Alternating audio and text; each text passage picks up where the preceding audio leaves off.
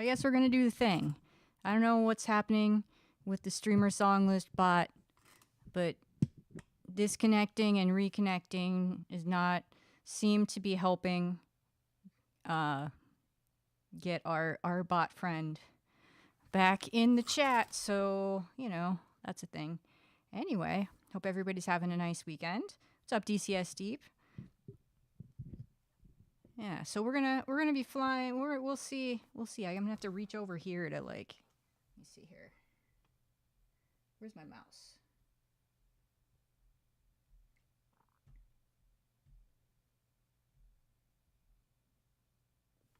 We'll deal with that. What's up, Nivex? Let's see.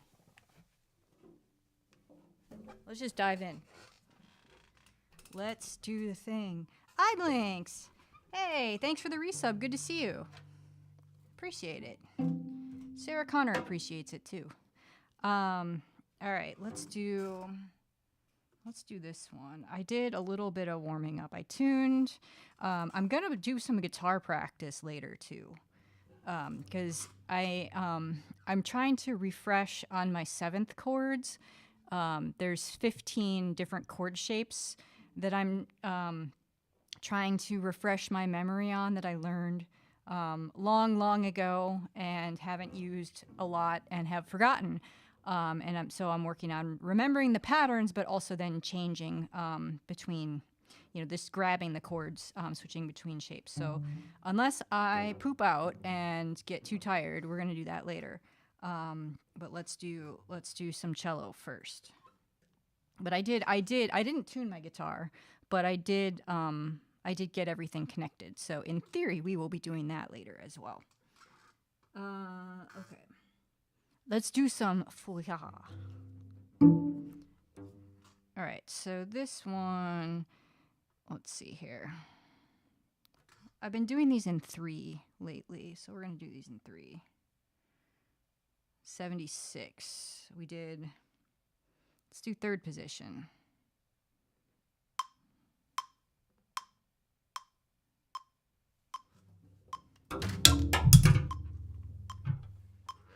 Excuse me, I didn't mean to throw my bow at you.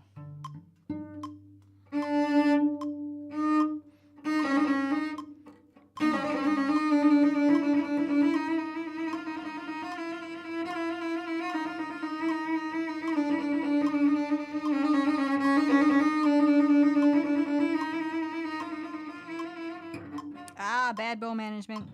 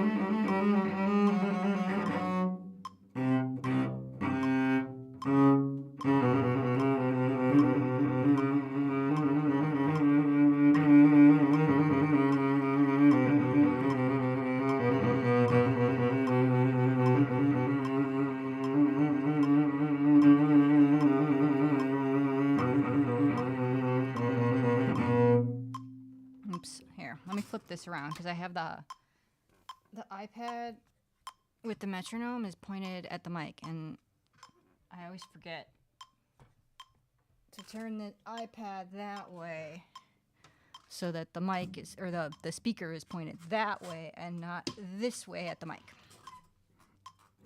Let's see, did we do this string? Yeah, we did.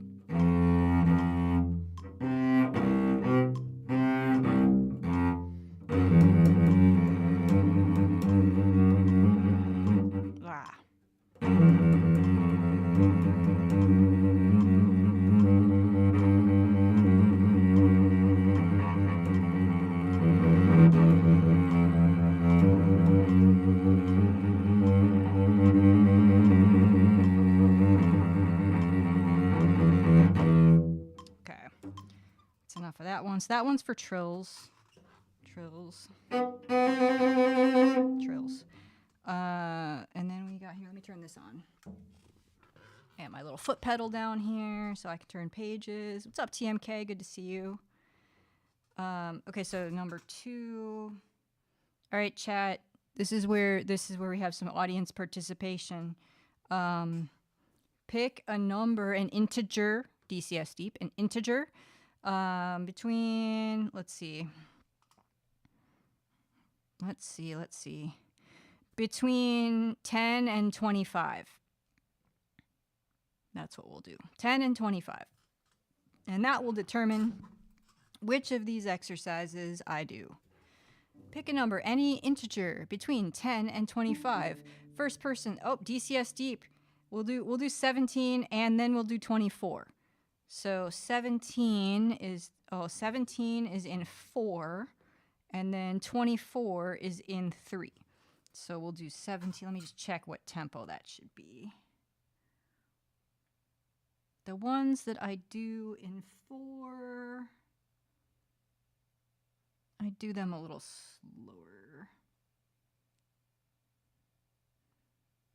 100. We'll try 100. You said 17, right? Yeah, 17.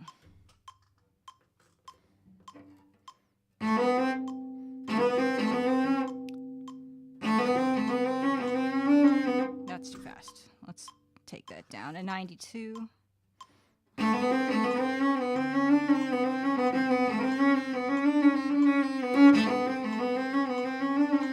Let's take that down a little bit more.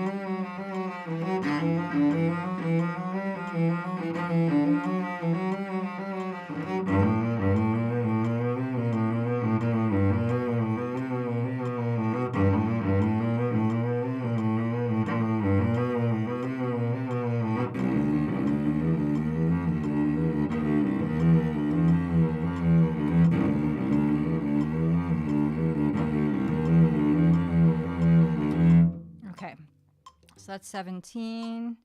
And then we said 24. So this one is in 3.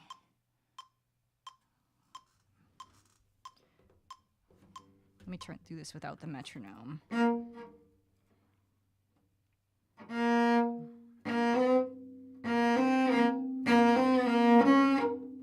Wait a minute here. Okay, so wait. This one, I haven't done this one a lot. So this one is, we have a B flat and a C flat, which is not my favorite. So that must be.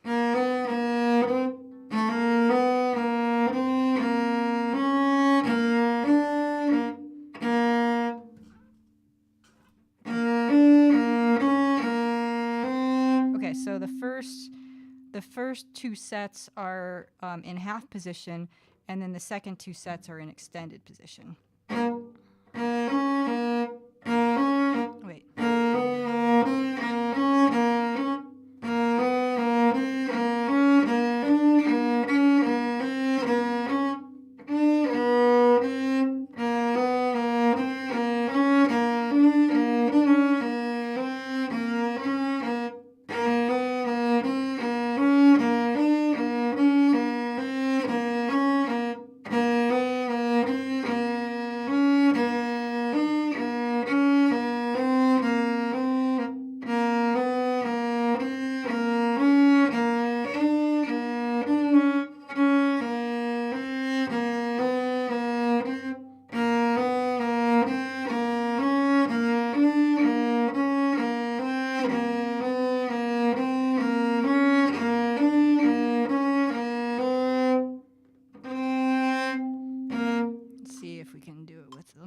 this a little bit slower with the metronome.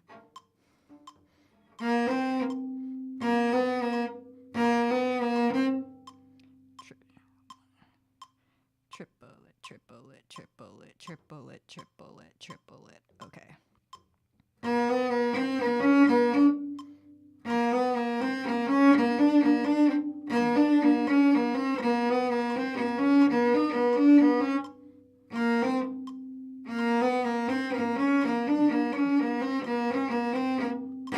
Let me write this in, as I keep stepping in that same pile of poo every time. So we will put the musician equivalent of a blinking neon light right here. You are a 2. And you are a 3. And you are a 4.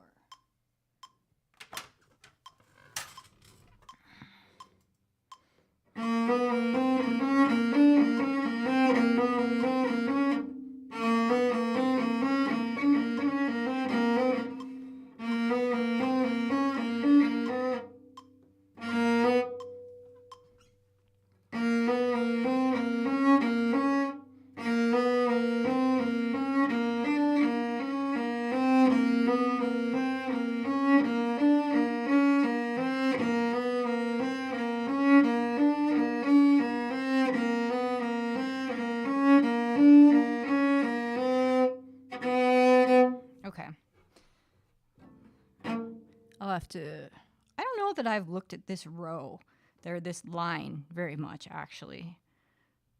This one might be one that I haven't gotten to before. Okay, so that's enough of 2. Let's move on to 3. Oh, and if you want to follow along, where's my button? If you want to follow along with the music, the link's in the chat. It's a public domain copy of the same, it's not the same publication that I'm reading off of, but it's, well, actually that one might be the same one. That one might be the same one. Let's see, what's up? Let me see if I can say this right. I read you, and I don't know if I can, I don't know if I've tried to say your name before. Komen Sakant. Komen, see, this is the problem. I didn't take languages other than, well, I took Latin and ancient Greek in school, so English is all I know. Komen Kekon. It's good to see you. Please correct me if I've completely murdered your name as badly as I think I have. It's good to see you. I hope you're having a nice weekend. Okay, so this one is, we're getting into some shifting exercises here. So, chat, pick a number. You can either pick a number 1 through 3, an integer, please, because DCS Deep and some other folks in chat sometimes are clever, a little too clever for their own good sometimes. So yeah, see, I got it. Commensacon. Okay, cool. Commensacon. I can handle that. Thank you. That actually really helps me out big time. It's dumb. I got it from a cartoon, Aqua Teen Hunger Force. I am familiar with Aqua Teen Hunger Force, but I've only seen like it's kind of not my humor. But I've seen a couple episodes. The people like that show. Pi is not an option. No, it is not, because pi is not an integer. Okay, so DCS Deep says 3. We're going to do the third row is what we're going to do here. So, and then let me get a drone out. So this is, let's see here. Nivex is putting code in the chat because Nivex is also a little too clever for their own good. Pi, P-I-E is always the answer. I like pi. Let's see here. So here I want to, so I'm going to be shifting up to, so this is shifting from first to second position. So I want 9 has, we need a D sharp because that's where the shift is. Oh, and if you're following along in the music, this is part 3, chapter 3, section 3. There's a nice D sharp.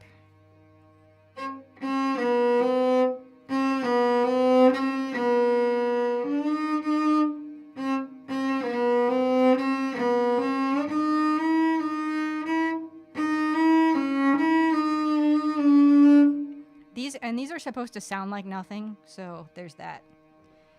French silk pie. Oh, chocolate cream pie. We got French silk pie, moon pie. I really like berry pies, so like blueberry is gonna be my favorite.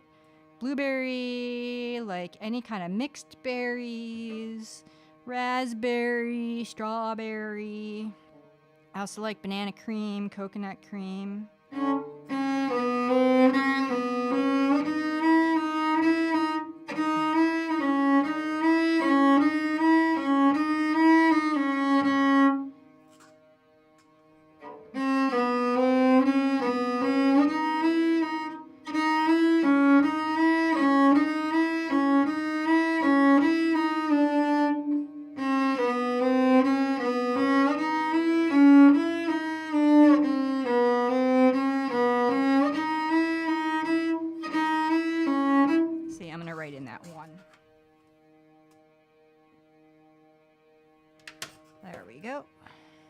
Chicken pot pie, shepherd's pie.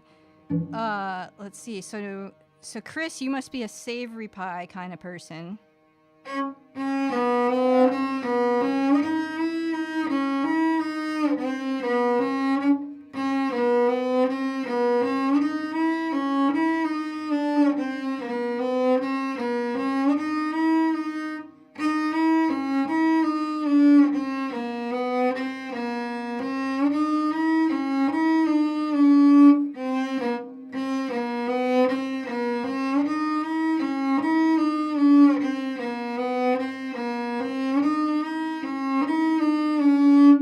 So then the next one, that was 9. I'm learning this line. So 10, we want a C sharp. And so the drone helps me land the shift. So I know what I'm aiming for. So here. Oh, we got an A sharp, so.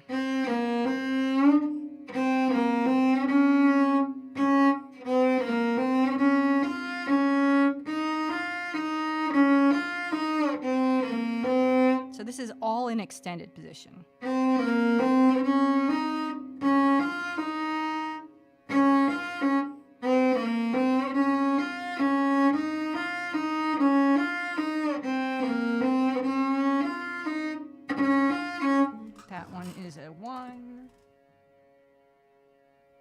We will write that in.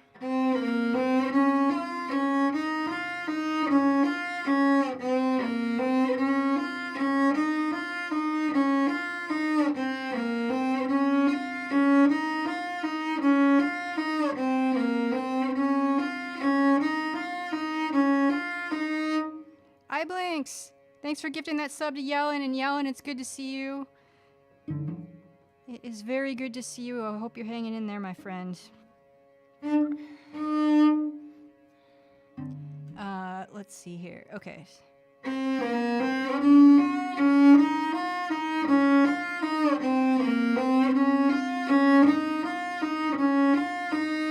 Okay, so then we got 11 here. What I want to be able to do, so the way that this is written is there's 12 exercises and they're each 1 bar long and they've all got a repeat. So I think you just kind of like run through them a couple of times each and then move on to the next one, and then there's a double bar line after 12. So so I'm hoping that once I kind of am familiar with all of these, that I can just rip through them all. Or even just like 1 line at a time and rip through them quickly. So, yeah. Anyway, so 11, our shift is on an E natural. So let's do an E here.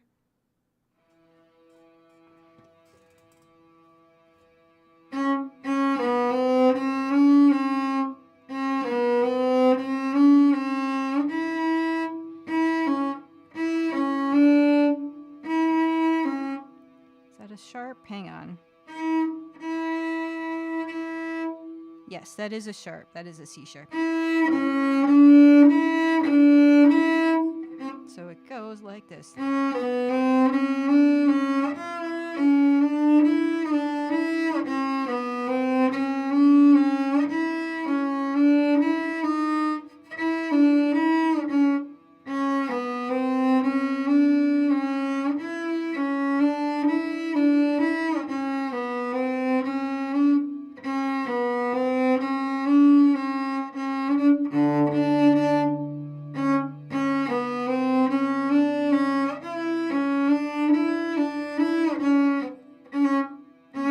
Shift 4/4, but that's wrong. Let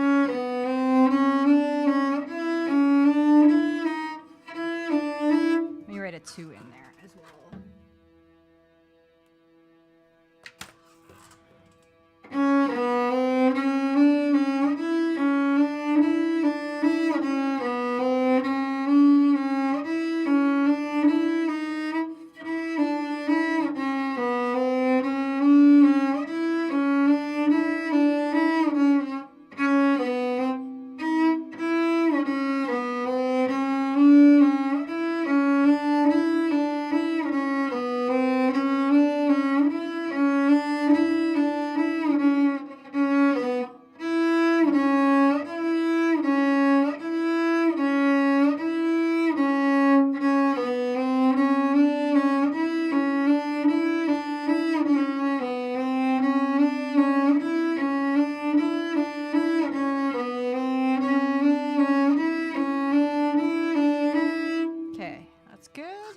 And then number 12 here, we want,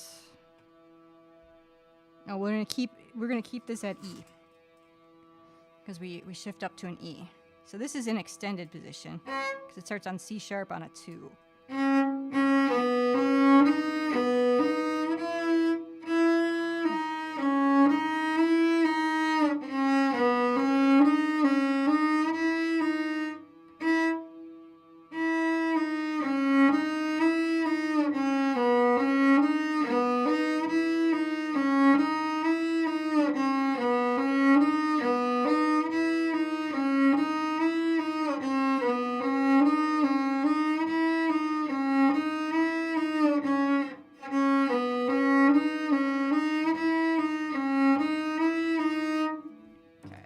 That one was pretty good. That one I got down right away. Okay, so let's move on.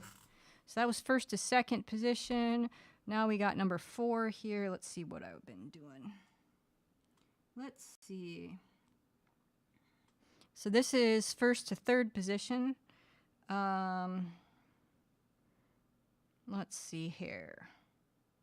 I've been doing the first 2 rows.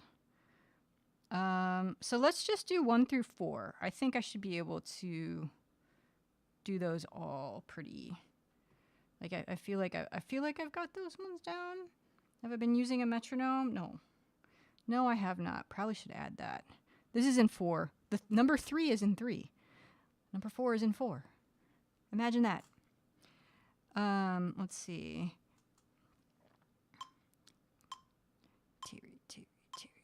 Let's try that. I'm gonna do this without a drone.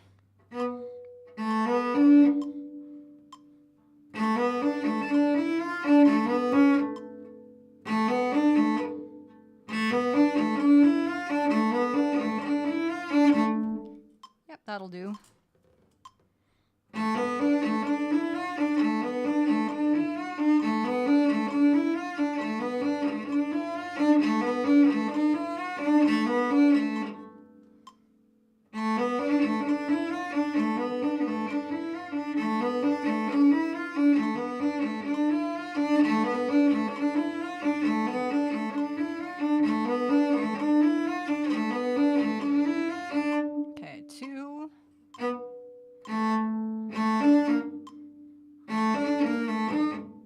actually, we're going up to an E flat. Let's do a drone.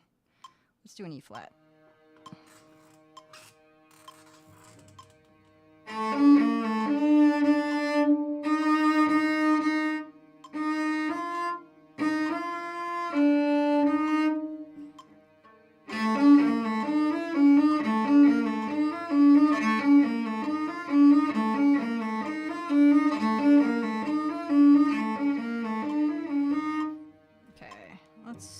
Take that down a little bit to 63. Feel like that was pushing it a little bit.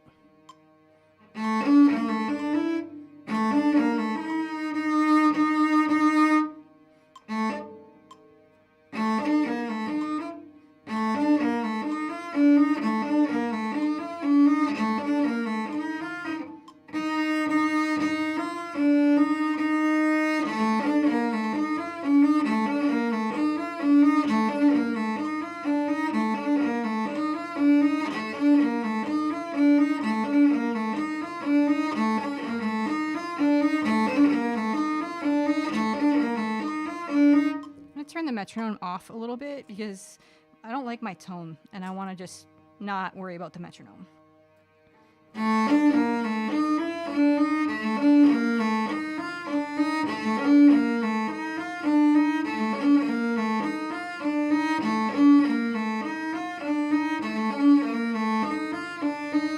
Okay, so this next one, we got an E natural.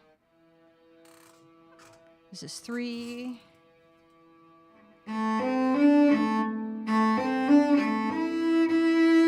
What's up, New Baroque? Everybody go follow New Baroque.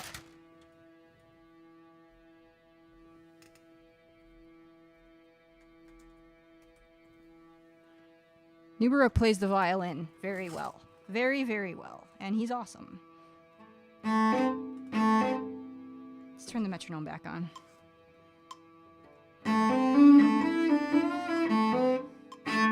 Hi Blinks, thanks for the gift sub to New Baroque. What's up, Tesno?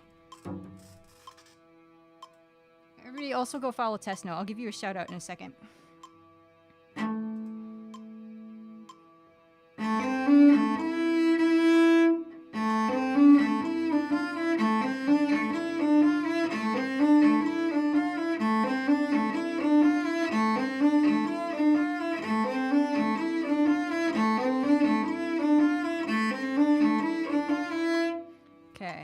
Number 4, and we're going up to an F. Whoops.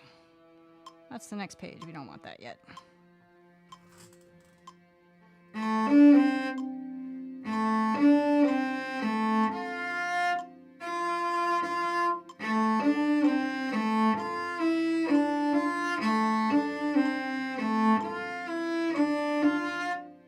Hi Blinks, another gift sub. Thank you very much. Thanks for the gift sub to Tesno.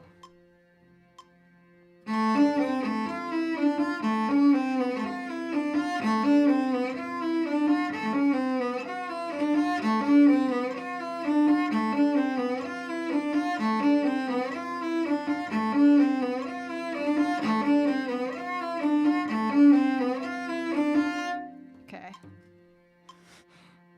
Careful with those, Desno says. Okay, so let's do 5. Let's turn the drone off.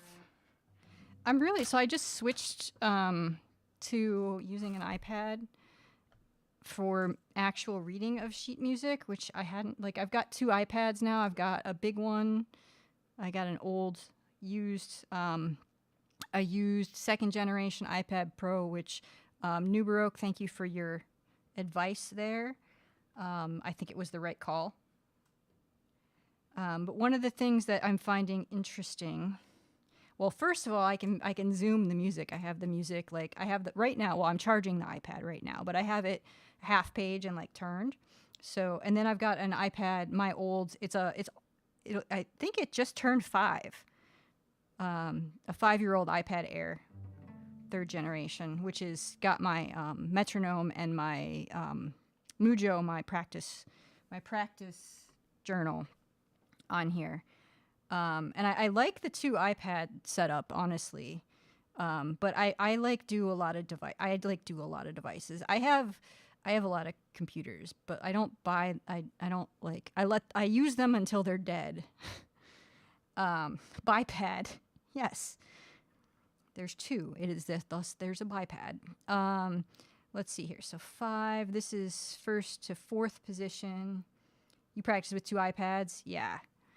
And then, like, do you have them, like, linked so you can do, like, you can have 2 pages of sheet music visible at once? I just figured out how to make it in Fourscore. I just figured out how to make it, because the spot that I was practicing for the piece that I'm working on, the Faure Elegie, I was working on the spot right at the page turn, and it was super annoying. So I figured out how to make it so that the bottom of the page and the top of the next page were like in the same, like I could see them without having to mess with stuff. I think you can. I read someplace. I read some of the manual. I didn't read the whole thing, but I believe that you can link them so you can do that, which would be pretty killer, I think, if it works right. And then if you've got your foot pedal, like I've got my little page flip Firefly foot pedal. I write the manuals, not for Fourscore, but I write manuals. So I do read them when I have the opportunity to read them. And often I'm like, oh, I could do this way better because I'm a jerk like that. No, not because I'm a jerk, because I'm good at what I do. But anyway, so it's 1st to 4th position shifts. Okay, so we're going to do, let me just see what I did yesterday. 6 through 8. So here, let's do this, see if we can do this whole line. So number 5, exercise number 5, or section 5 or whatever, is in 5. So I don't know if that was like pedagogically on like a specific thing, or if Feuillard was just like, hey, this is funny. Hey, look, it's a composer joke. Or music teacher joke. I don't know. But this is in 5. So we're shifting to, and it's in tenor clef. So I have to shift my brain from bass clef to tenor clef. And let's see here. Okay. So we're shifting up to an F sharp. I wrote that down because I'm smart sometimes. Not all the time. TMK says I had to download Audacity. I found out I had to download MuseHub to get that open source. Oh yeah, the MuseScore people bought Audacity or something, and now it's all a thing. I don't think you need MuseHub. I think you can download them separately, but MuseHub, it does have some additional features that you may or may not need. Analogous to Adobe's Creative Cloud is to Photoshop and Lightroom and all that stuff. Tesno says, if I ever release a consumer product, I want you to make a manual. I'd be happy to. I would be happy to. Here, let's do this too. Everybody go follow Tesno. He's a DJ. Plays lots of different varieties of music in the largely in the electronic music realms. And it's a nice place to hang out. TMK says, I don't need MuseHub, but there was no other option. Oh, okay. So I think there is, but you might have to you might have to poke around for it.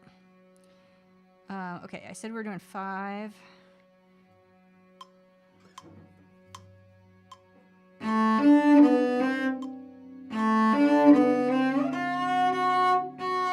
That's the shift.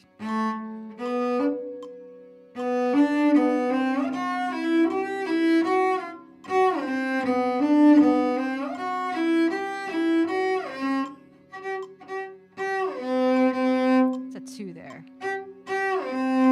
Wait a minute. Did I do that wrong? No, that's right. That's a 3 to a 2.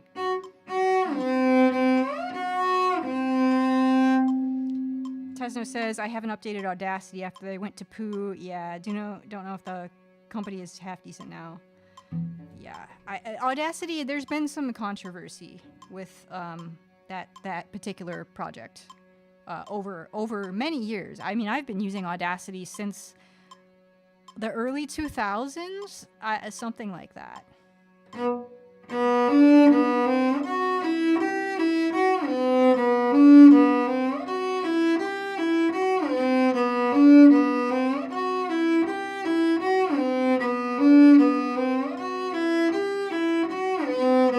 Let's see if I can do it all in one bow.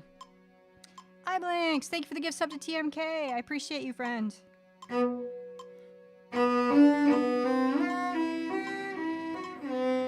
That's a lot to do in one bow when it's this slow. Let me see if I can do better though.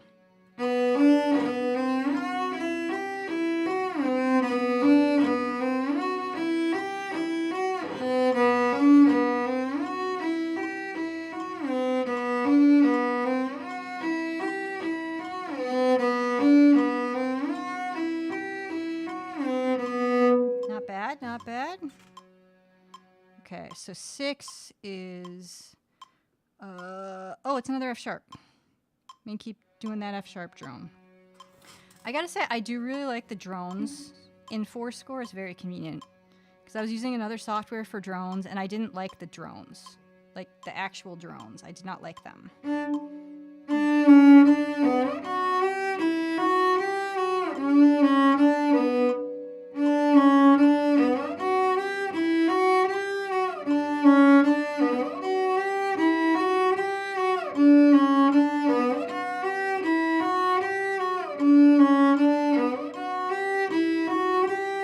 See if I can do it all in one bow.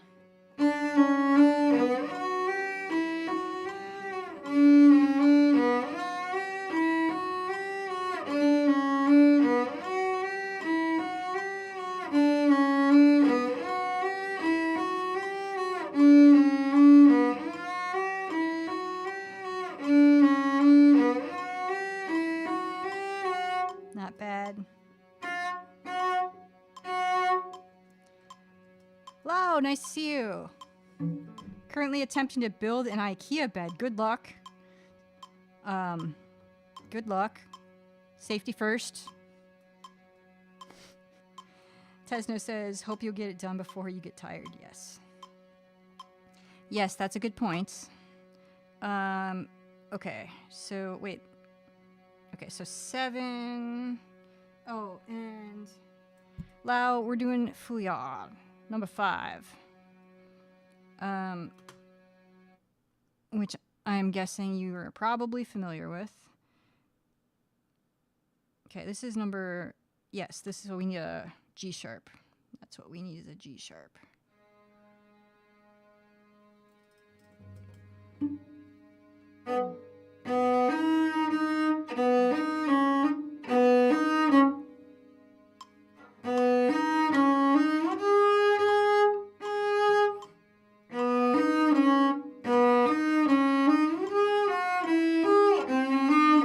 So this is all extended. Ah, there was a shift there.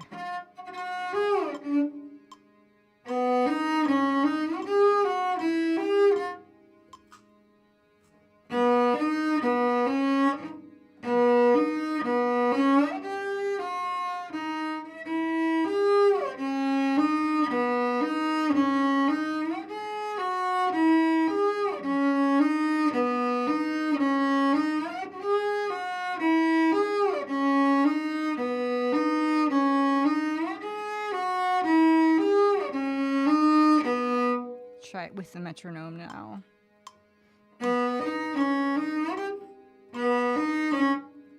Probably should still do just 2 notes per bow though.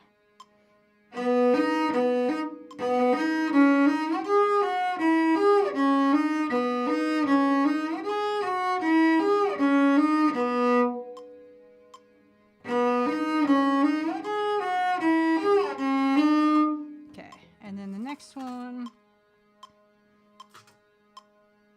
Blinks, thanks for the gift sub. I appreciate it. Always so kind. Like I know you're doing. I know you're thoughtful in how you gift subs, and when nice people come into chat, you've been gifting them to nice people, so that's cool. Let's see here. What was I doing? Oh, so this one is a shift. Hang on, I gotta count. It's an E, because we're in tenor clef, and tenor clef I've got down pretty good, but I still have to think about it more than I would like.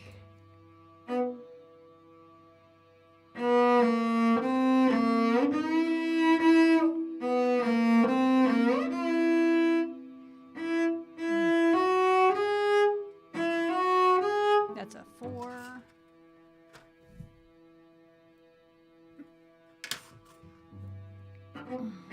So we're going from half position to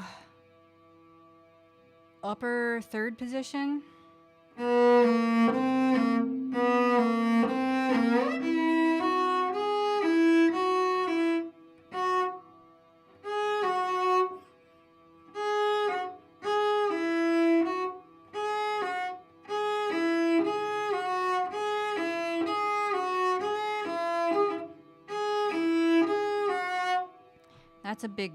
That's a stretch there.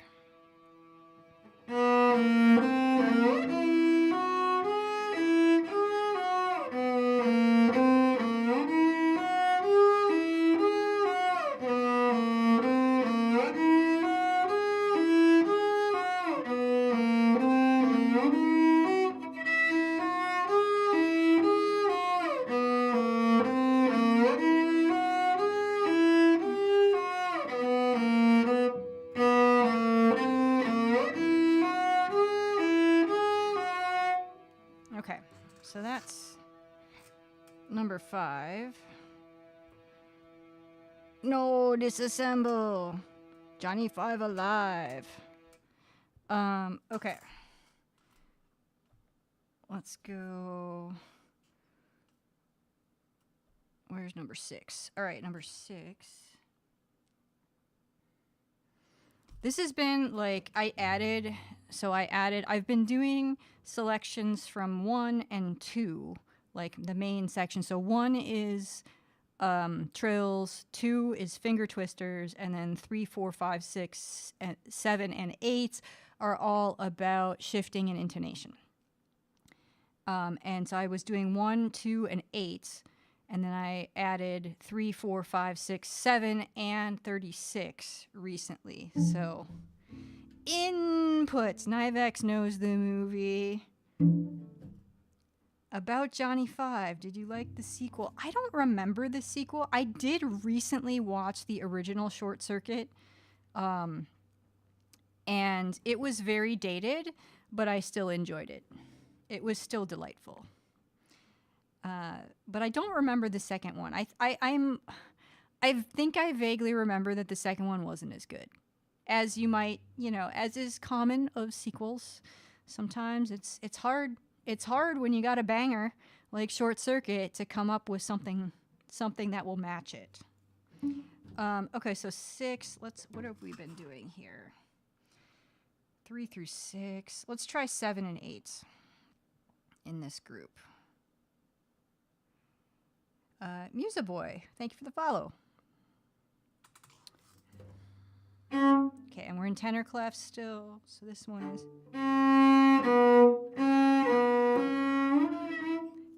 We need a G sharp.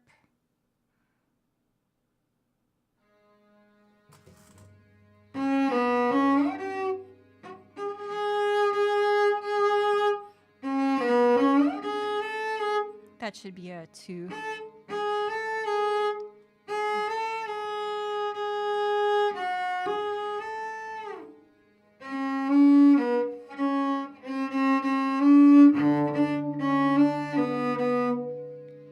Says it was okay that they didn't bring back one of the main characters. Didn't really help it along. Yeah, that's always a challenge.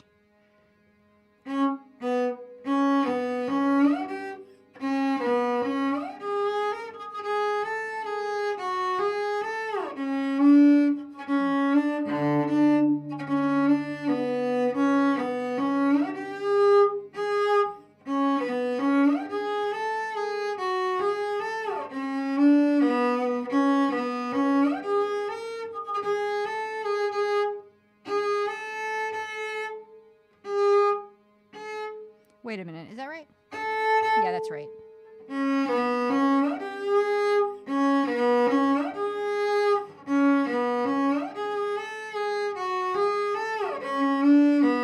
What's up, Dark Native? Happy lurking, eye blinks. Thanks for the gift subs again, and thanks for being here. It's always nice to see you.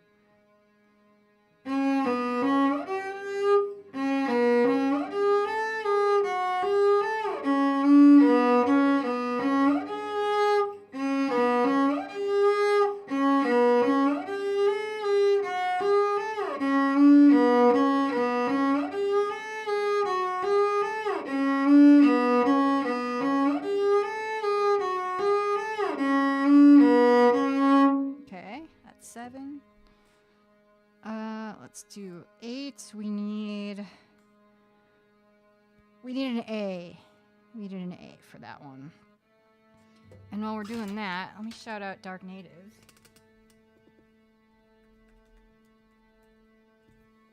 Dark Native has 2 channels. This one is the DJ channel, where he does a lot of well, like music videos and DJ sets. Oops.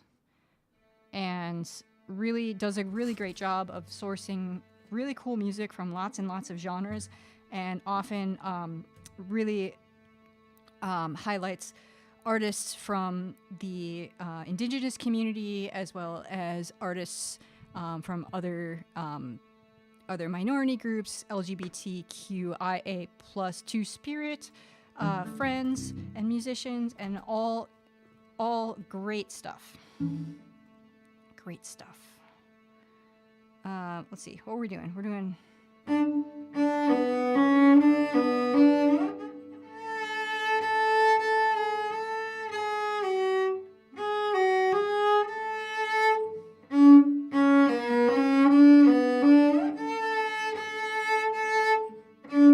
$7,000 videos now? That's awesome.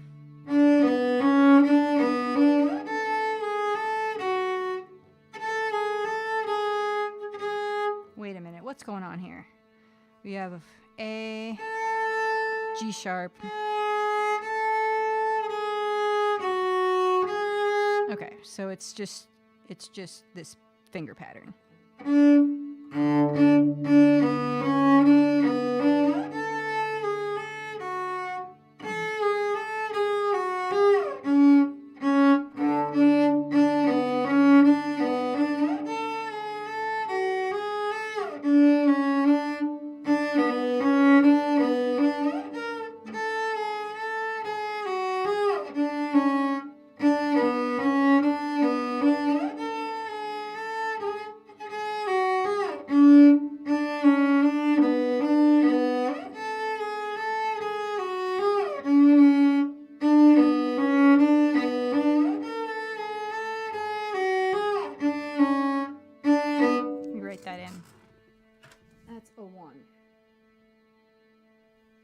Not a 3.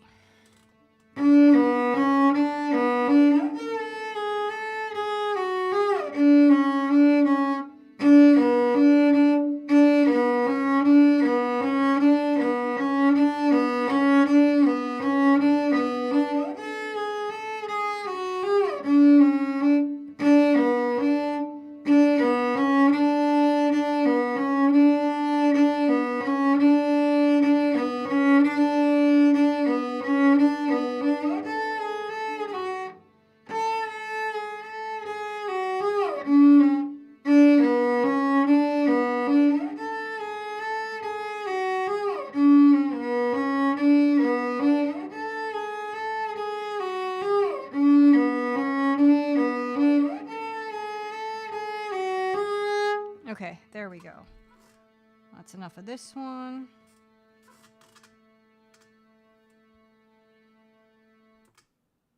I don't think I'm writing these down. I'm gonna have to go back and watch the VOD to like remember what I did. We did 7 and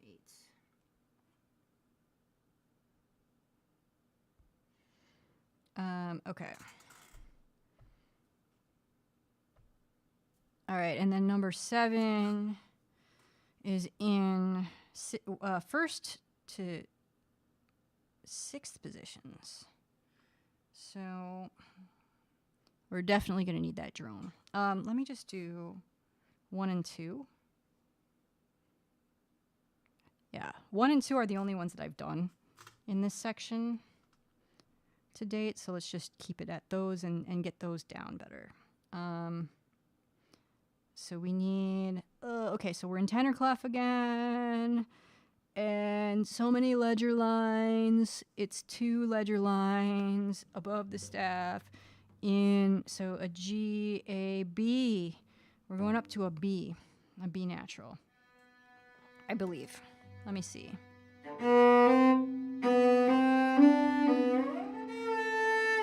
Yep.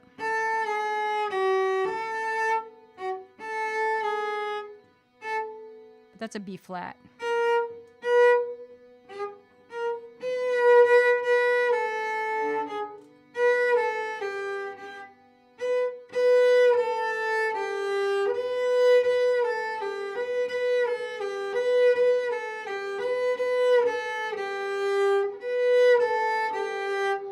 That's what we're doing. We're doing 3 blind mice.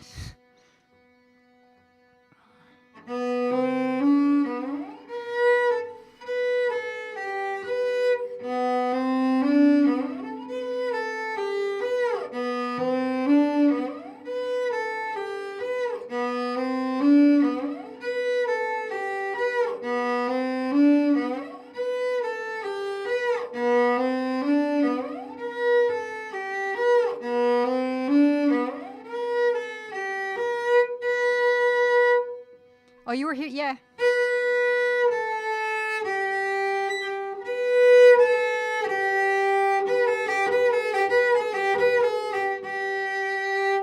La was here in Figaro. Yep, that too. That also works. Nivex says one of the bass riffs earlier started to remind me of the Peter Gunn theme. Peter Gunn theme. I'm not pulling up the melody from memory, but I know that I know this. I know that I know this. Okay, so this next one, we're shifting up to a G. We're shifting up on our first finger.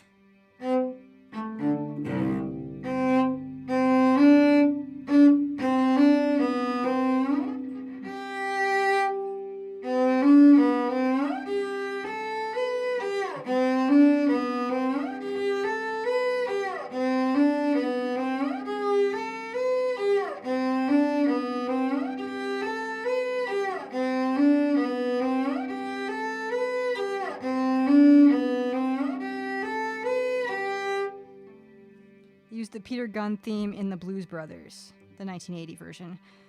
Oh, I know that I know this, and it's bothering me that I don't. Like, I can't pull it up right now from the stacks in the brain. Okay, 8. Takes so long to warm up these days. I did have a drone going. I don't know if you can hear it or not. I kind of prefer it if you can't hear it, because it like the digital drones kind of, when the mic picks them up, they sound kind of weird on out there in the front of house, if you will. These are getting trickier. Yeah, well, they're bigger shifts, right? So and then number 8 is completely different. So 3, 4, 5, 3 through 7 are all just shifting, like they're all kind of the same idea, except they're all different patterns and different spans of shifts. Lao says, I heard something very faint. I was trying to figure out if I had to investigate an alarm or if it was streaming. It was me. It was me. I'm sorry. Okay, so number 8. Let's do. Let me do this in. I've been working. There's like, how many patterns are there? There's like a bazillion patterns. There's 8 main patterns just for like which order the notes go in, and then there's also bowing variations, and I'm like not dealing with that yet. But I was doing the first variation, or the main I don't know, the main one for like ever. And I just started putting the second one in there. So the first one I've been going all the way around the circle of fifths. So you start on like, if we start on C major, let's assume C major is at 12 o'clock. We'll actually just do that in C major, and I'll put a C drone on. And then there's a different pattern. So I was doing this all the way around the circle of fifths, but it took me a long time to be able to do all the different keys just for this first pattern. And now I'm starting to do the second pattern, which has the notes in a different order. I want to just really get C major down before I start with other keys again. So we're just going to do the first one in C, and then we'll do the second one. And this is an intonation exercise.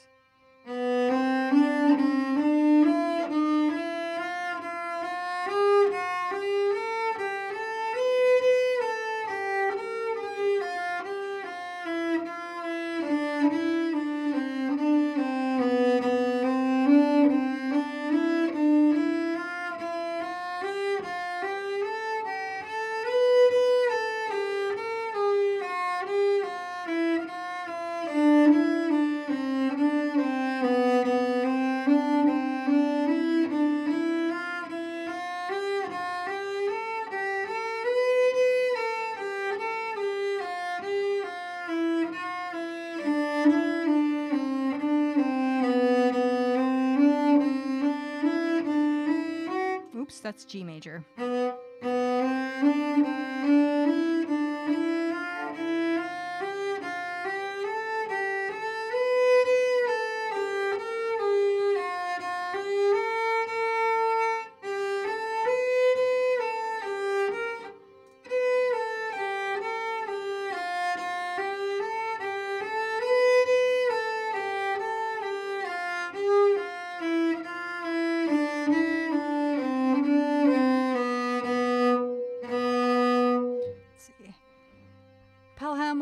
Good to see you.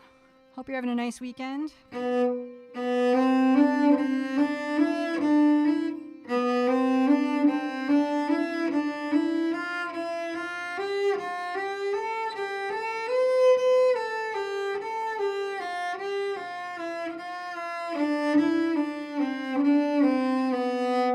Okay, so let's do the other pattern now. I'm thinking about that Lorelei Dreaming show at the end of the month, by the way, down in your part of the world, and I'm not sure if I'm gonna make it, but I'm considering it.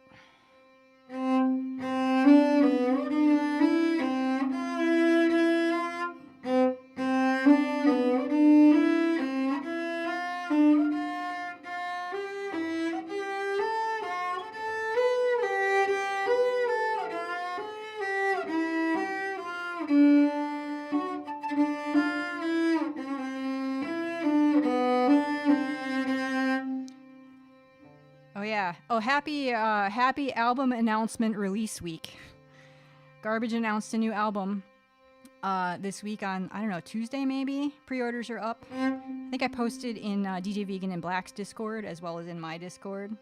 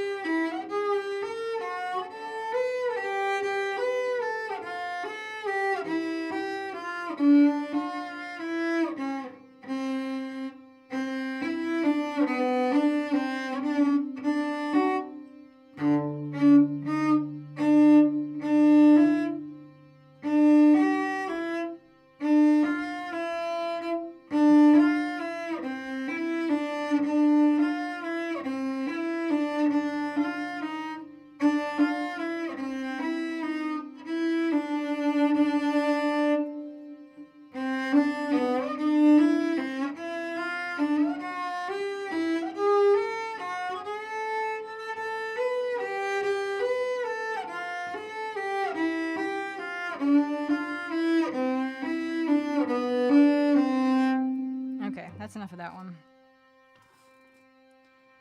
I'm really interested in doing these other finger patterns on this one because I want to, just thinking about some of the other styles of music outside of classical that I want to get into. I feel like it would help with like arpeggios would help as well, to just be able to improvise and like have some patterns at my fingertips. So that's kind of what I'm thinking there. This is a lot of warm-ups. All right, so we're going to do some double stops now. 36, if you're following along in the music. I'll put the link in chat again as for anybody that didn't grab it earlier. Yeah, so this one is hard. And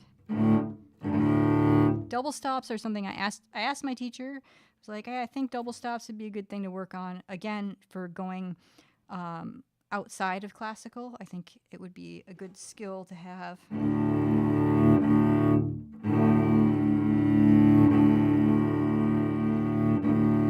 So he has me practicing. This isn't the Feuillard exercise yet, but he has me practicing setting my finger and then going like finding the double stop in tune, and then going out of tune, detuning down, and then detuning up with each finger.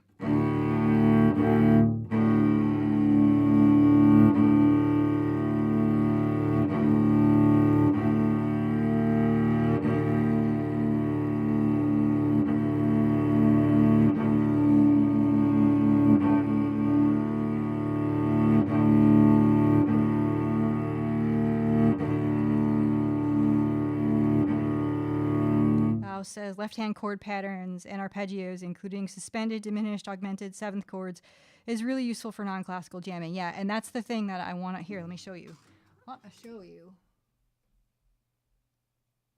a little preview. Where did I put it? Oh, it's a different scene. I made a guitar scene. I duplicated the cello scene and then made a guitar scene. Anyway, what I want to work on later on guitar is the major seventh, dominant seventh. See, major, dominant, minor seventh, half diminished and diminished shapes with the root note on the 4th, 5th, and 6th string. So that's 15 different chord patterns that I've been working on. It's a lot. It is a lot.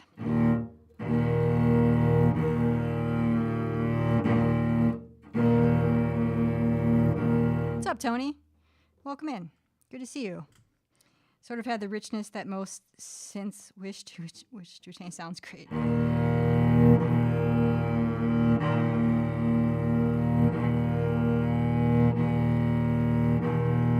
That's sharp.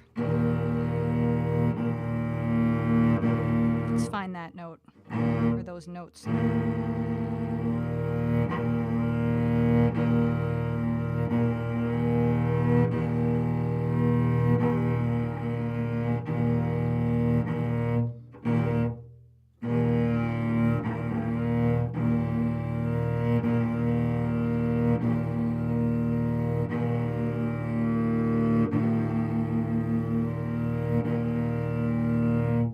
Third finger.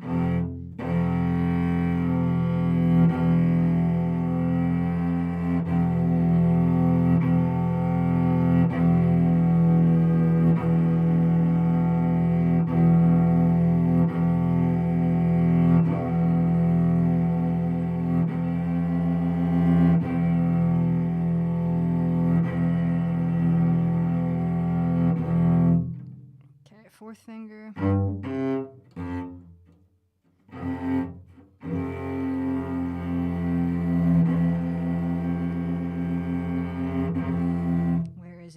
Where is it?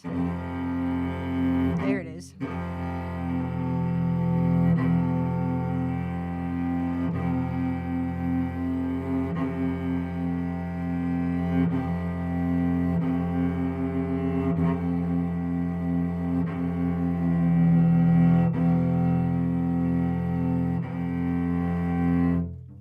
let's do this exercise.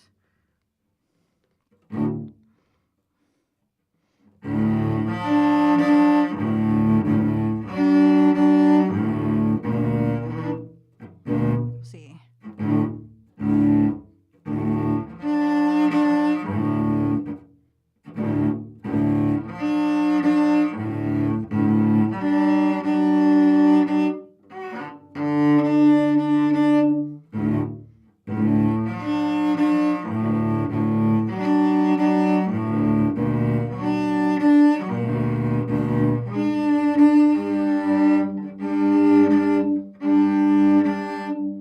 Finger is really hard here. Let's do that detuning exercise.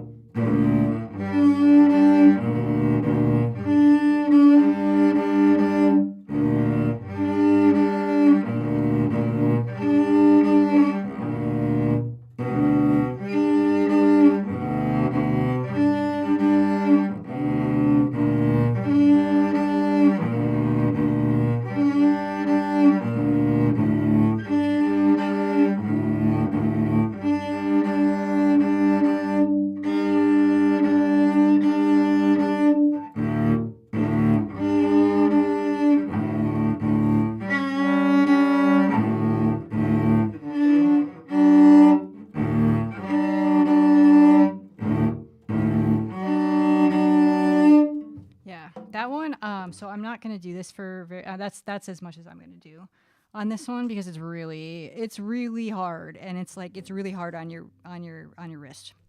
So just working on not overdoing it and just building up strength and intonation on that one. Okay, let's do something. See if my bot is here. Songless bot. Oh, yay! Thank you for joining us, Songless bot. Thank you. I hope you had a good vacation. Whatever you were doing, I hope you had a good vacation, Songless bot. Okay, so I said we're gonna do an etude. So now we warmed up on double stops. We're gonna do this double stop etude, and I'm not gonna work on this for too long. Fergster, hey, nice to see you. Okay, I'm in between. So I still have some stuff on paper. So, and this is charging. So we gotta move this in a careful manner so that I don't drop the iPad on the cello. Which the cello would probably be fine because it's carbon fiber, but I'd still rather not. I would still rather not do that. Oh, and this one. So this one, if you want to follow along in the music, this is number 34 in the collection. And I posted the link in chat.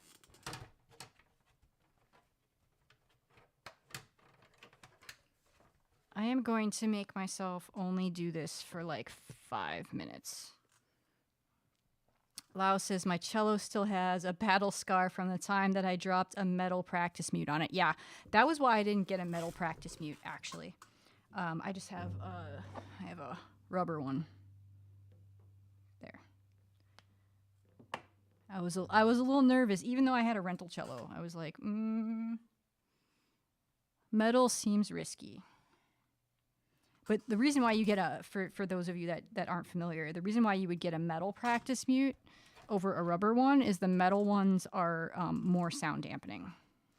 It's the primary reason why you might go that route. Oh, I was going to start a timer, not that.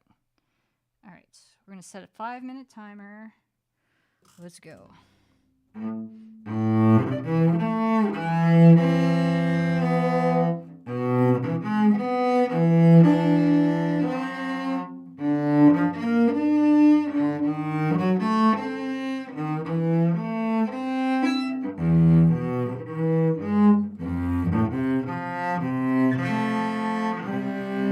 so I want to go back and work on some stuff in here.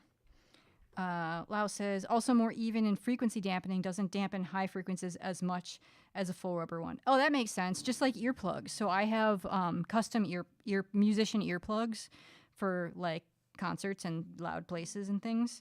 And the foam ones will dampen the highs more than the lows. You get a little bit of an uneven. That's why if you want to if you go to shows and you wear the foam earplugs, some people say that, I don't like it. Well, it's probably because the frequencies are, you should still wear earplugs, but the frequencies are not knocked down at the same level. So I have musician earplugs. They sell like non-custom ones for like $20 that have a more even, that cut the sound a little bit more evenly. But yeah. Okay, so I wanted to work on... Should have stopped when I saw it.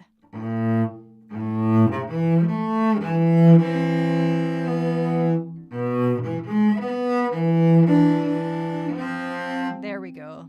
Let's do this a couple times.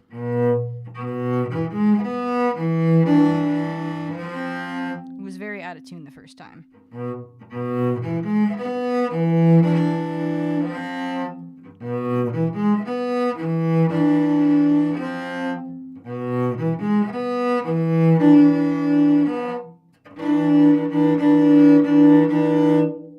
That's not great.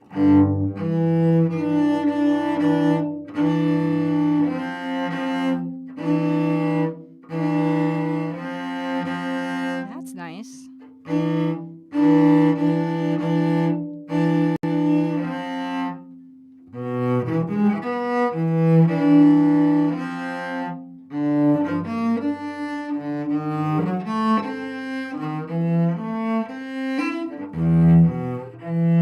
I want to work on this little part right here.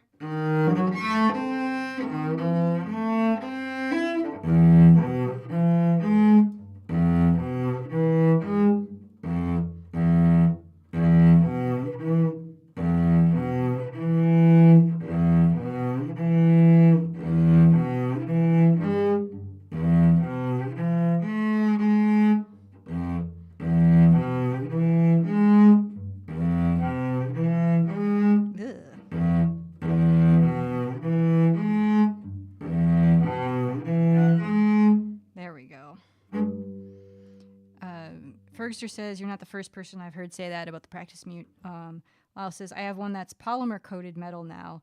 Pretty decent muted tone, but more gentle on the bridge, and God forbid, less likely to dent or crack if I drop it on the cello. Nice. I haven't seen one of those. I've seen the metal ones, and I've seen the rubber ones. Lau says, to be honest, I'm here thinking you're incredibly brave streaming double stops practice. I'm always too embarrassed until I get the double stops up to performance level or to play them for others anyway. You know, that's just part of it's just being comfortable playing in front of people is the main reason why I do this, because I don't have a lot of opportunity to play out. I do recitals once a semester. The place where I take lessons from is on a semester system. So that's part of the deal. And yes, it is kind of terrifying. And last week we got a really big raid. Right when I was gonna like really go into the Feuillard double stop practice, and I was like, we're just gonna go straight to the etude. I was like, oh, I can't have 200 people drop in on me and do that exercise I was just doing. Like, nope. But I did do this etude. That was from Carrie Ann Music, and here, let's shout her out. Because she's amazing, and she's rated me a couple times.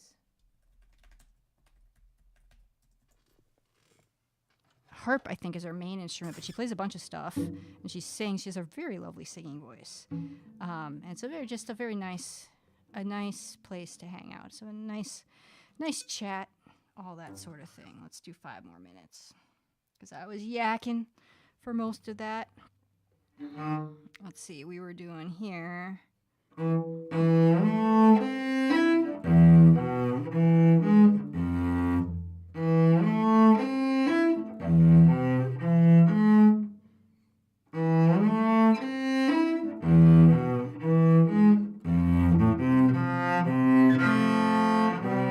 Let's work on that.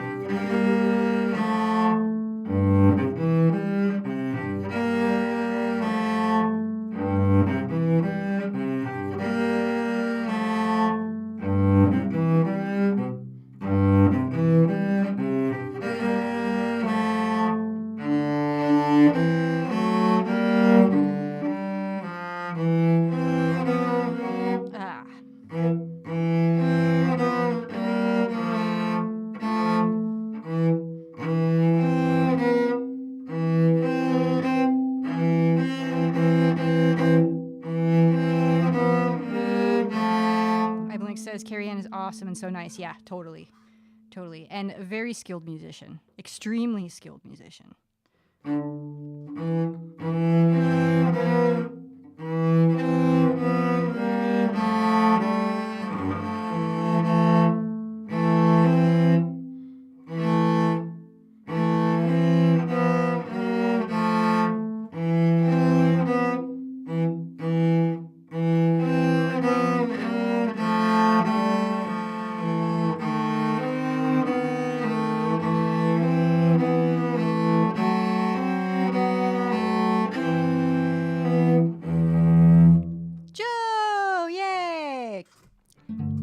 How's all the weekend project work coming?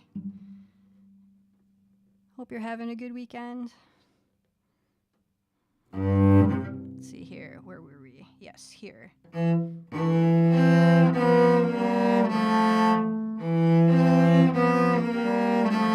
So what's happening here?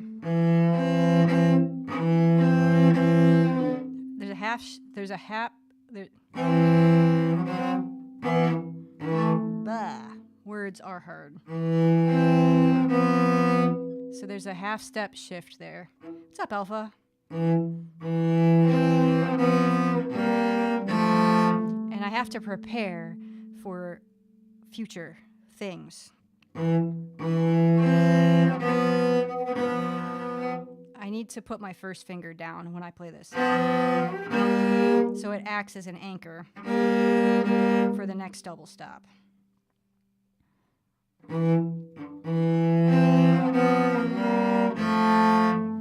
Because we want it to be in tune, and that's how you make it in tune, is you prepare. And I want to not have my thumb way out in the middle of nowhere.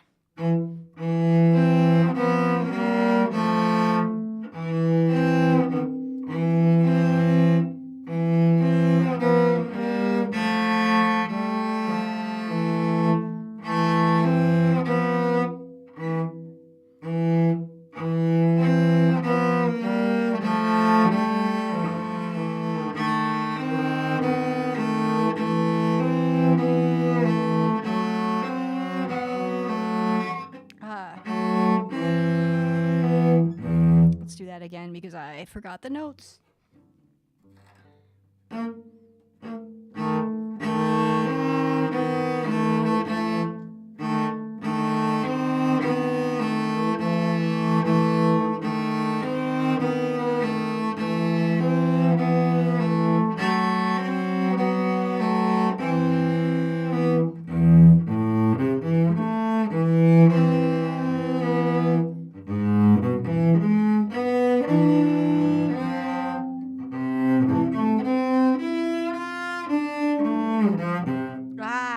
happened. Something happened. Eye blinks. Thank you for the gift sub to Alpha. And I gotta stop anyway because I wanna. Let's do 5 more minutes. 5 more minutes, and then we will move on to real music.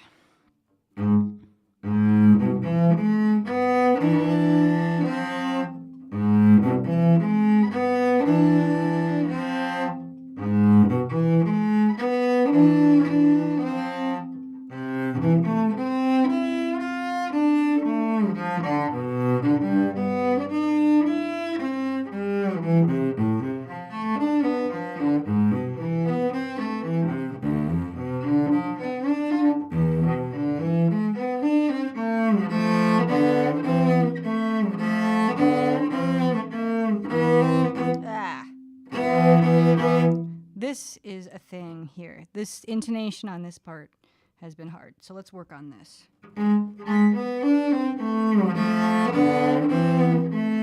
That was pretty good.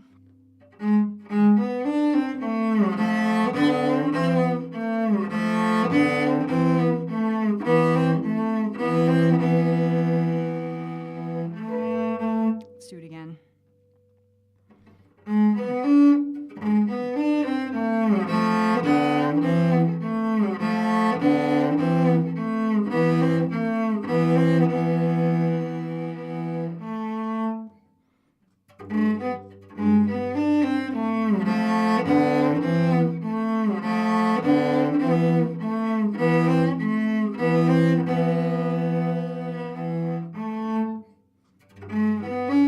That last note kind of peters out, and I would like to make that sound nicer.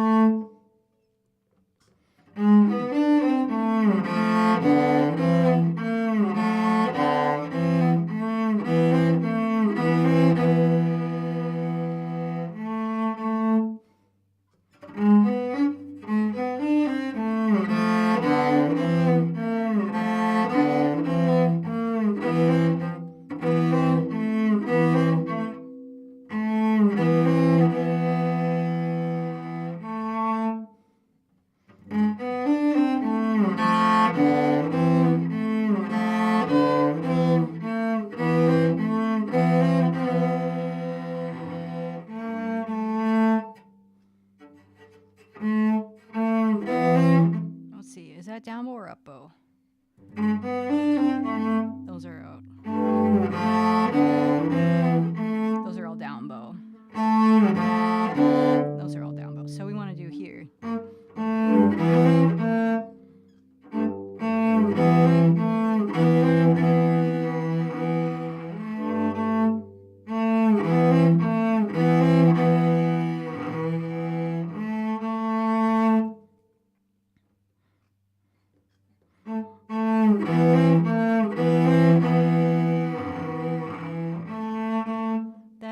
So hard to play that nice and smooth. Eye blinks! Thank you for the gift subs. Thank you very much. You've been so kind. So kind today. I mean, you're always kind, but you've been very generous, and I appreciate it. I appreciate it.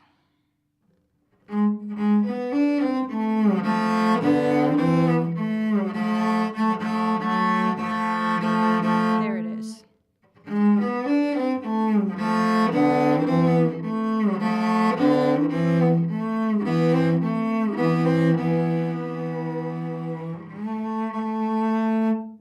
Okay, let's call it on this etude. Let's call it. And let's do some real music. I don't want to, so because I want to practice, oh, Joe, I'm gonna practice some of those 7th chords. So 7th chord shapes later, if I don't wear myself out too much. What's up, Gibson Lens? Hey, everybody, make sure you follow Gibson Lens and check out, he just released an album. So everybody claps and congratulations, confetti in chat, if please, your favorite congratulations emotes in the chat for Gibson Lens's album release.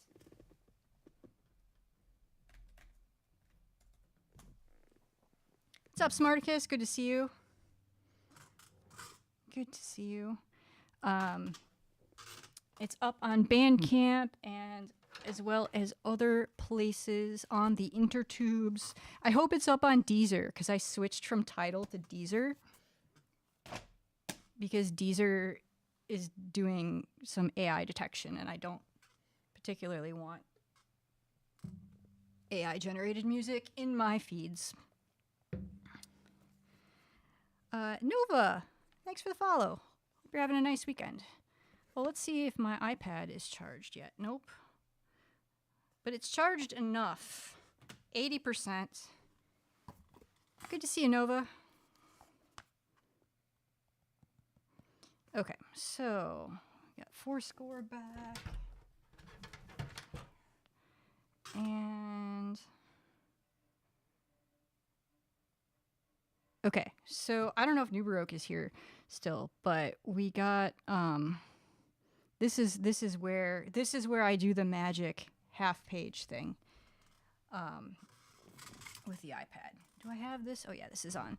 Okay, so what we're gonna do, so this wait, let's do that. This piece that I've been working on, which if I think I'll probably play it at my next recital if I can get it up to par by May. It's a very, very famous, it's like a milestone kind of piece in the cello repertoire. It's a dirge, it's a funeral. You know, it's a mourning song. And it's really, really cool and beautiful. And the reason why my teacher suggested this one was to really open up my vibrato because it's slow and it's sad and it's French and all of those reasons. So the way that I usually practice it is I will practice it as a vibrato exercise first, so not actually like playing it like normal, but I'll play the notes and I'll do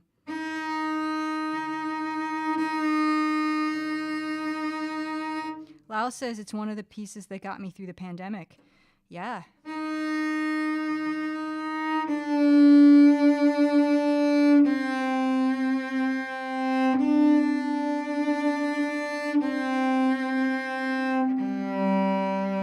Jack, thank you for the bits. It's good to see you.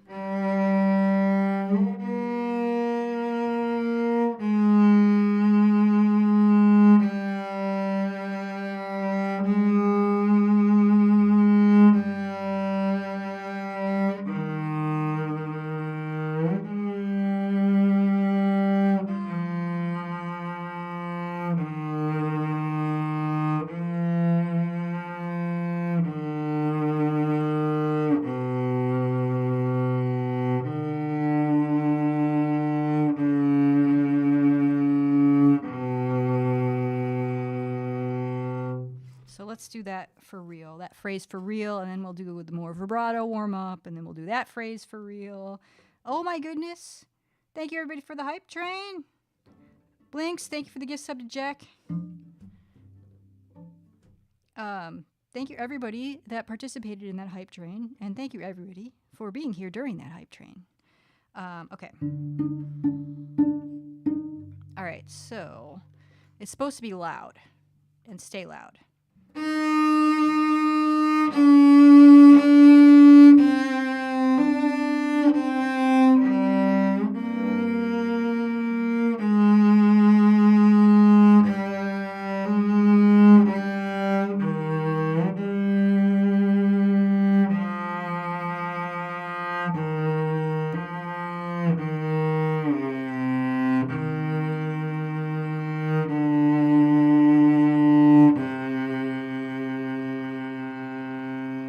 So let's do that phrase again, and then we'll do the next phrase with the vibrato practice.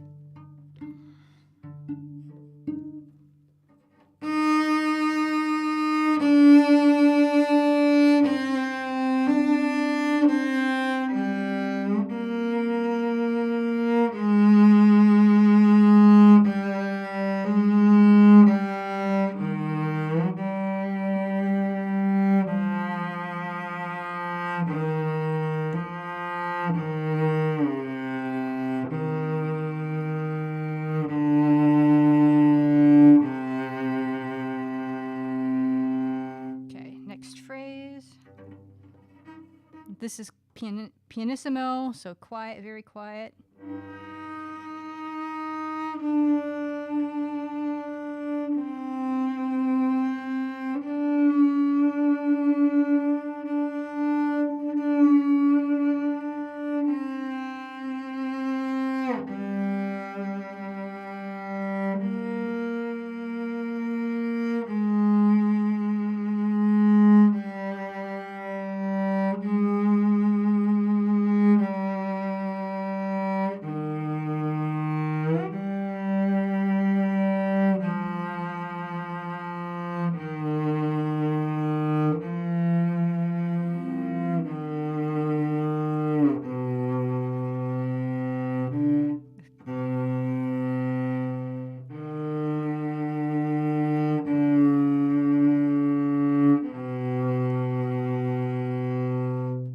Okay, let's do that for real.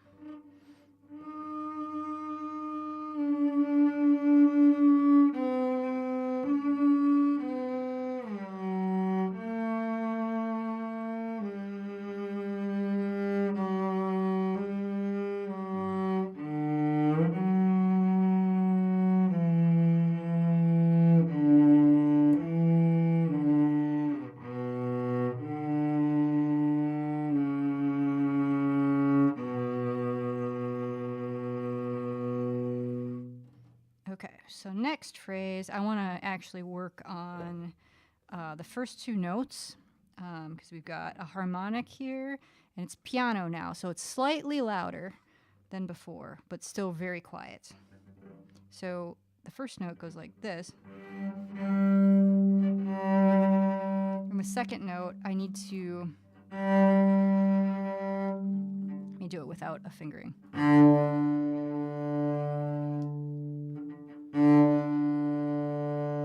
So I should have the same amount of pressure on my bow for this note, but the bow speed should be fast initially and then immediately slow down.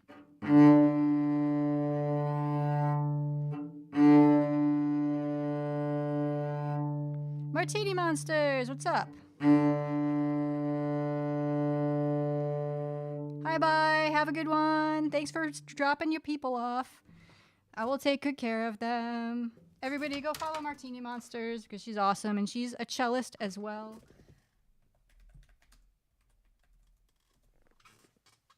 Mostly on stream.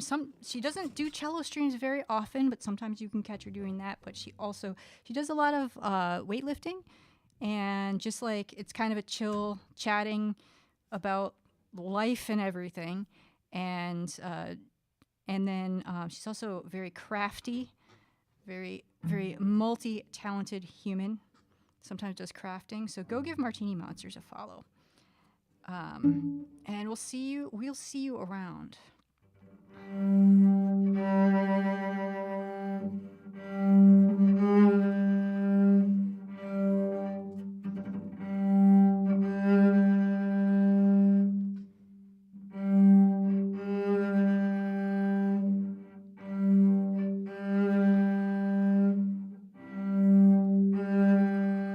Gotta hit that. People are going to be able to tell if that shift isn't in tune. Parallax, welcome in. Bass clef, buddy. Hell yeah.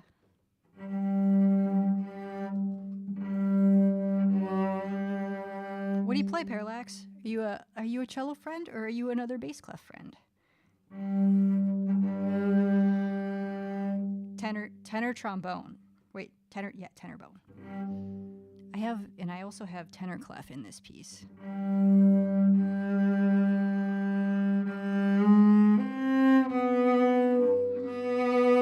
So that note, that B natural there is also, it's the same thing. So the first,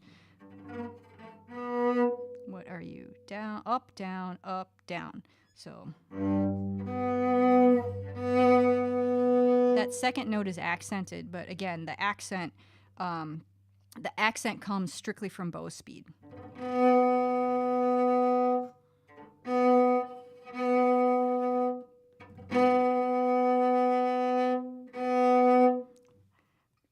Parallax says, I did not know anyone ever wrote for cellos in tenor clef. Yeah, yeah.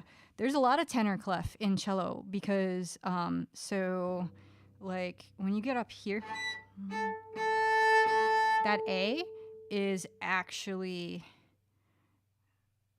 4 ledger lines above the staff. And you can see that there's a lot of fingerboard left. There's a lot of fingerboard left. So, once you kind of get into this area on the fingerboard on the A string, a lot of times it'll go into tenor clef, and then it's kind of interesting because like if you're down in like first position, so like this note, which is a G, is the top space in bass clef. This is the top space in tenor clef. So it's just one string over, which is something like totally blew my mind when my teacher told me that. I was like, whoa. Whoa. See, Lau says, so Lau's also a cellist, and says, shifting onto a unison is always such a fraught one. Very easy to notice an out of tune unison or octave. Yup, for sure. And then tenor and treble clef are very common used for stuff in the upper register, usually melody or solo works. Yep, commonly, yep. Hope everybody's having a nice weekend so far. What were we working on here? Let's just play this phrase. Oh, we were working on this note, this B.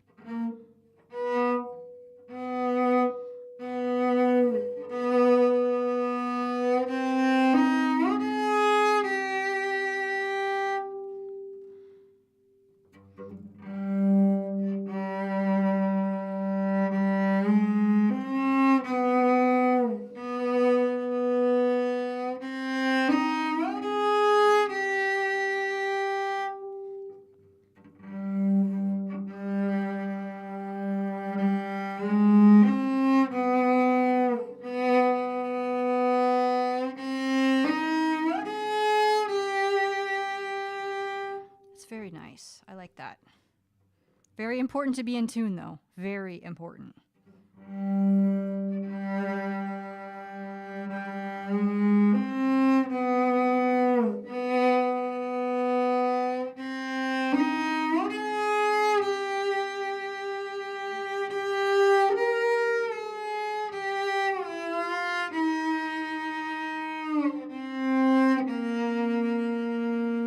Same thing.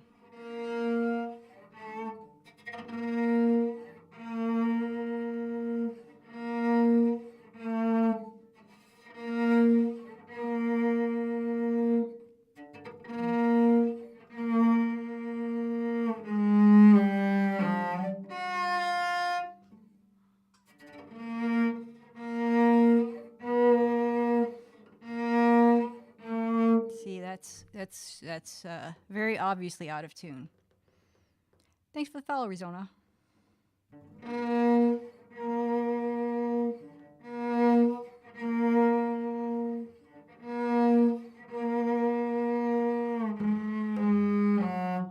think I'm playing this too fast now. Let me just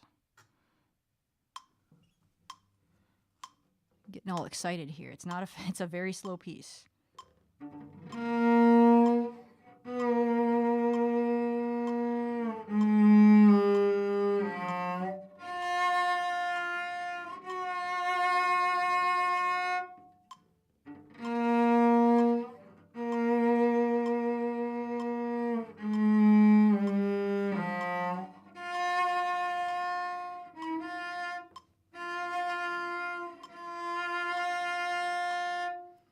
Parallax says, is that Shirley Manson in your new follower animation? My goodness, it is. I'm a bit of a garbage fangirl. Check this out. Check out my nerdy fangirl. It's a Shirley Manson. It's hard to see, and I have manual focus on, so it's a Shirley Manson prayer candle. I have a Dessa one next to it, so it's not just Shirley. Dessa also had prayer candles available. I also have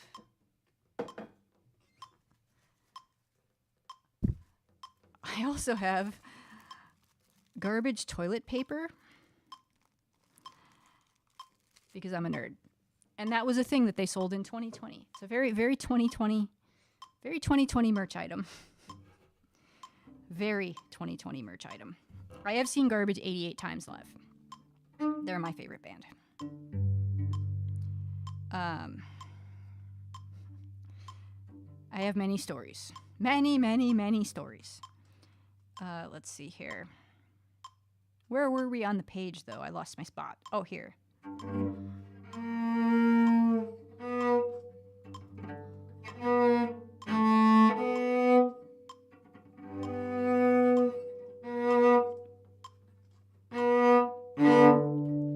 I also lost my ear.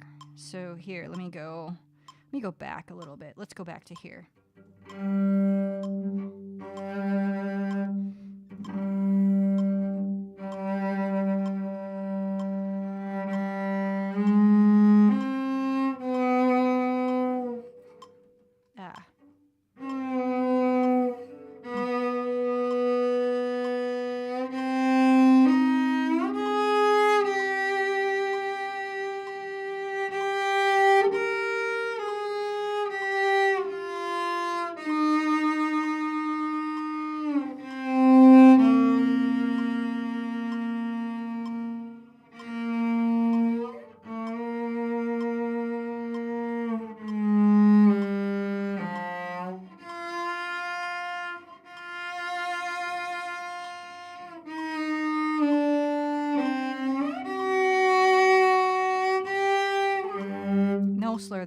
No slur there. Here, let me do this. Let me turn this thing off. I wrote in all of the tenor... Oh, no, not that. Not that. I wrote in all the tenor clef notes, and I probably don't need to see them anymore. I was rusty on tenor clef, so I wrote in all the notes, and I put them on a separate layer, because I'm smart like that sometimes. Oh, yeah. It's from... It's from their 2015, and the 20th anniversary of their first record. And I did 16 dates on that tour, which was a lot. That was a lot. That was very tiring. Let's see here. This is an up-bow.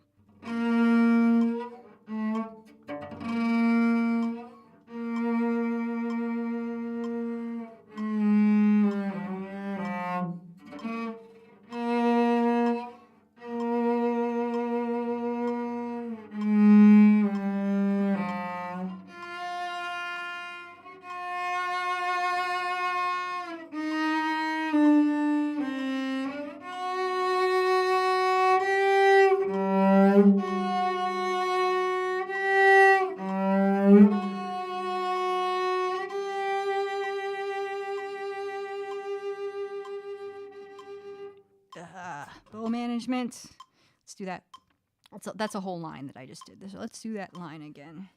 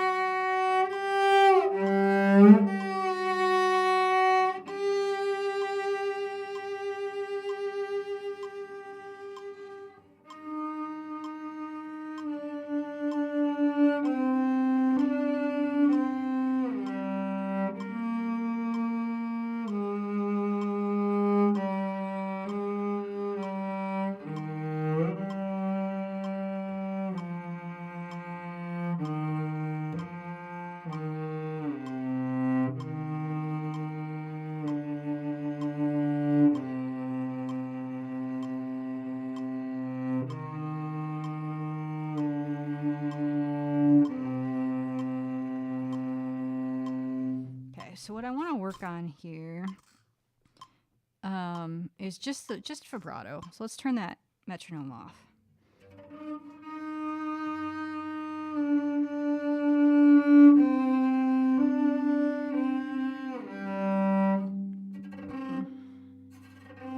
What's up? What's up, DJ Moans One? He says, I can see your G string. Yes, and I only have one G string right now. The last time you were here, I had 3 G strings because I had tuned to an alternate tuning.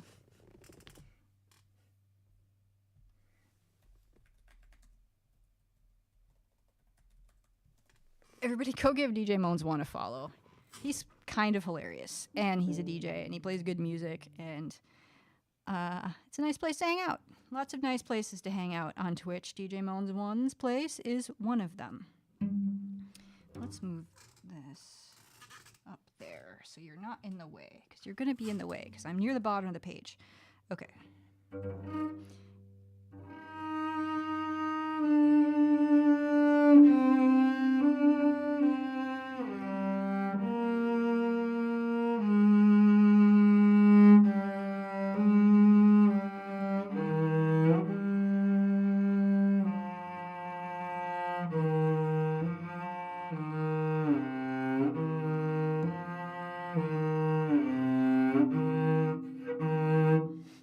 DJ Moans One says, and I take shit from Tripwire about EDM versus EBM. There was so it was just the 24th of the month was 242. If you go by European numbering, the 24th of February was written 242 for front 242, which everybody celebrates as EBM Day. And EBM and EDM are different. They are very different.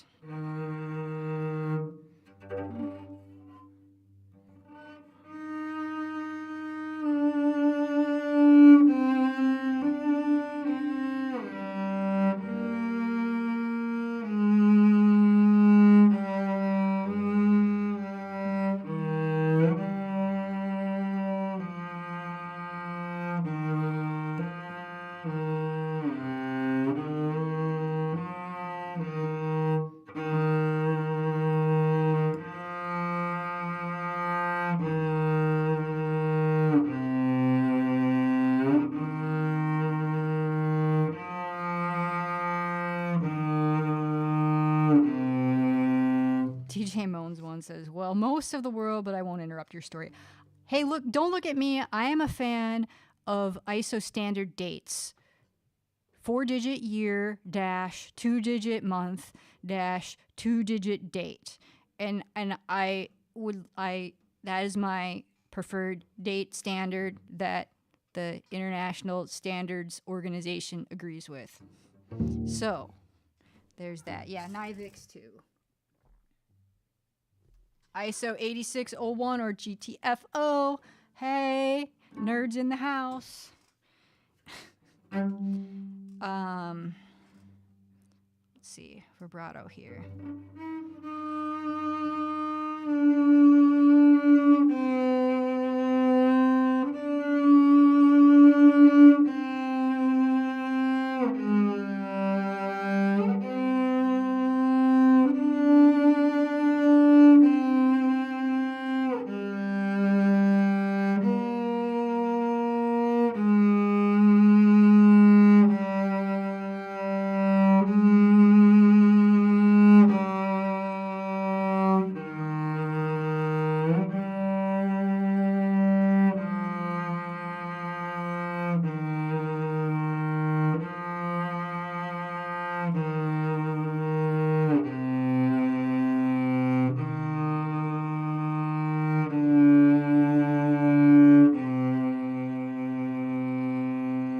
Try it for real again.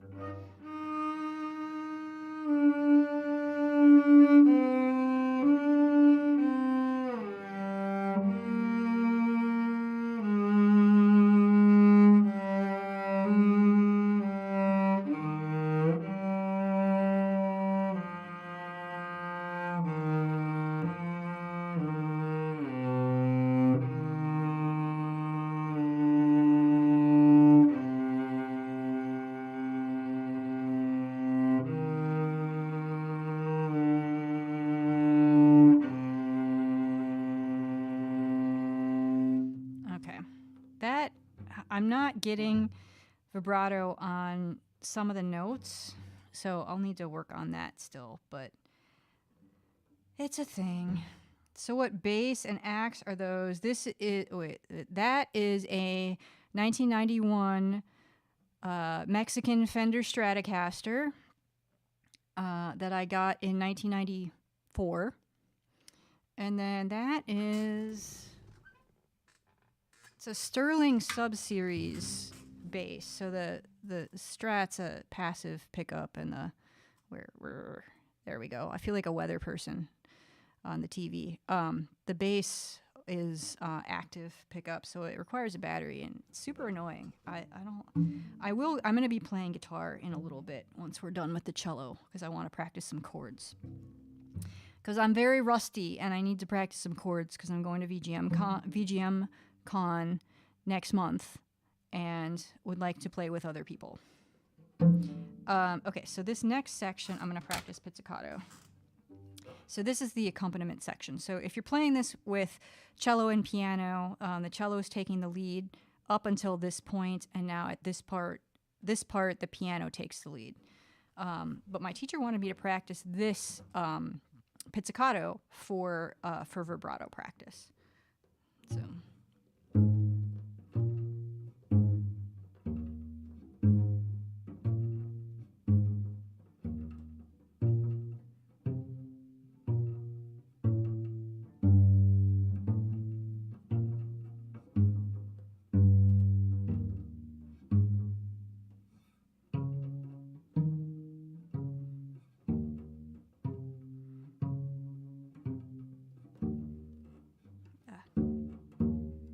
Alpha says there's also a violin tucked away somewhere. Yeah, there's two violins right below my cables.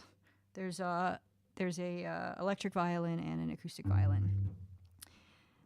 DJ Moans 1 says adverb often as a direction, plucking the strings of a violin or other stringed instrument with one's finger. For the non-musicians here, yes. So DJ Moans 1 plays the flute, and if you do a flute stream, I would totally be into it. Just saying.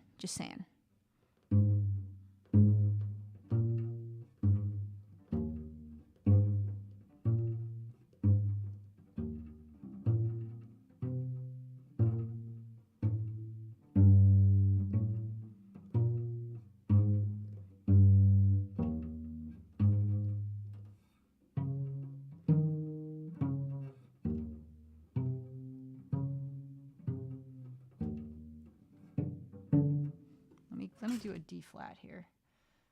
Let me get a D flat drone real quick. Whoops. All right, so we got.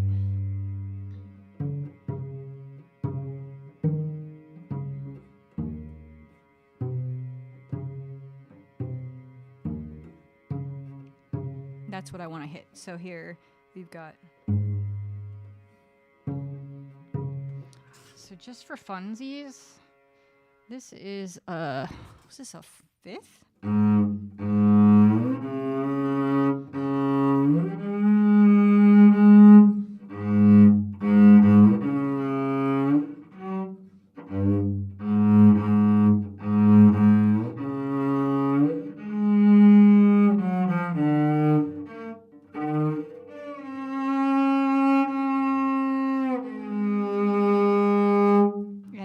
That's the interval. DJ Moans 1 says, my embouchure is probably total shit by now. I would imagine that comes back quick eventually.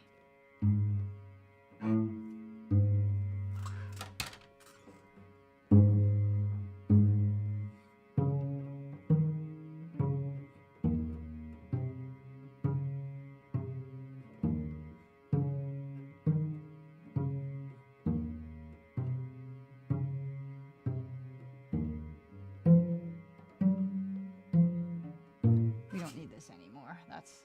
It sounds real bad. Real bad. Okay.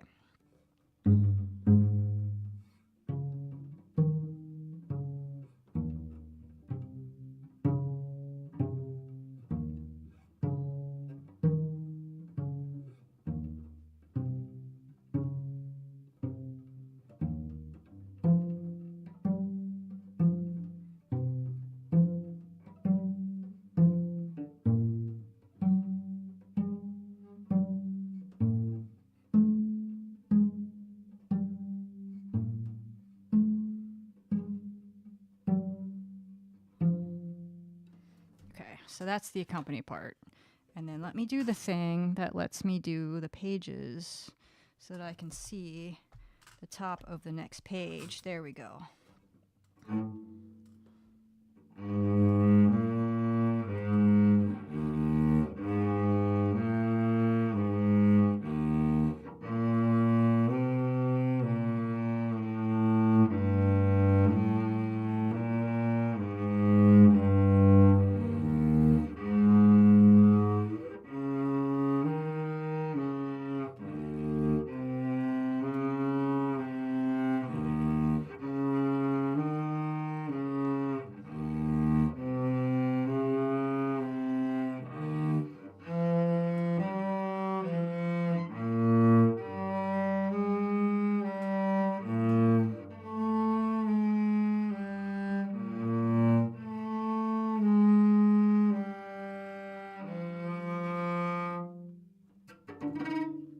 There's not like a big dramatic pause written in there, but there maybe should be some pause. But here, now we get into the harder part.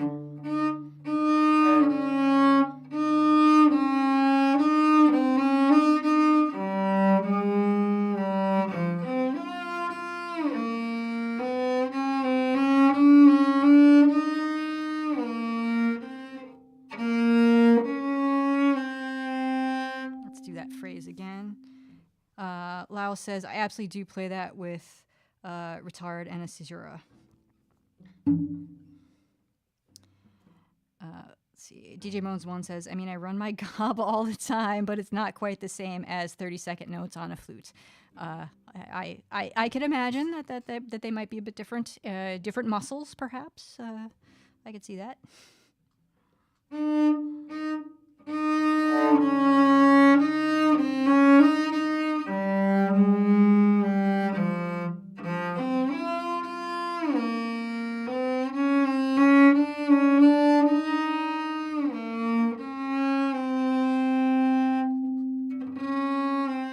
Those are the same duration. They're 2/8 notes.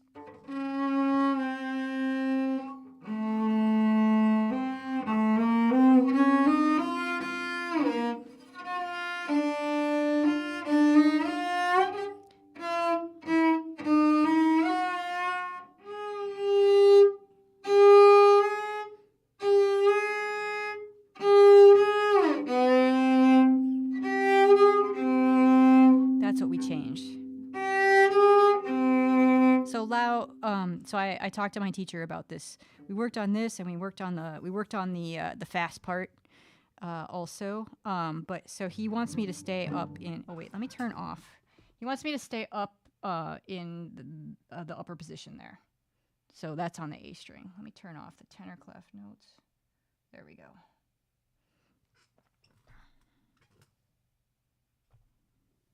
Oh, why do they show up here?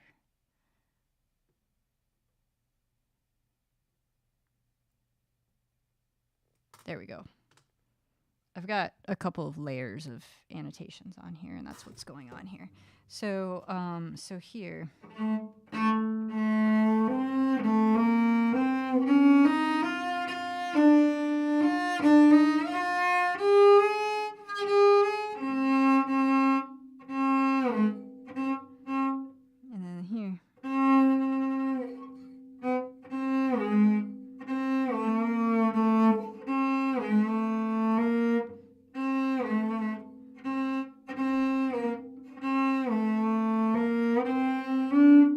Yeah, well, he likes it because it's right there, right? Like he's not like he gives me lots of options. He's not like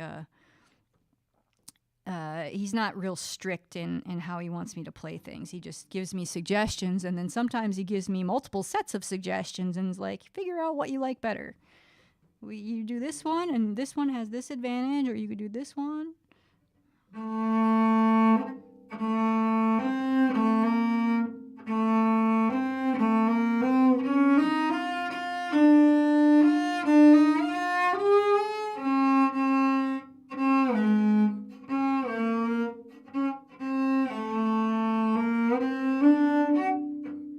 So here I was having trouble with it. So let's just do this single note per bow. Chris says it's after 3 a.m. here. Hey, you made it. We made it a couple hours. So I'm going to lurk and listen while I rest my eyes a little. Have a good night, Chris. Thanks for hanging out. Tesno says, so if an expensive bow costs like $20,000, how much is the price of one horsehair then? That is a very good question. It's not the horsehair that's expensive. It's the stick of the bow, mainly. I mean, like, yeah, because you get bows rehaired like multiple times a year if you play a lot. That's not the expensive part. I mean, yeah, this bow was not $20,000. This bow was definitely not $20,000. This is a Coda bow, so it's carbon fiber, so it matches my cello. And I actually, their headquarters is actually in Minnesota. So I drove down, was it 2 years ago now? Yeah, I think it was 2 years ago. I drove down. It was a nice, lovely drive along the Mississippi River. I took the scenic route along the Mississippi River and went to their headquarters is not like some big factory. It's like just this, small space in like a industrial area in small city, Wisconsin, or small city, Minnesota. But that was pretty cool though, to like go, and then I got to try a bunch of bows, and I ended up with this one. But this one was, it's not a $20,000 bow. Yeah, I mean, like if you're like, I don't know, Yo-Yo Ma, you're gonna be spending that much on a bow. Tesno says, my friend has a kid who's starting a violin career, and he told that he got an expensive old violin from some foundation, but the bows cost $20K.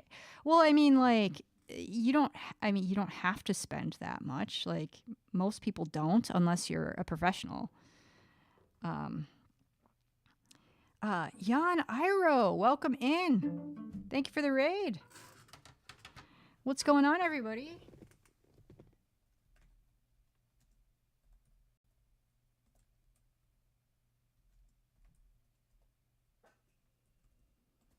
I forgot I made that too. Does that? No, that doesn't work.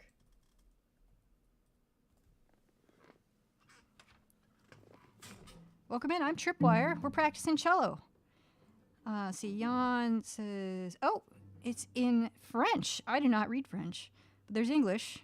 Sing your names is cool. Mainly the Wednesday and the Sunday. Okay, cool. Very cool. So you're a singer. Welcome in. Welcome in. Yeah, so I'm practicing a Faure, Elegie, which is a really famous piece, and I'm at the hard part. Almost at the hard part, so we're working on learning some stuff here. DJ Moans 1 says, woot, I can read it. Well, that's good. Golf clap.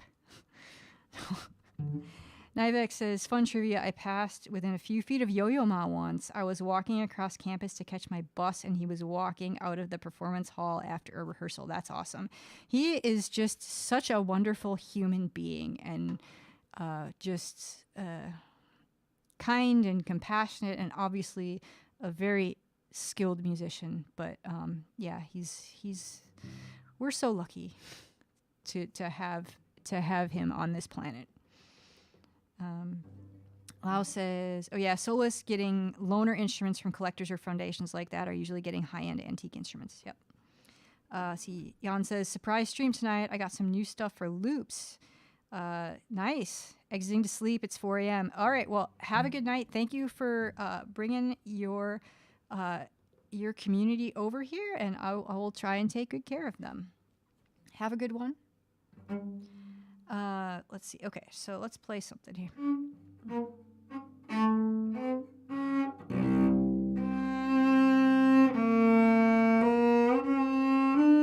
So here.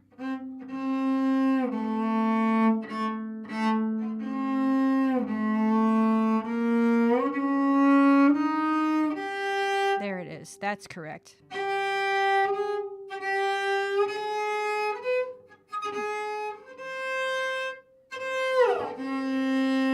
So that's an octave shift. That's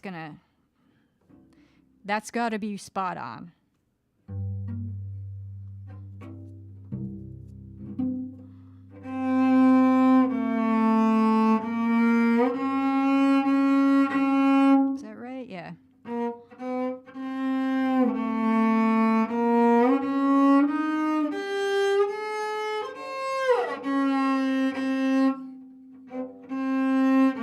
do a C drone there, actually.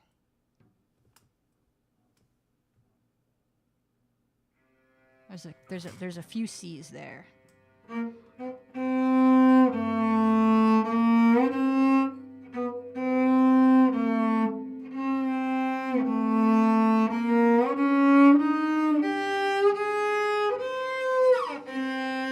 That's a C.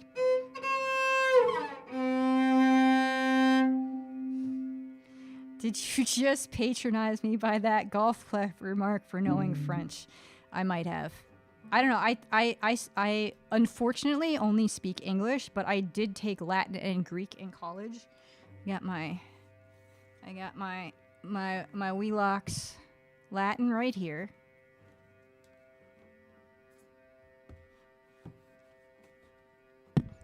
I wish so a lot of people say this with regards to music, but with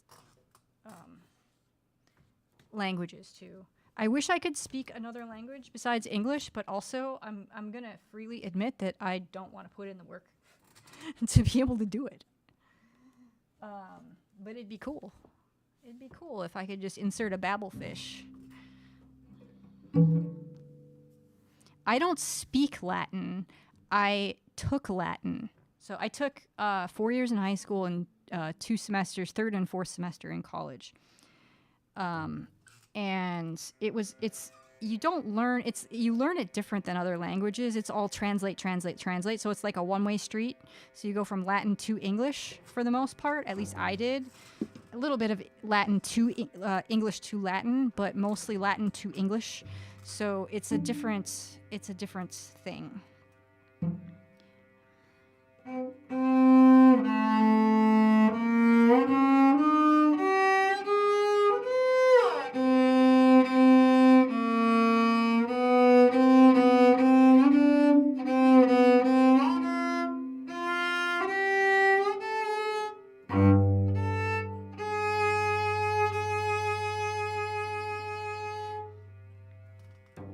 Okay, let me turn this off. I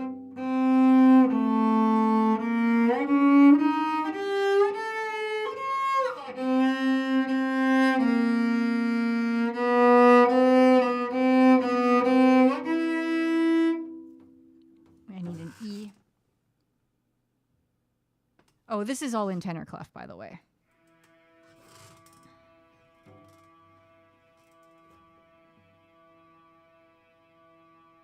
So this is here.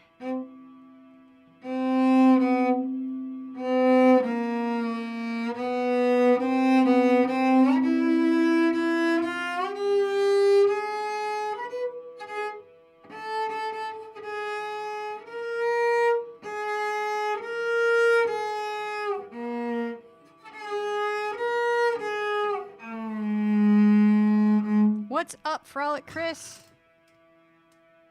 Man, all the friends tonight. All the friends.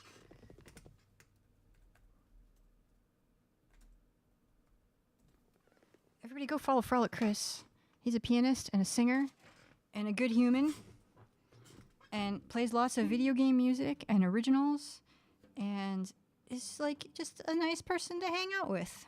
We have gotten the pleasure of hanging out together a few times because we live in a similar region, and I think we'll see each other at VGM Con. I think is what's happening. Yeah. So I want the reason why I have in my stream title practicing seventh chords is because I have 15 different guitar chord shapes that I want to make sure that I have learned for jamming at VGM Con. Because they're chords that I don't usually use, but they're everywhere. It's all, major seventh, dominant, minor seventh, half diminished, and diminished. And I want all of those shapes down, 15 shapes. So it's working. It's working.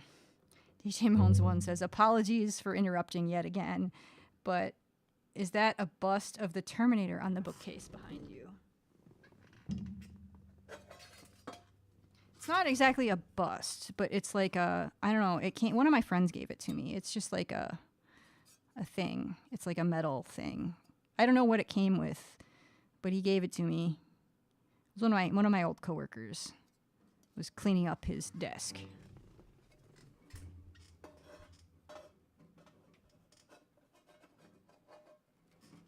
So yes, it is an endoskeleton. I guess there's a new Terminator 2 game or a remake of it. I think it's a remake of a Terminator 2 game. I don't know. I was just like, Terminator, I need that. I got like a collector's edition for the Switch. Comes out, but they missed a big opportunity because it comes out on September 5th.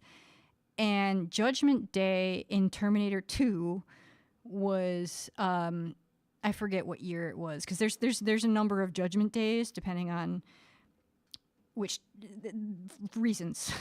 There's reasons for there's multiple Judgment Days, but I think August 29th is the Judgment Day from Terminator 2, and it was like it's a week. It's a week difference. You couldn't have, you know, in your project planning, you couldn't have like put a little extra like buffer or something to get the game released on T2's Judgment Day, the date, not the year, but like the date. I was like, really?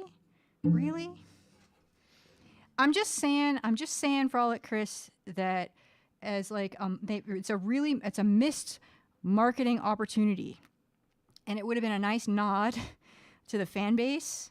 It's a week. It's 1 week. So like, you know, yeah, 29th August 1997. Frolic Chris says, I literally watched T2 2 nights ago. Couldn't get my daughter to watch it with me. Oh, I have the soundtrack too on vinyl. I got the Dark Fate soundtrack over there on vinyl. Chris says, have you watched Terminator 0? I started watching it and really liked it. Is that the animated one? I think I was like excited about it, and I don't have the thing. I don't have any streaming services except Twitch. So I got to figure that out. But I saw it and it looked cool and I wanted to see it. I watched Terminator Genesis because of Matt Smith. It was just okay. Terminator Genesis, I think, is in my opinion, I want to say, in my list of Terminator, including the TV show, if I had to stack rank them all, I would say Terminator the Sarah Connor, like stack rank them in terms of like how I view them, not necessarily like quality, but like my favorites would be Terminator the Sarah Connor Chronicles, the TV show, then T2, then T1, then a bit of a gap, then and then Dark Fate after T1. I really liked Dark Fate. And then there's a gap, and then we got T3 actually. T3, without spoiling it, like I felt like the ending was perfect and really well done, and it made up for a lot of the problems of the movie. And hello, Claire Danes, she's fantastic. So, and then there's the other ones. Then there is, I'm not sure. I think Salvation is my least favorite, and then Genesis is a close second. Because like I would say the first like third of Genesis was cool, and like, or 2/3 maybe, I don't know, but it was a little too much. So homage is a thing, and homage is like supposed to be like a little nod to something that came before, or you know, and there was a lot too much tell and not show, and a lot of just like overt, like not just homage, but like, hey, that thing that happened in T2, I'm gonna make it happen in this movie also. Like kind of, it was like too much. It's supposed to be a little bit more subtle than that, you know? So anyway, yeah, felt Genesis could have been awesome, but it dropped the ball in execution. I agree. So Chris says, yeah, the anime, I think it's pretty damn good. I can't wait for season 2. Yeah. The Swiss cheese of Terminator films, yeah. I really enjoyed Dark Fate, though. And if you haven't seen Dark Fate, you know, it's worth it. It's worth it. I saw it 3 times in the theater, and I'm not a movie person. Thank you, Yellen. Anyway, oh, I gotta change that. We're doing EFF this time. We're doing the EFF. Let me, since I'm paused here, let's fix that. Just gotta change which timer is active real quick. Real quick. Oh wait, timers, not commands.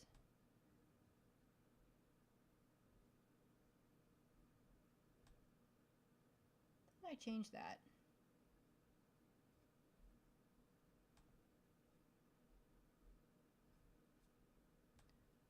Whatever. Let's do that.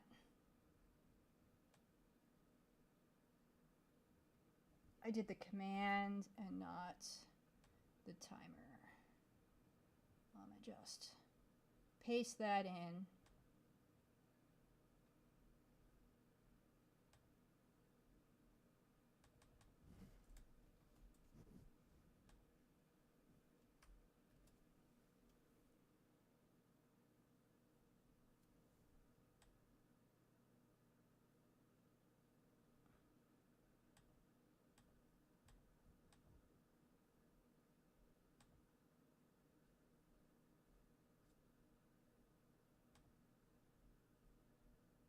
All right, I fixed it.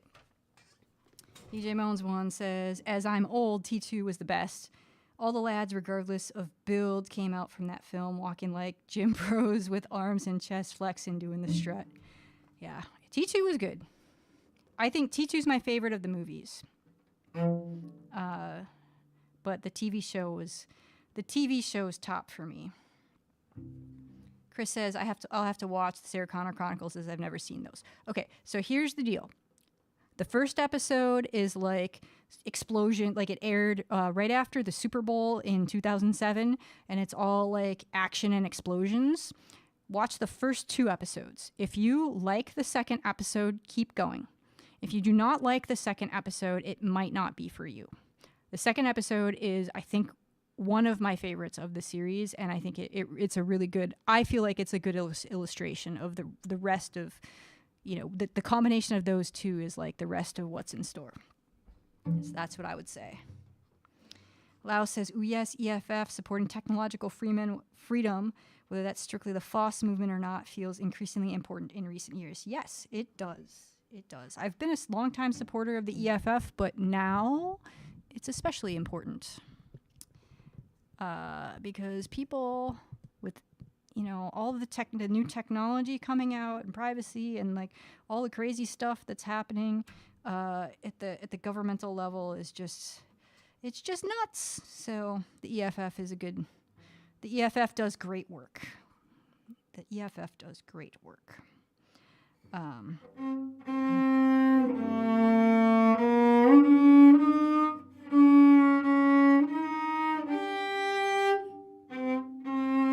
Didn't they sing Unbelievable? Never mind, that's EMF. Yes, that is correct.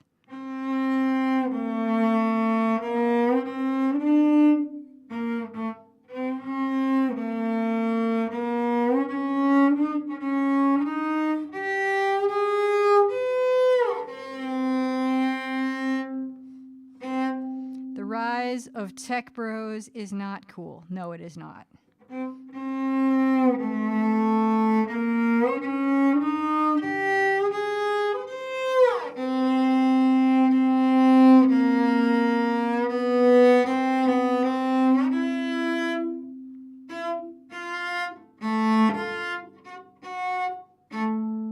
Where's my E? Are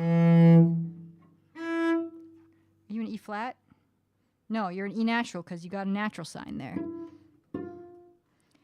Lau says, anyway, I'm exhausted, so I'm going to take a break on this bed and make supper. Good luck with the rest of the bed assembly, Lau. It's, you know, good hanging out. I appreciate you. I appreciate you. See you later.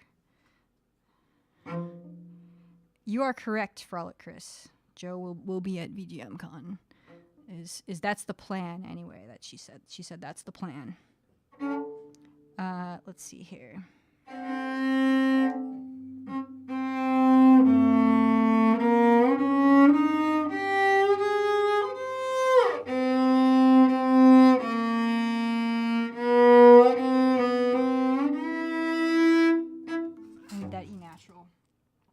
distracted on all the Terminator stuff.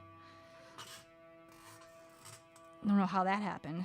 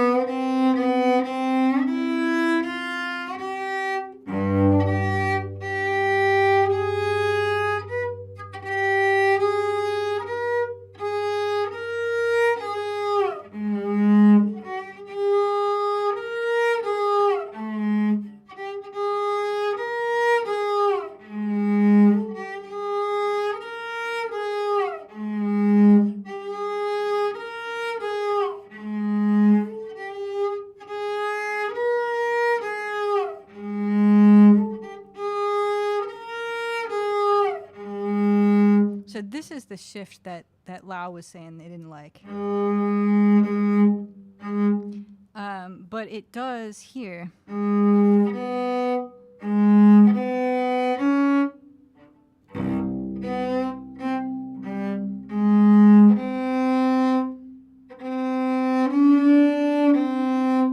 You're right there for the next note. So that's convenient. But there are other ways to play that. So here.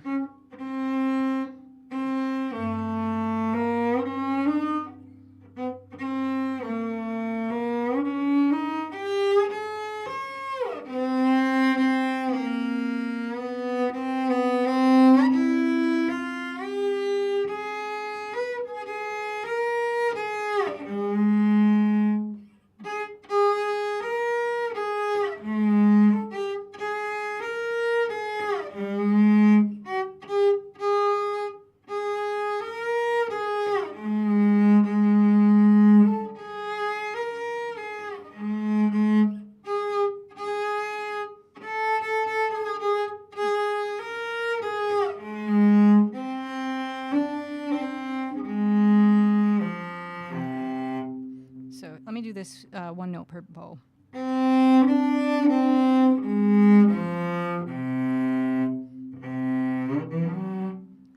Is this where we... Is that where we have the harmonic? No.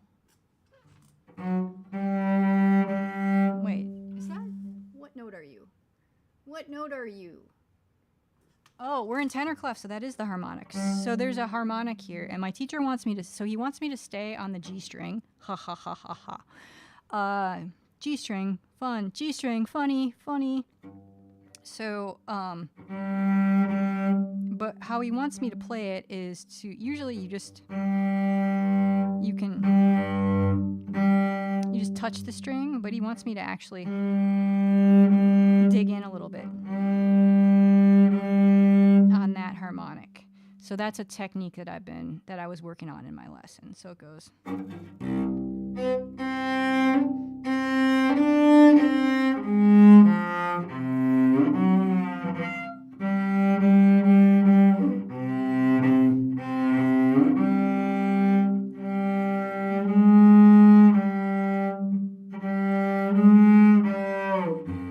then we got an F sharp.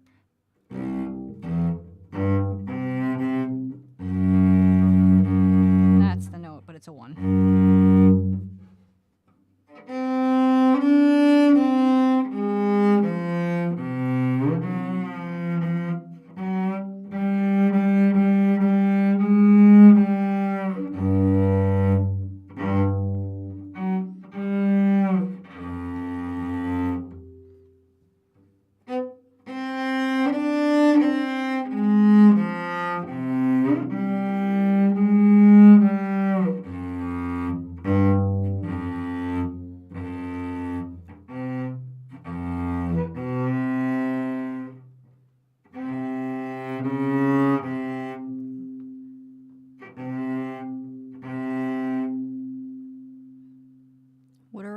flats again. We've got B flat, E flat, and A flat, so it's a D natural.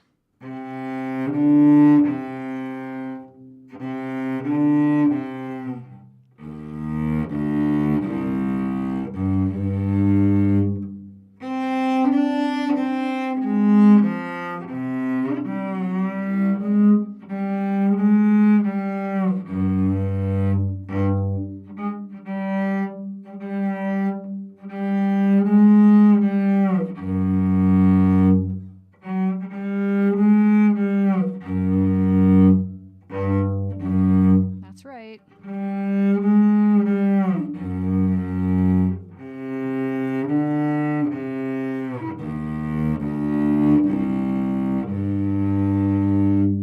So let's try this whole line, one note per bow, so we can hear what it sounds like.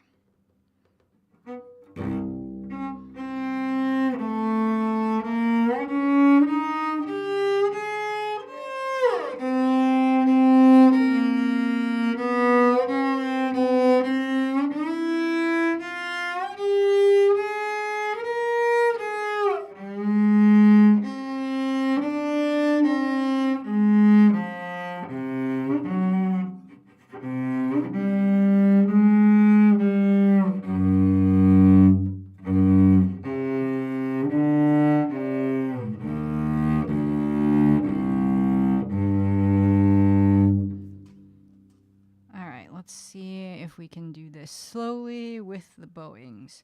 And then the next part is the hardest part of the piece, and there's all kinds of scales, and it's super fast.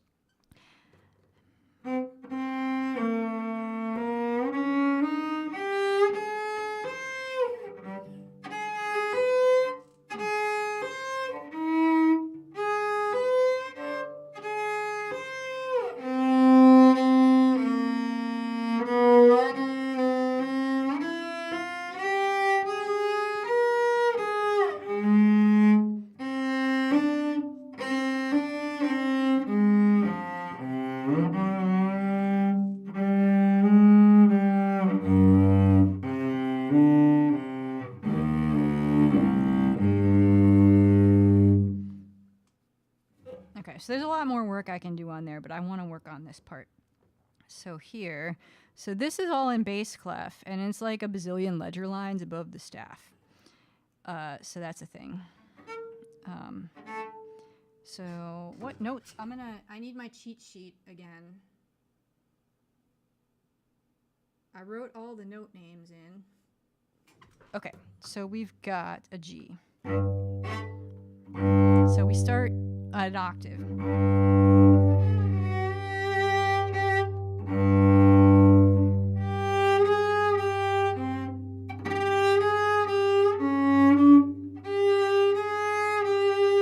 So we've got a G and an A flat.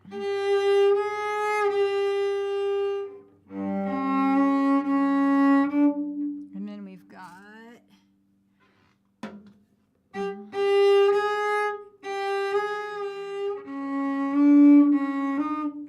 got a 1 there, and what note are you?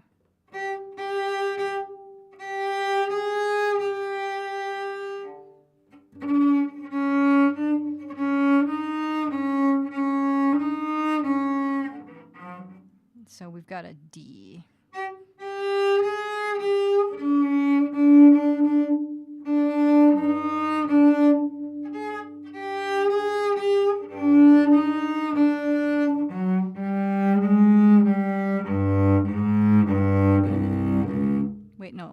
Yeah, no, that's not right. That's not right.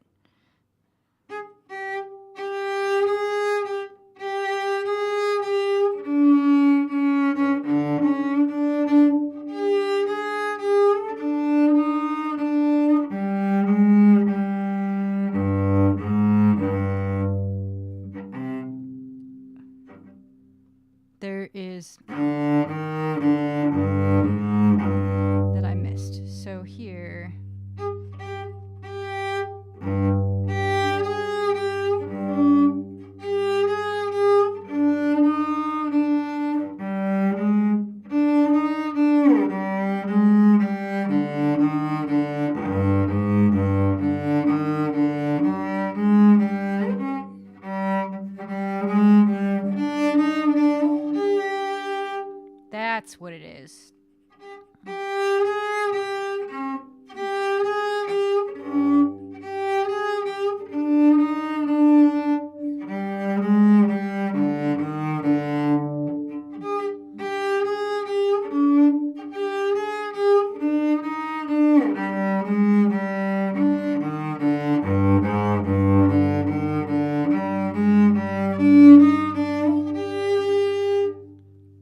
all slurred. I'm not playing them slurred right now.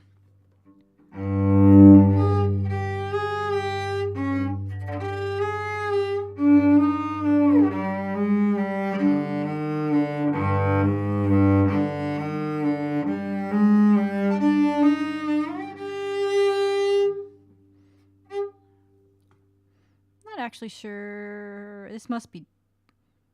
I'm not sure if that's down bow or up bow. Let me count this out. So that's an up bow. So this is an up bow.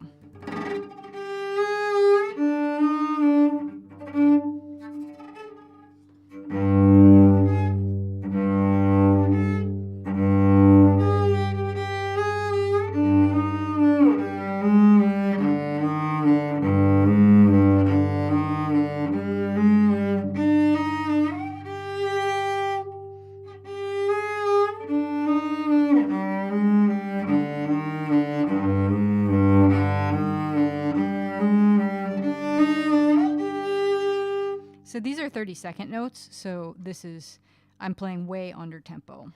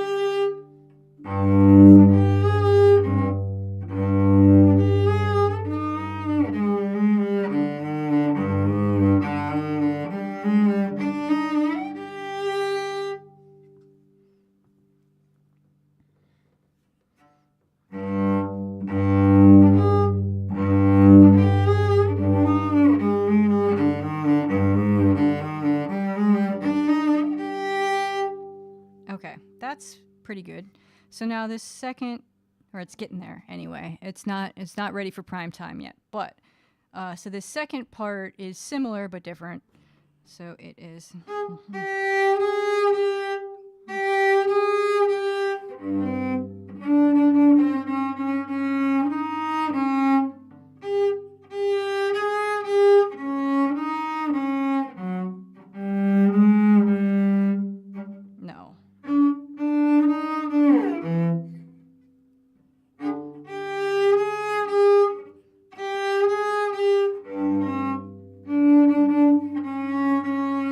Flat there.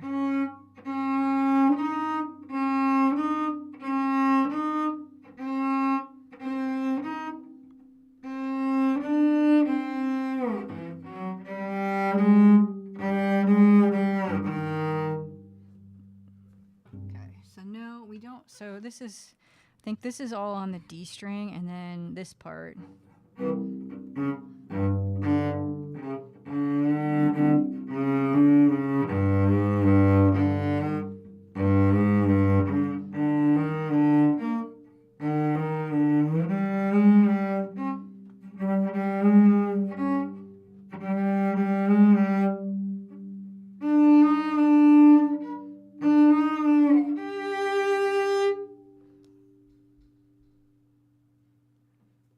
Wonder where the string changes are here.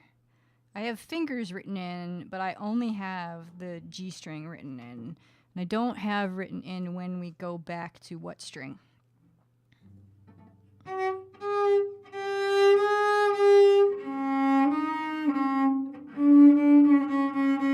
That's that D flat, so that was right.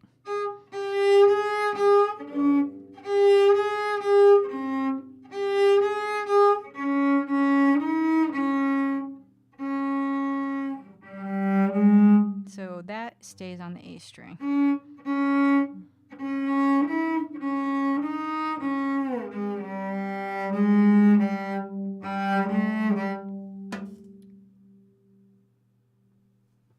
We're in bass clef here. Thanks for the follow, 21st Pilot. Nice to see you. Let's see here. We have, what do we have going on here?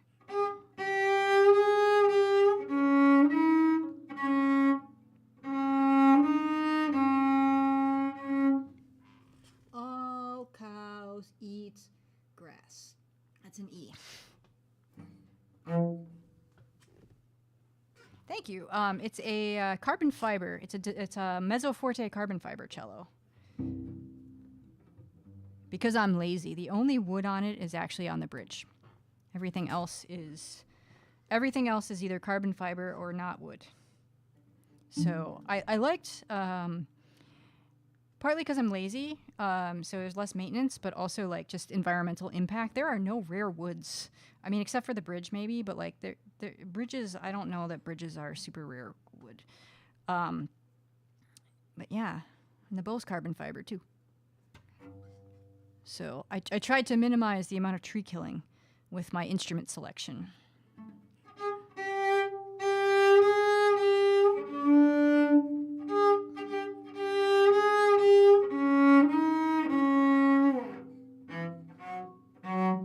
That is an E.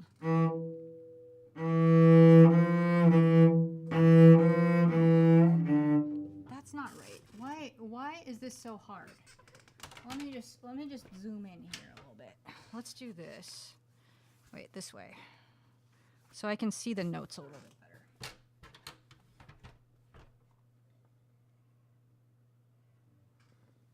Used to play violin. Nice. Nice. I got my violins right down here.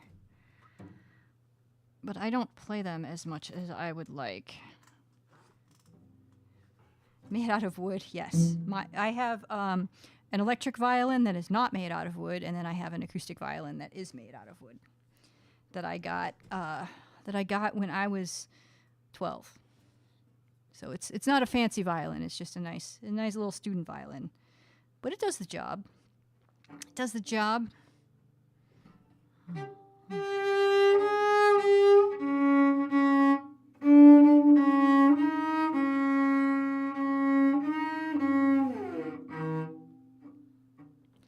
Can't be right. Where do I play that? So we're in bass clef. I'm sorry, I'm puzzling this out right now. And we went through this at my lesson this week because we stay on the D, we stay up, we don't go to the C or to the G string until here.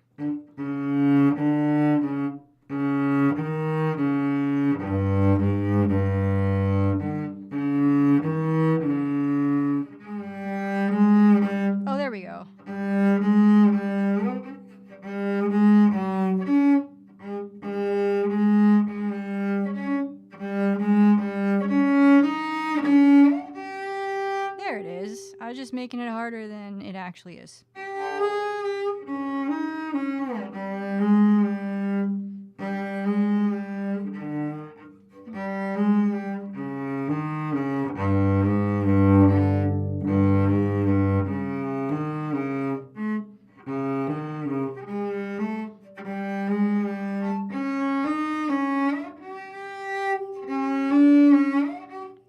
That's a 2.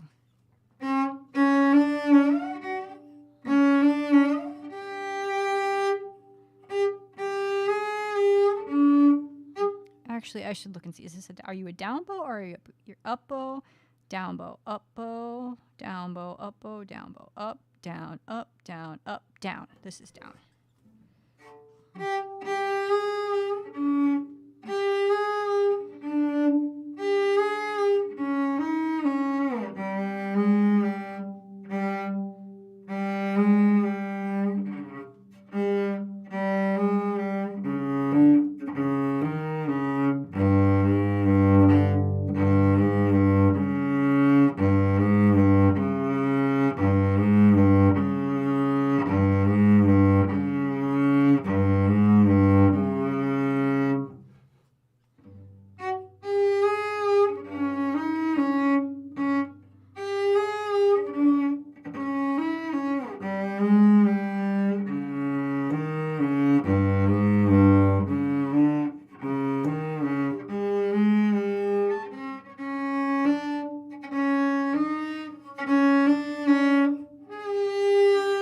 So this is tricky because the first time and the second time are different. So the first time is like this.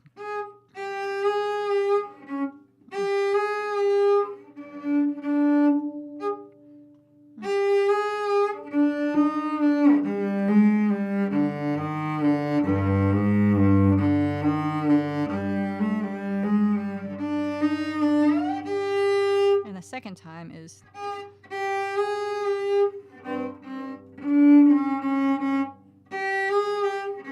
that note is different.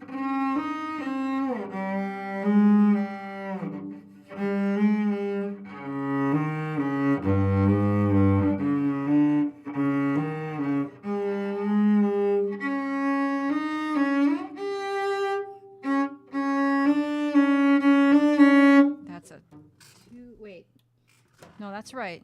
That is a 1-3. Because we have an accidental, that's a D flat.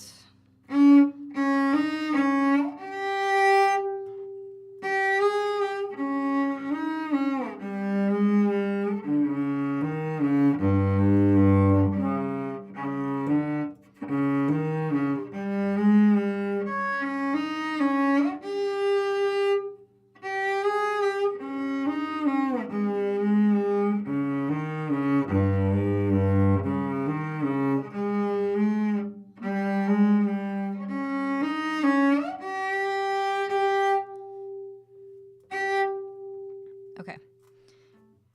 Let's see here. And then we have a rest.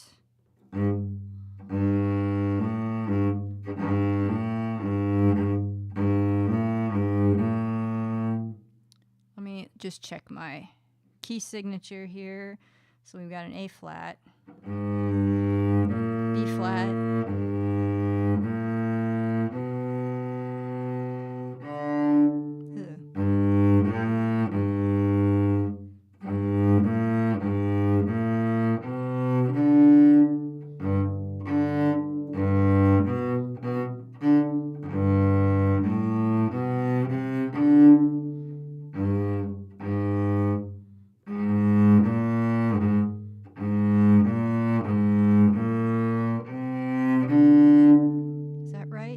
C.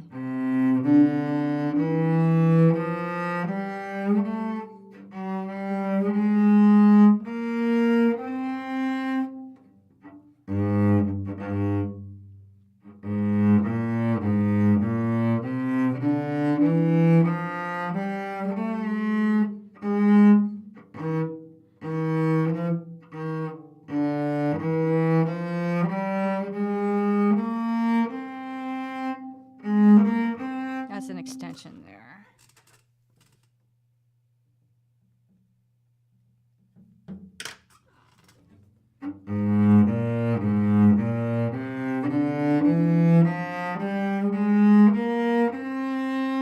And then that's fast, but we're not going to play it fast.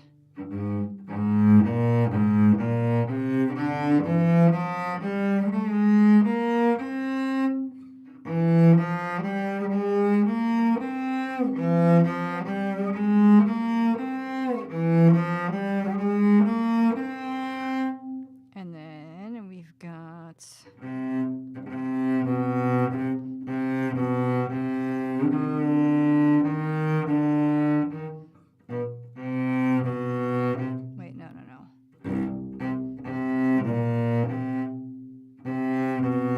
so we got C, B natural, C, D, E flat, D.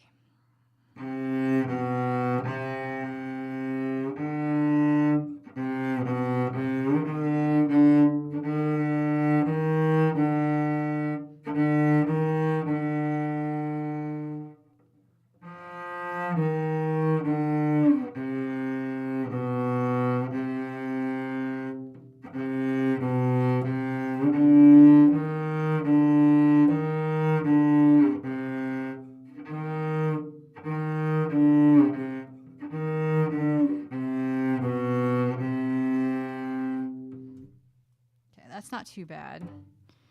Let's take a look at what else we've got here. We've got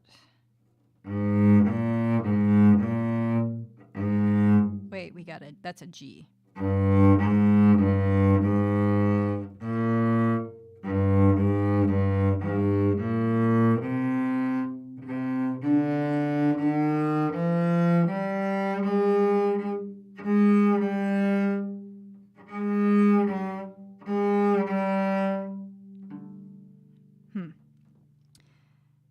Okay, so we've got a scale that peaks at an A flat. That's a 4 here.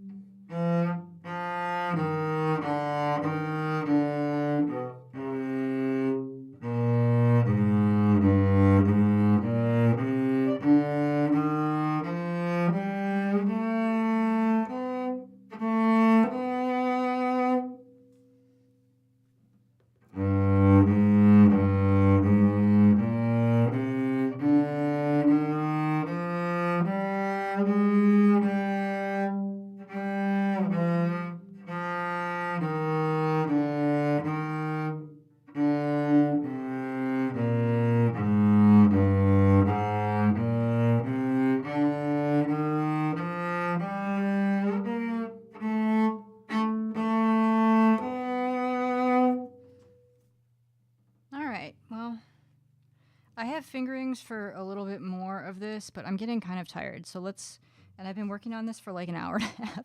Sorry. Let's go back to the beginning and we'll just play. Let's play the first page-ish.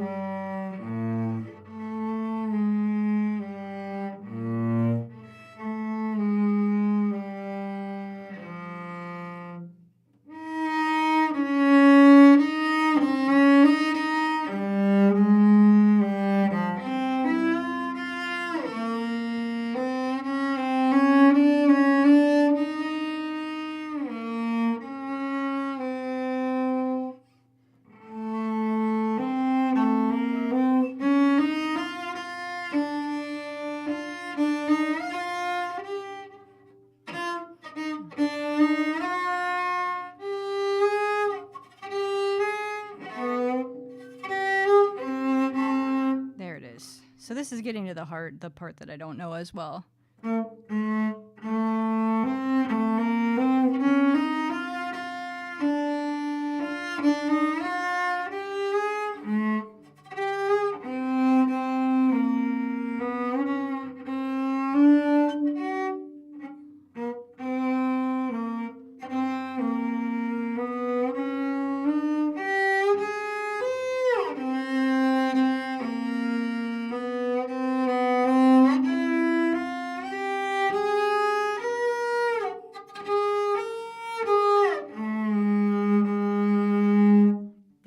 All right, let's stop there. Let's do something else. Let's do something else. That was some really good work on that piece. I think, actually, let's just switch to guitar.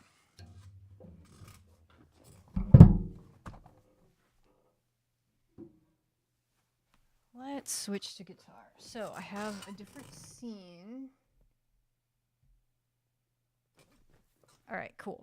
Let me get rid of this bow because that's in the way. So the chord chart that you see up on the screen is something my first guitar teacher wrote out for me probably in 1995. 1994. That is somewhere in there. So it's been a while. Let's see, do we have that input is on? Let me turn that off for a second. I'm going to turn the ins off entirely, so hopefully you don't get any sort of noises when I plug things in.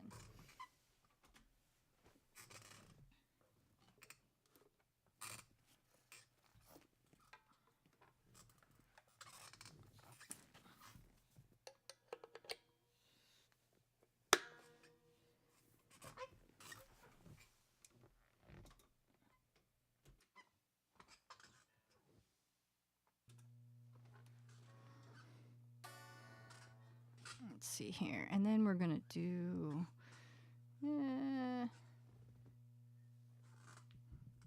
all right, we're going to do... We're going to tune this guitar. Oh, right, and then I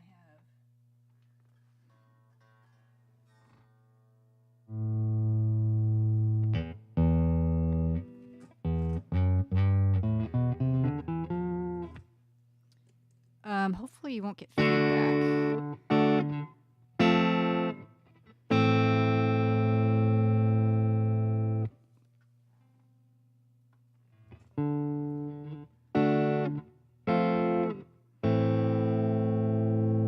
Okay, so I've got a monitor underneath my computer here, so I'm hearing myself very loud.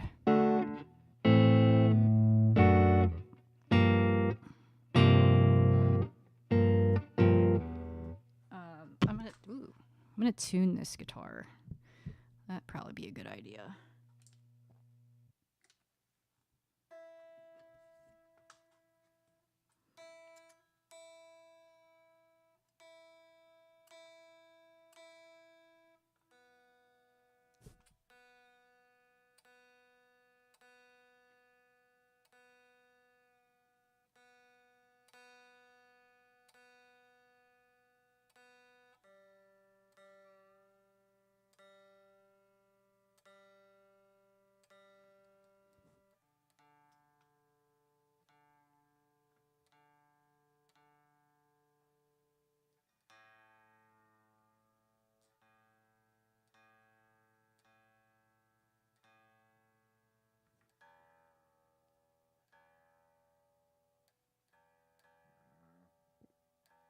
Okay, if you get any feedback out there, let me know.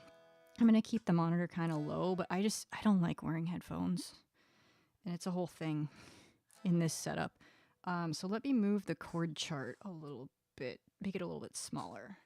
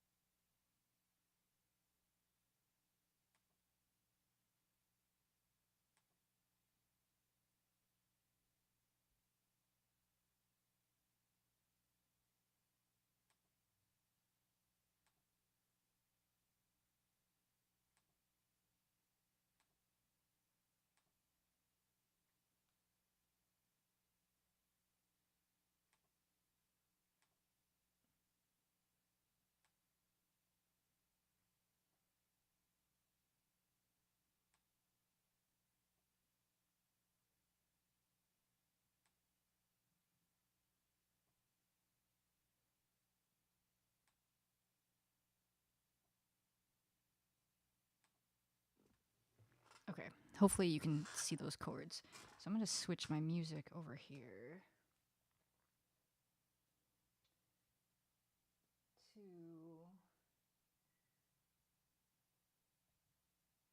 Oh, wait, want this.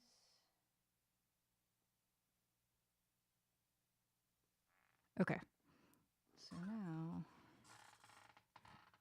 I've been working on... so let's work on... Let me pull up the chord chart, actually.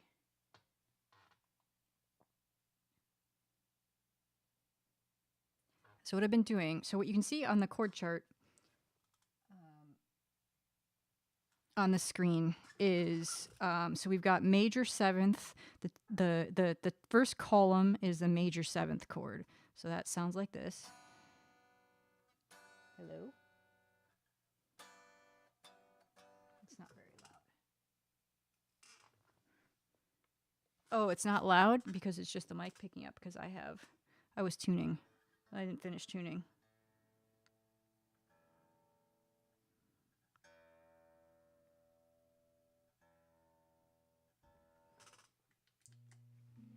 There we go. That might be a little loud. So major seventh is like this. And so that's how it sounds, right? So then the top row is if you have the root note on the low E string. Right? So that's oops. And then the second row is the when the root is on the A string, the next string over. And then the next row, or the bottom row, is when your root is on the fourth string, or the D string. So what I'm trying to do is, and then as you go from left to right in the columns, so we've got the major seventh chord, we've got the dominant seventh, and the dominant seventh has a flat 7, so it's just a half step. One note is a half step different, so you can kind of see the patterns on the chart. So the dominant is this. So we go from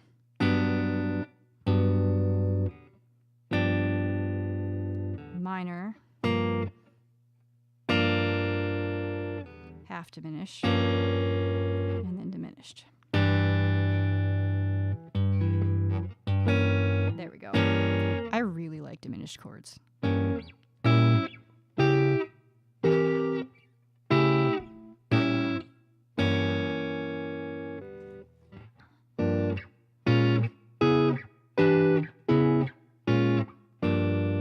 I really like doing that. I enjoy that. Anyway, so if we go left to right for the different chord shapes and staying with the root is on the 6th string, you can, it's kind of a fast way to remember the chords. So what I've been doing is just doing this. And I'm trying to get the changes to get to grabbing the chords better. This one's a really hard shape. You could also do this. If you're finger picking, you could do this. Which I might do.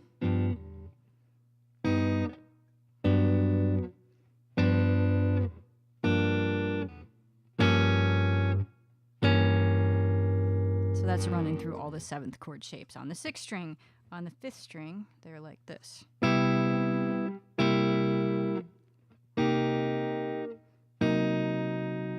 This one's really hard.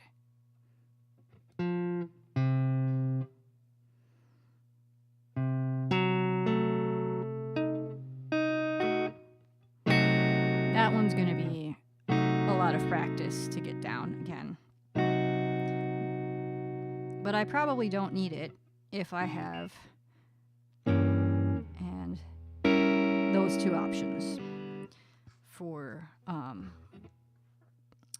my chords. But I want to make sure.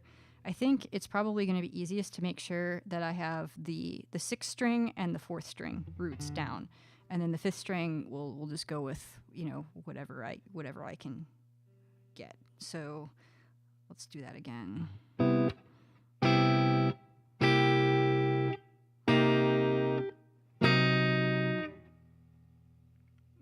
It's so hard to grab.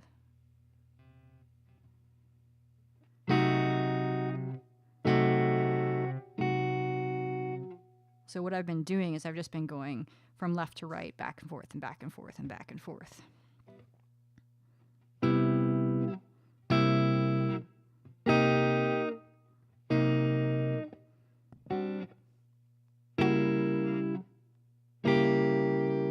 Okay, yeah, that one's getting better even.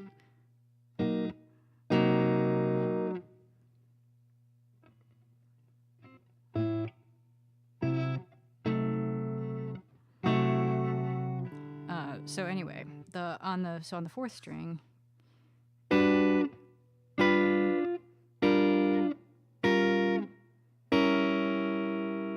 those ones I've got pretty well, and I mean they're a little bit easy. They're a lot easier to grab. Although this one, the minor 7th, is not easy to grab.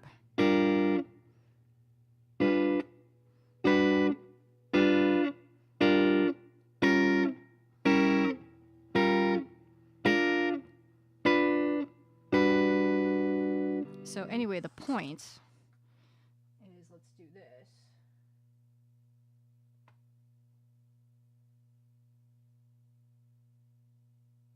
Where's my search bar?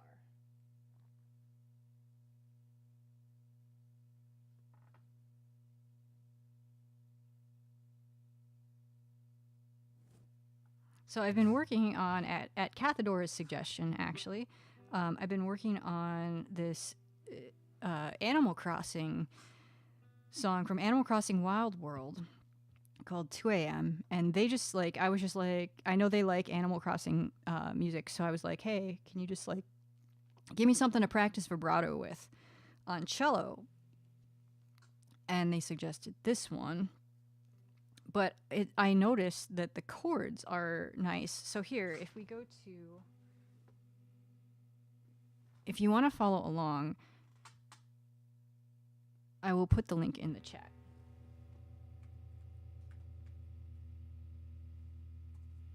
VGLeadsheets.com.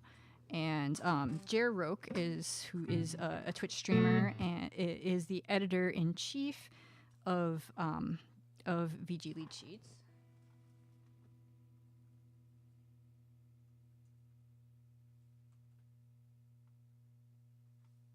Did I spell that right? Yeah. Nope.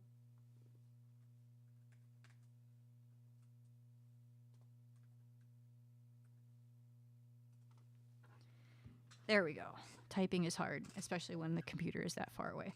So anyway, this is, again, this is 2 a.m. from Animal Crossing Wild World. And if you want to follow along, go to vgleadsheets.com and then you can search for it. But it's got a lot of major 7th chords, major 7th, minor 7th, regular 7th, 7th sus4. It's got a diminished. It's got a couple sus4s. So it's kind of a nice, it ended up being a nice dual purpose thing because I could use it for practicing vibrato, but then I could also use it for practicing guitar. So that was pretty cool. So so I've been practicing the chords in different places. So if we start if we do our major 7th chords on the 6th string, it'll be, and it's in 3.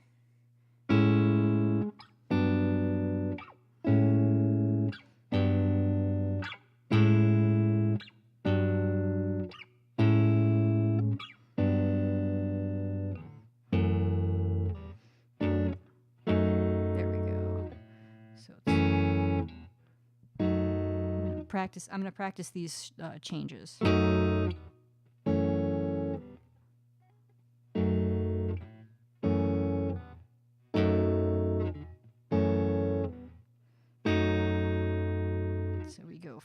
here,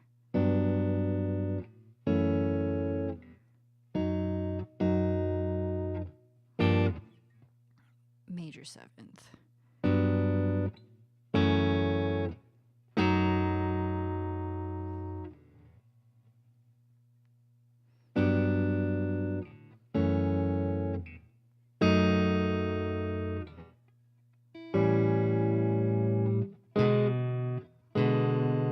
Oh wait, it's this.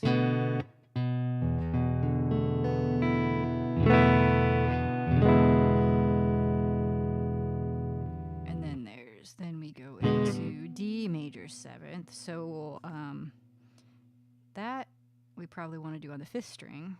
So that's like this. And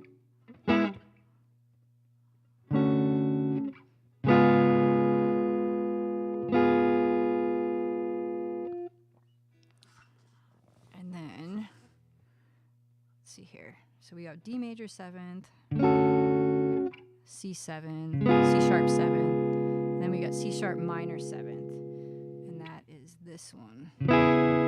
But I think we're gonna just do it like this because I'm finger picking, and we can just avoid. We can much easier avoid that string that we don't want to play. It makes life much easier. Here, let me do this.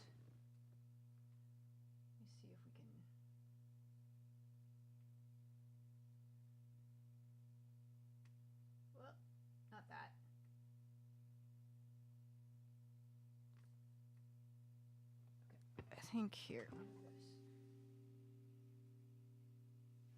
Is that better? No, other way. There. That's better. Now you can see everything. Okay. So if we have here, we have F sharp minor seventh.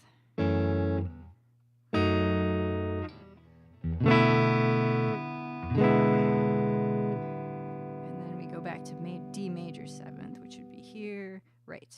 This is a bar chord, basically. So this is the D major bar chord on the fifth string. It's just one note different. Oops.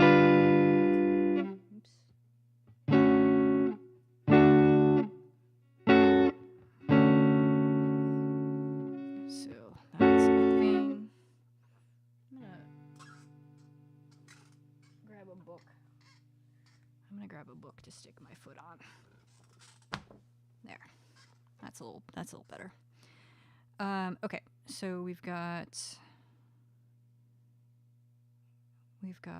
F sharp minor seventh.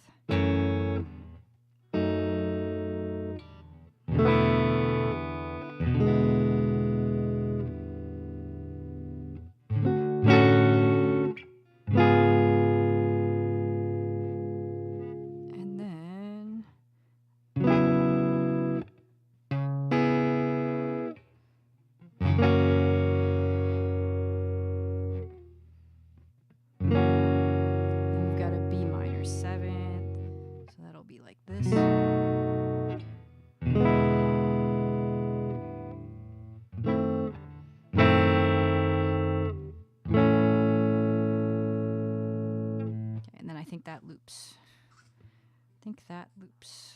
There's a double bar line there. So let's do that section again. So if you're following along in the sheet music, it looks like there's an intro that loops probably. There's a 4-bar intro, and it looks like I'm guessing it might loop. So we're going to start at the rehearsal mark A.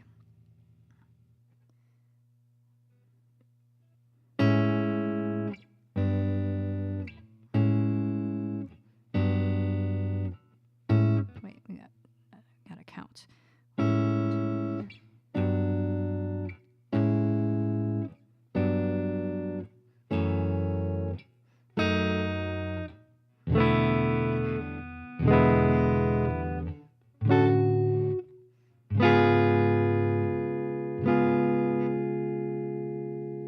I forgot my chord. There it is. So we've got C7th. And then,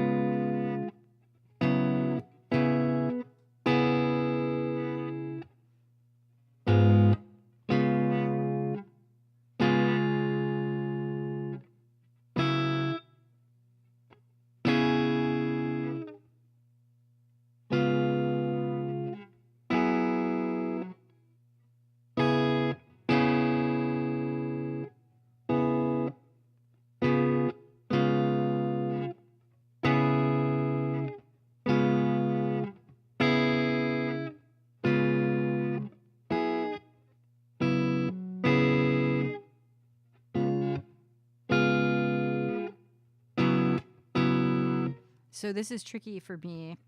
I'm not a great finger picker, but I can, you know, I can muddle my way through.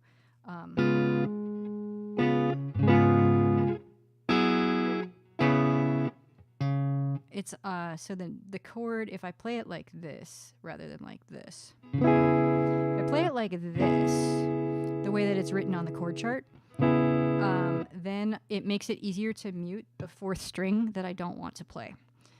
So if I'm playing with a pick,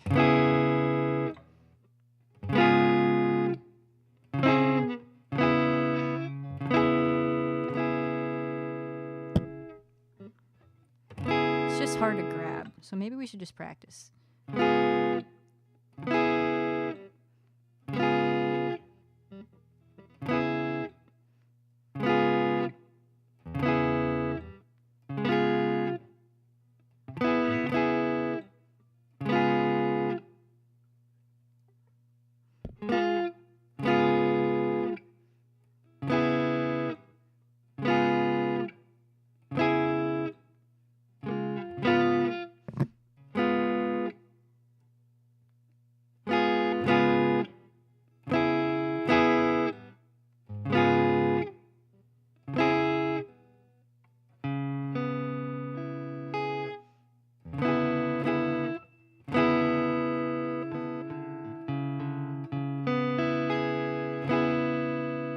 This one is so hard to grab, but it's the same as the, which one is this? The dominant seventh. It's just one string over.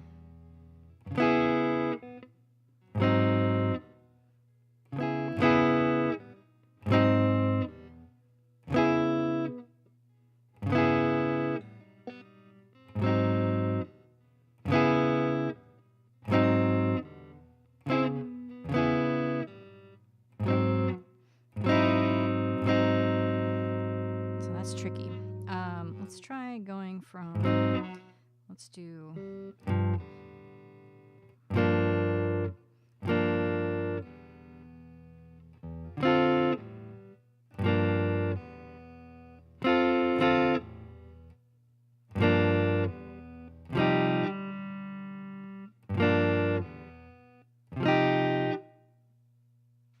man, that's tough.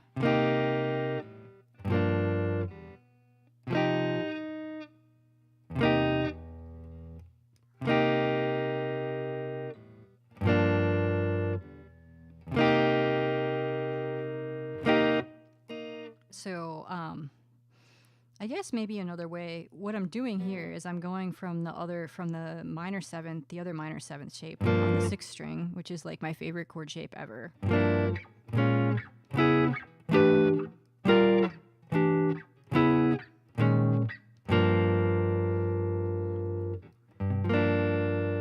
And, I could go down, read down the middle column.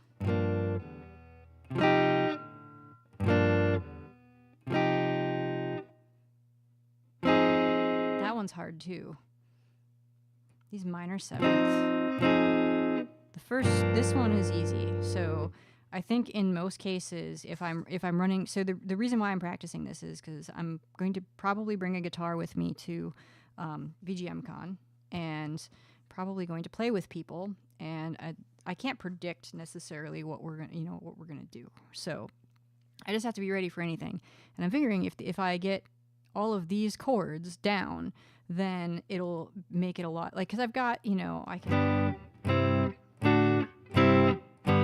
got, the bar chords down, and, you're...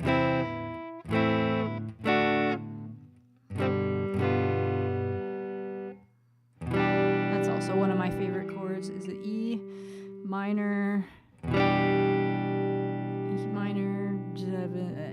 I don't know, it's add, it's one of those chords. But if I can get those 15 shapes down, then I have a lot of options for jumping in and playing with people. So there's that. There is that. So that's the point of what I'm practicing here. So anyway, so back to this Animal Crossing song here. So we've got...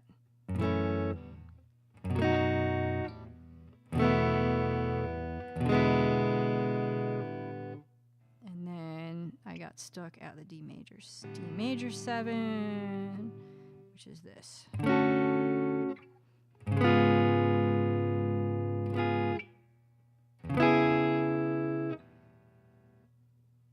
Go here from C sharp minor 7th to F sharp 7th. Oops. There it is. Then we got B minor 7th. So we got that same shape.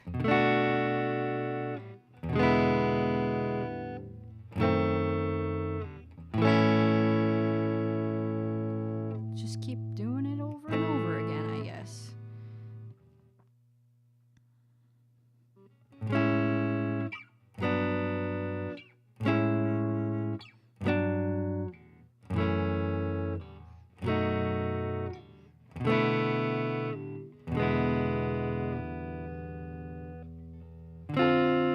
Major 7th. So we've got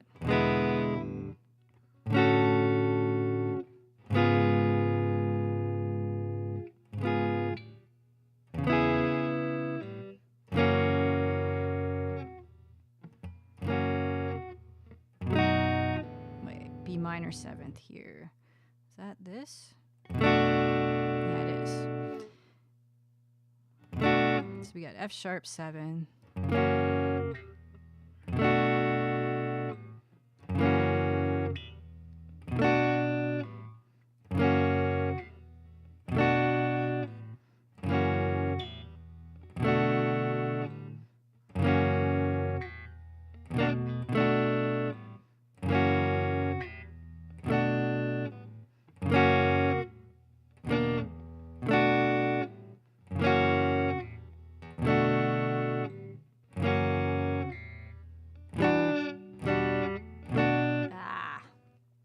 So hard to grab. Yellen, does anybody have a guitar out? I'm just curious if you're following along and you're having fun times with these chords like I am. So we go, yes, F sharps. We want the, oh wait, F sharp minor 7th. What am I doing? I'm doing it wrong. This one. No, I was just on a different line. That's what was happening. We do go from F sharp 7.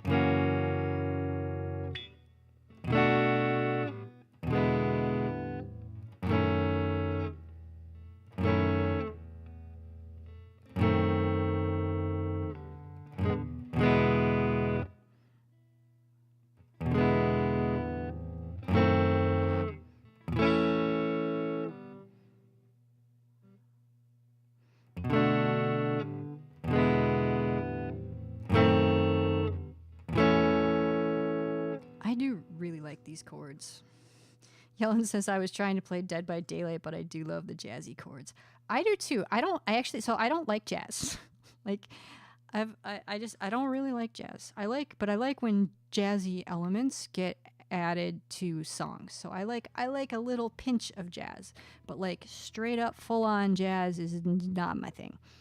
But I like these chords, and I do really like I said. That's so nice. My teacher actually wrote this. He wrote a stupid little song. Let me see if I can. Like he literally he said it was stupid.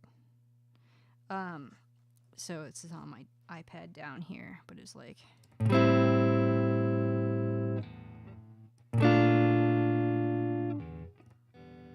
see here.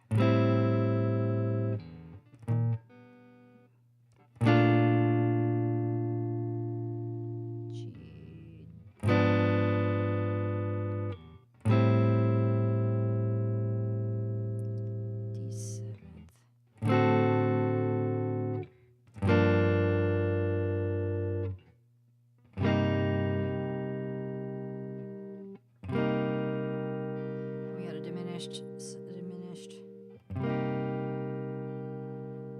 Where's my shape? Oh, I moved it. I can't see it. It's way over here.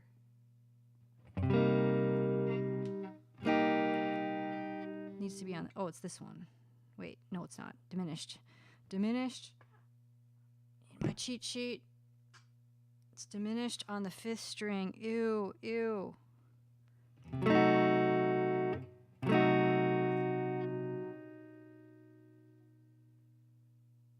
Unless I play it, where's another C? We get in trouble here because the other C for the easy shape is way up there.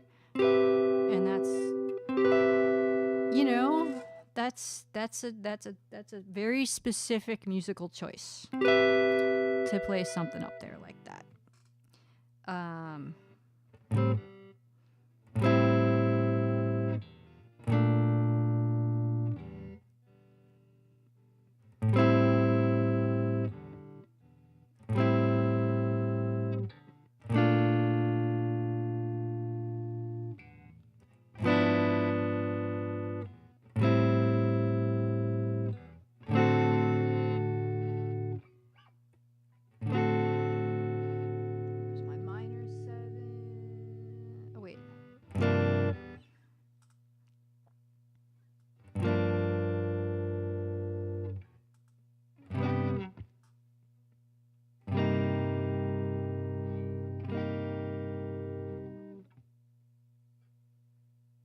That is a tricky change. He specifically wrote this out to practice changes.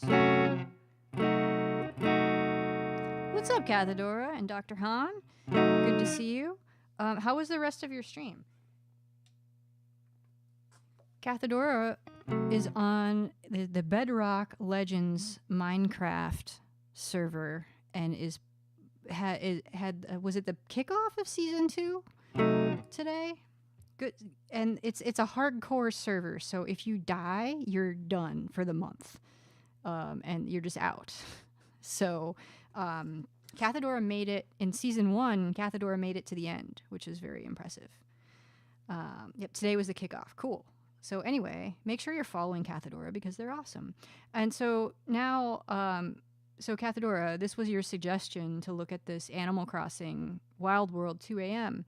And I think I mentioned in Discord that, like, oh, actually, this was a good suggestion for vibrato practice on cello. But hey, look at these chords. I need to relearn these chords because I learned them in the mid-90s and haven't played with them very much since. And this particular music has a lot of 7th chords in it. It's kind of a jazzy. I have no idea what it actually sounds like. I haven't listened to the recording. But so the chords over here, so the first column is major 7th, which sounds like this.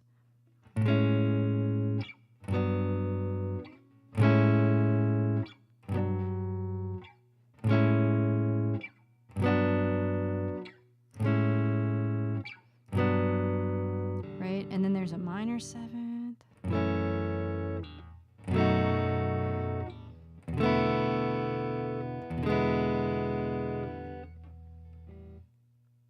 I keep forgetting this chord. Anyway, so anyway, you had a really good suggestion, Cathedora.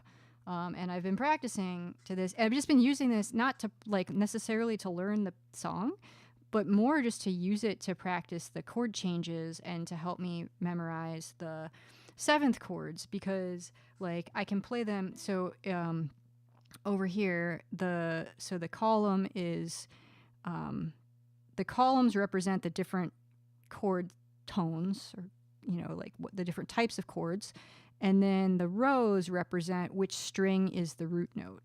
So the top row up there.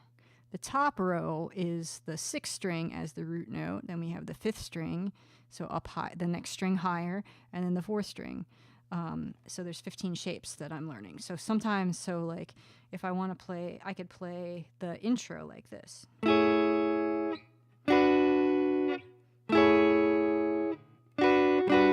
I could play it like this.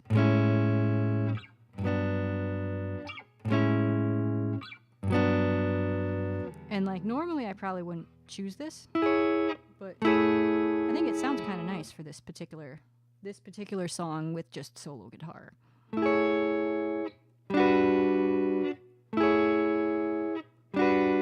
So anyway, so I've been trying to play these chords in the different shapes and like with the root on a different string to get them down. So anyway.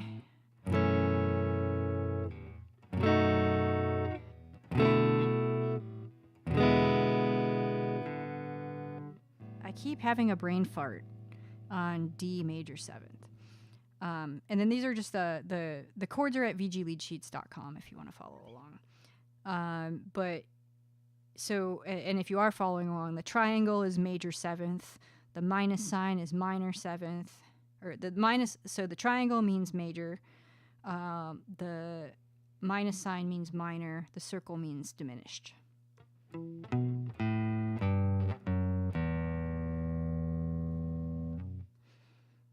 Let's see here. All right. So what am I? I'm brain farting on the D major 7th to go from E7. And that is, oh, it's this one.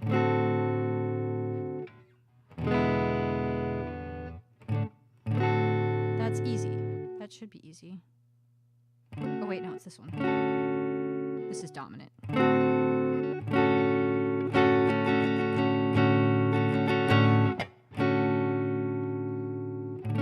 Such a nice chord. So let's practice the change going from E7.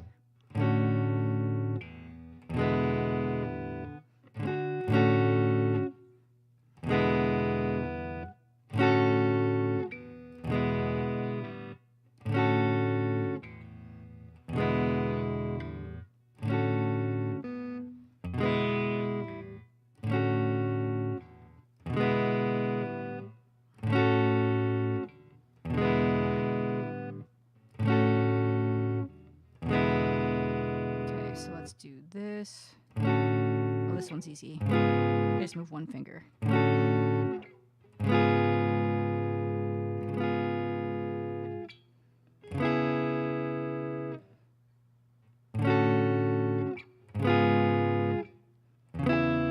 That one is hard. Oh, yeah, you're welcome. So yeah, the alerts were off. So that was why you didn't actually miss it. It was just the alerts were off, so you wouldn't have seen it. You wouldn't have seen it. There was a lot going on. I wasn't expecting a lot of attention for that. Basically. Let's see here. Going from C minor 7th.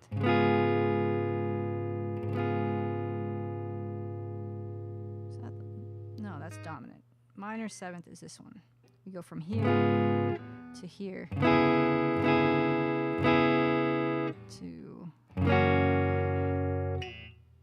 and then we have a B minor 7th starting on the 5th string, and this shape is hard. So we can do it like this. Oh wait, no, it's this shape. Or we can do it up here. Which maybe I'll do that. Lau, is your bed put together? Just finishing up? Cool. Hope you had a good dinner. We switched to guitar. Because seventh chords are nice. 80% of the way? Alright. That's pretty good progress, I would say. Do you have to sleep in this bed tonight? Like, is this your like primary sleep option? Or do you have like, did you have a backup plan of like a couch or a spare bedroom or something along those lines? If indeed the job needs a little bit more time tomorrow. Let's see here. So we've got.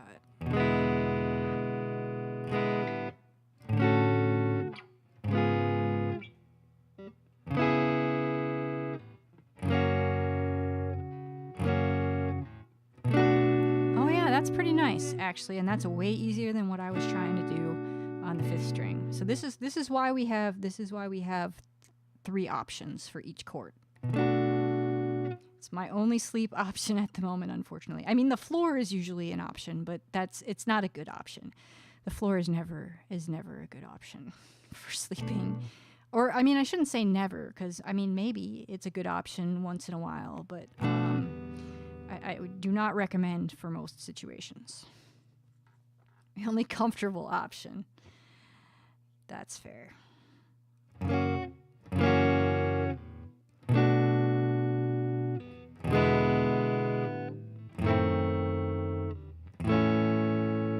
So let's see if we can do this whole section. We've got...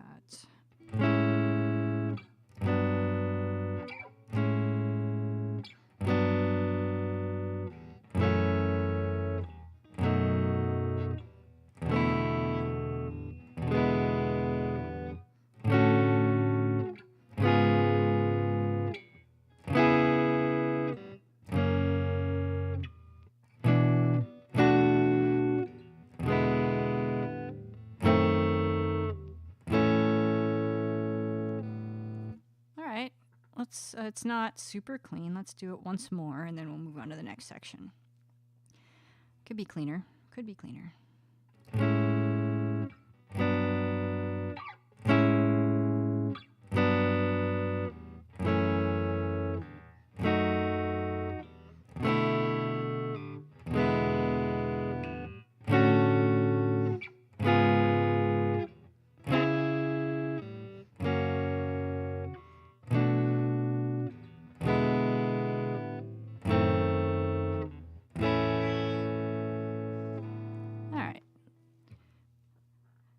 And the point is not to play this song. The point is just to practice the chords and practice the changes.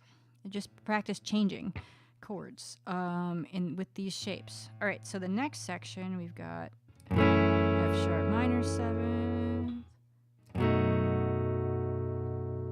then we want to play this on the 7th fret. What is this shape? This one.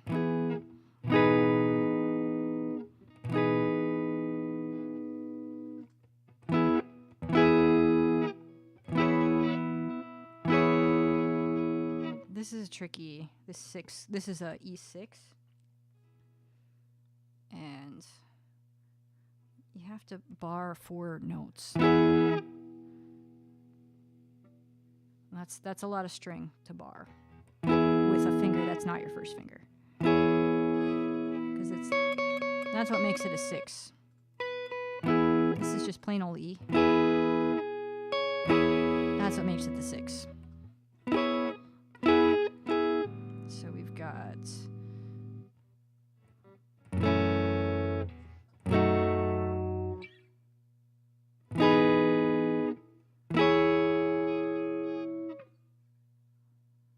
now we've got a C sharp minor 7. That's this. So we go from here. Ugh, so hard to grab.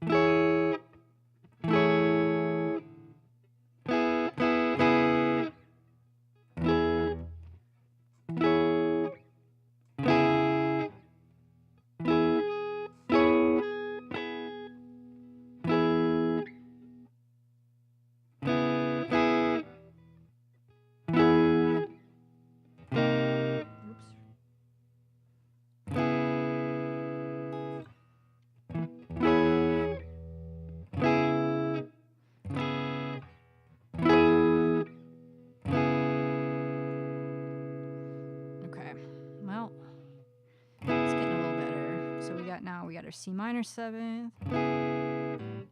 And now we have a B sus4. And I left my chord chart. Night, Cathedora. Thanks for stopping in. And I'm glad everything went well with the stream kickoff. And again, if you're not following Cathedora, I don't know I don't know what you're doing because you should be following Cathedora because they're awesome. Have a good night, and I'll probably see you around. Thanks, me too. I'm excited for the rest of the season. Yeah, that's super cool. It sounded like a nice bunch of people that you were playing with, so that's awesome.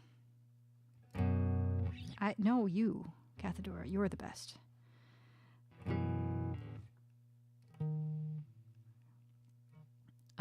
Okay, so here, what were we doing? Oh, here, hang on. Let's play drop real quick.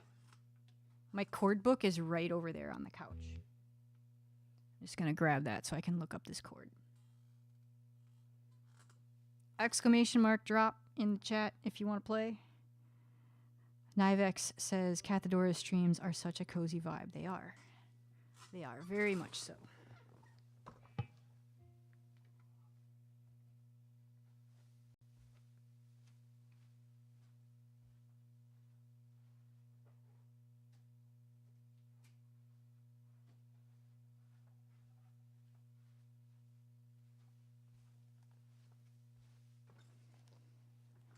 Oh, there we go. Nivex is dropping. I got my books. I guess I'll look this up while y'all are playing. All right, we got, what are we looking at? B sus4. The sus4, suspended fourth, is what the long name is, but usually we just call it sus4. And I always have to look this up. Sus2, there's B sus4. Nobody hit the target yet, huh? Let me try.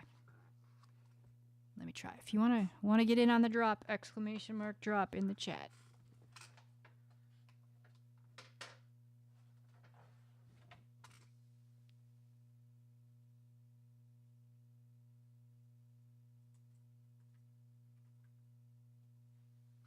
Nivix says, the only perfect 100 drop I've ever witnessed was in Cathedora's stream. I guess I would think that would be possible, but I have never seen one. I have never seen a perfect 100. Oh, Dr. Han, that looks pretty good. Yeah, pretty good there. All right, let's call Dr. Han the winner. This is going to go back to the wrong thing. Because I made a new thing. There we go. Okay, so we got my chord book here. And I remember why I don't remember this chord is because I don't like my choices. That's what. Oh, this isn't bad. See, Dr. Han said I've seen 100 and a few 99.99. Okay, so one of these shapes isn't too bad. Where's my little metal book opener thingy?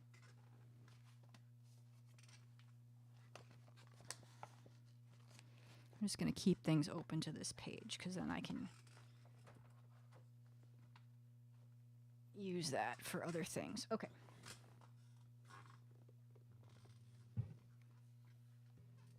Like my fancy new cable, by the way. I got it for Christmas. It's heavy as all get out. And I've lost my pick. There you are. It's very heavy, but it's nice because it's coiled, so it helps with the cable management. And I think I'm gonna bring this to VGM Con because it does. I think it's like. It gets really long, apparently, but it coils up, and it's kind of heavy, but it coils up all nice. So I figured it would be flexible. I wouldn't have cable everywhere all the time with that one. Okay, so B sus4 is on the 7th. So this is a B. Oh, wait, this is a B. So it's just...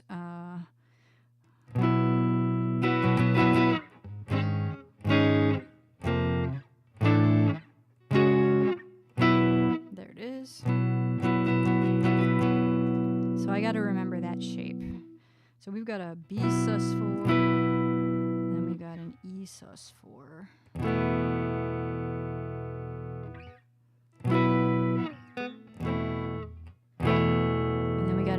A sus4. And A is over here, and I think,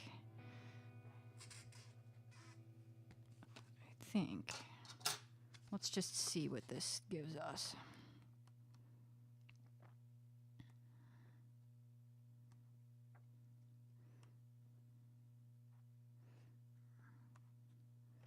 A sus4. Okay. Yeah, so it's just the D. It's a D instead of a C sharp. So it's this. Oops, not that. Not that. It's this. I'll probably play it like this.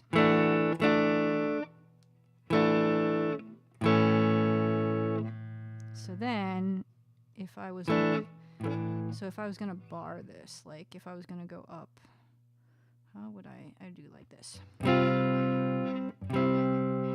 Nivex says just ticked over midnight here and I'm starting to fade until next week. Yes, we'll see you next week. Have a good night, Nivex. Thanks for hanging out.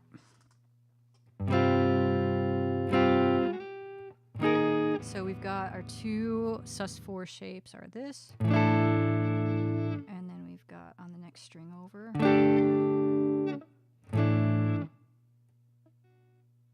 Not the easiest thing to grab. I like how these chords sound. Alpha, you heading to bed? Thanks for hanging out. It's always nice to see you. And hope you have a great rest of your weekend if I don't talk to you before that. Can we get a sick guitar lick? I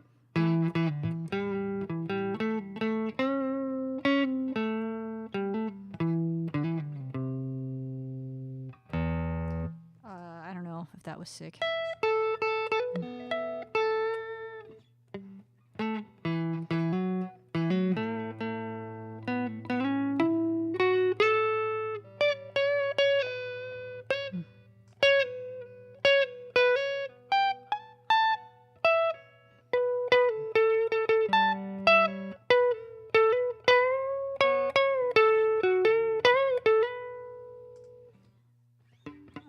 I don't know if that wasn't in the right key, but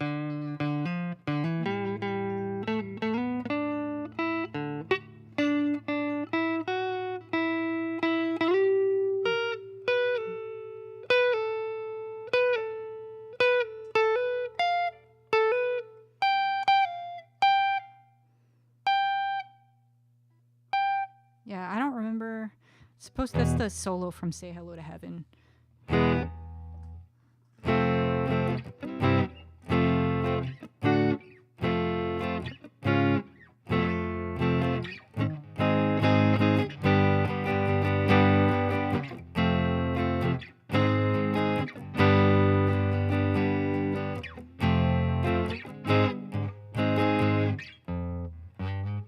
I don't remember it, but yeah, but Temple of the Dog.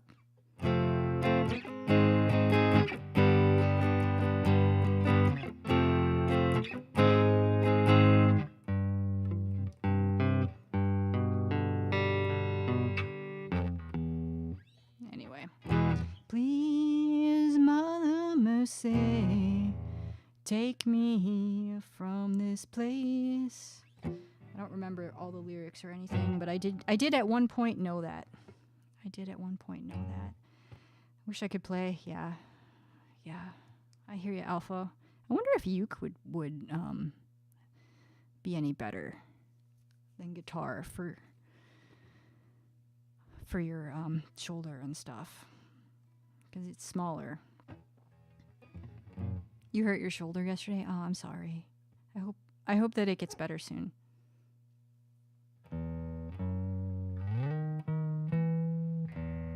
Hearts in chat for Alpha's shoulder, if you wouldn't mind, please.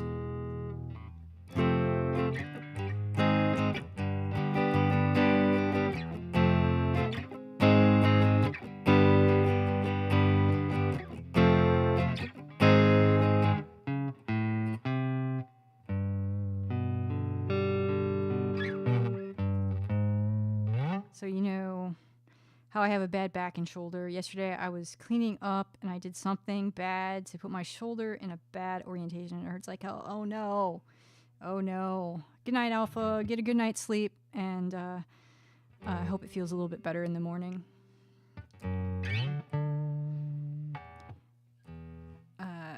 Okay. Let's work on something. I'm kind of curious now, actually. I know that Say Hello to Heaven. It's in the folder that I'm staring at. It's in a purple folder that I can see. I can see it. Anyway, we were working. Oh, right. So before I got distracted on getting the B, and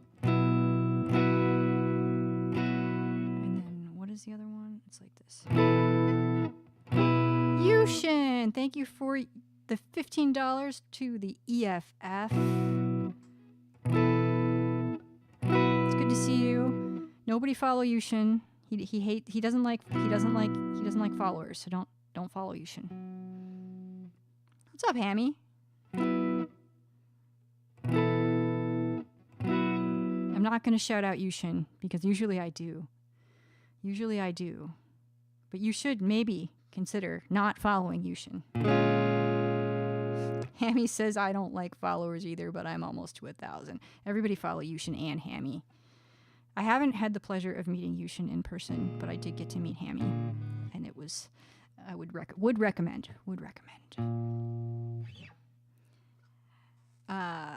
Follow Hammy and said, "Here, I'll do this."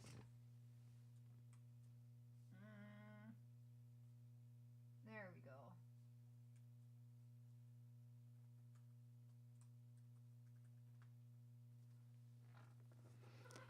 How's the guitar coming, Yushin? Did you have your first lesson yet?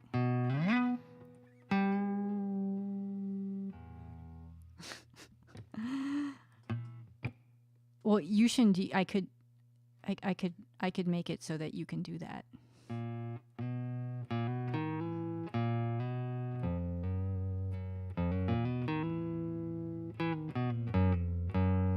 Today's lesson was about bar chords. Nice. So, yeah, like these.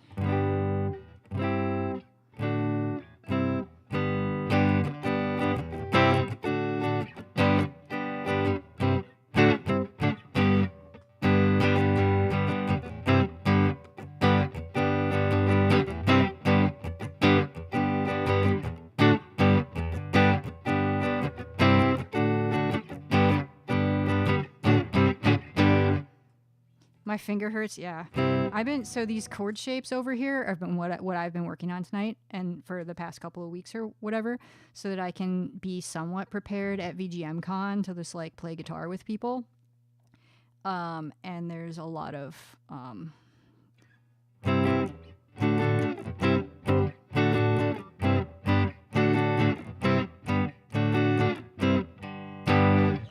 anyway, so we've got the so the rows represent the string. So the top row is the root on the 6th string, the middle row is the root on the 5th string, and the bottom row is root on the 4th string, and then the columns represent the chord types for the 7th chords. So like, so this is the top left major 7th with the root on the 6th string. Yeah, I don't play guitar on stream very often. I've done it a couple of times. I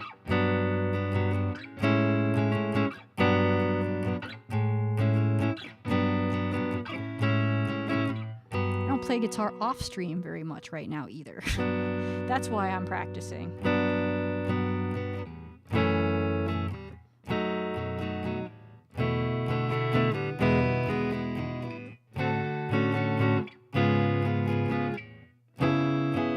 This is a pain. This right here is a pain to grab.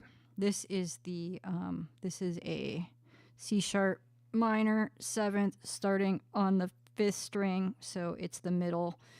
It's the free spot on the bingo card, and it's so hard to grab. And then the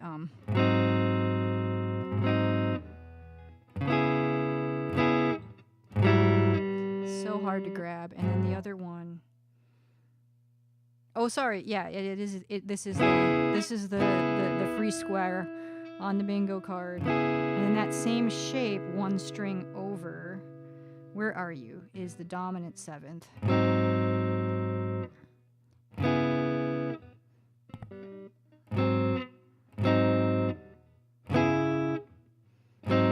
it's so hard to grab, and I've been trying hard.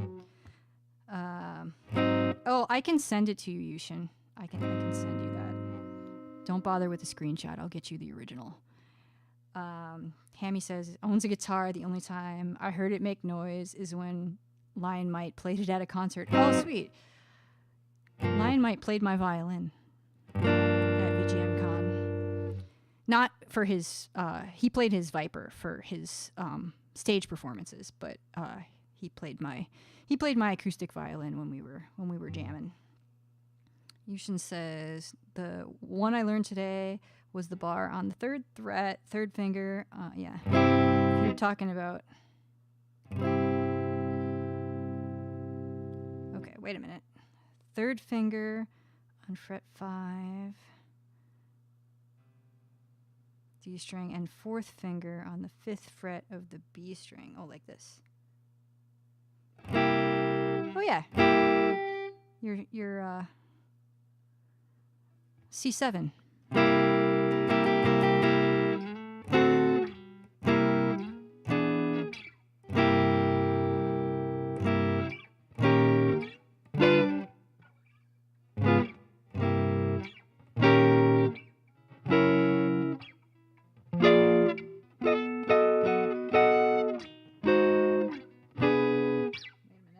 I'm counting my frets wrong. I love doing this. You should try this, Yushin.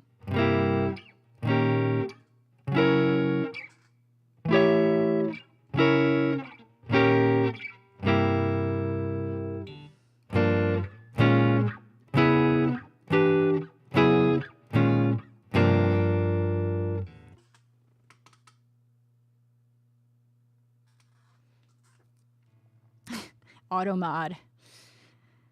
mod. Yeah, in context, fingers are fine usually here.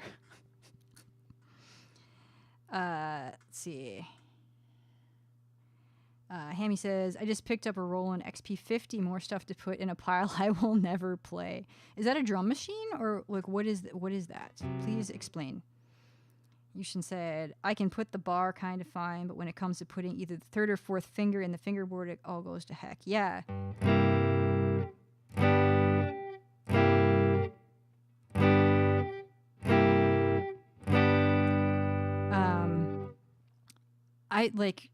I mean, what I've been doing for these is just switching, just changing chords, right? So, like, we go here. Oh, wait, I don't use my thumb there.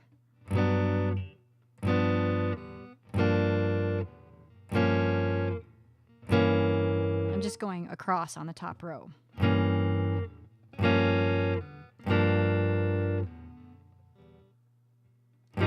It's so hard to grab.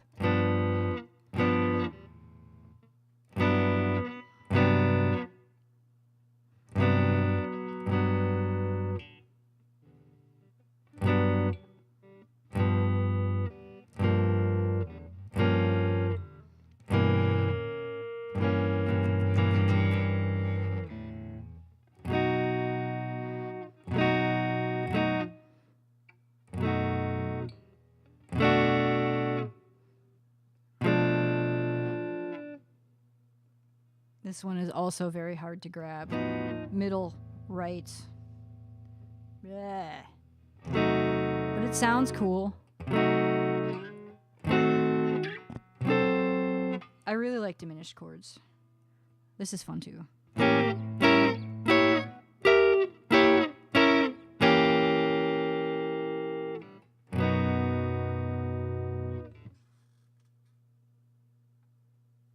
So Hammy's Roland XP50 is a music workstation that combines the synthesizer engine of Roland's JV 1080 sound module with the sequencing capabilities of their MRC Pro sequencer and a 61-note keyboard.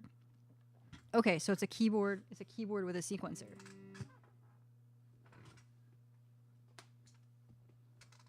That's pretty cool. That sounds like fun could be had.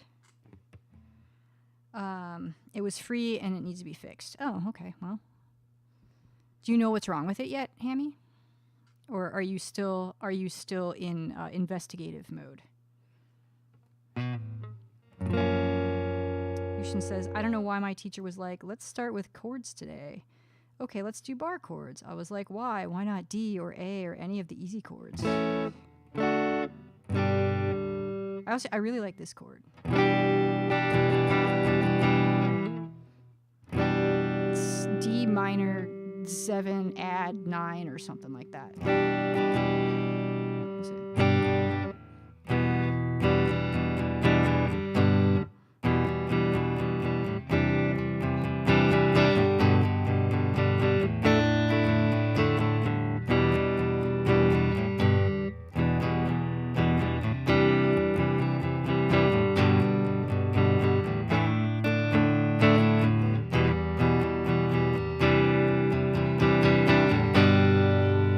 Lau, did you get your bed? Is your bed done? Do you have a bed to sleep in tonight? An assembled bed?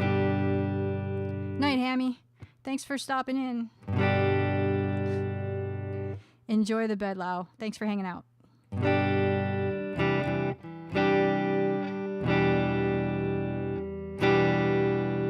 Does anybody know what I was doing?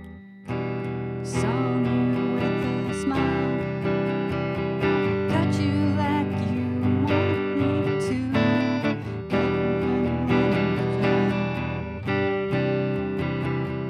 Side of me and such a part of you.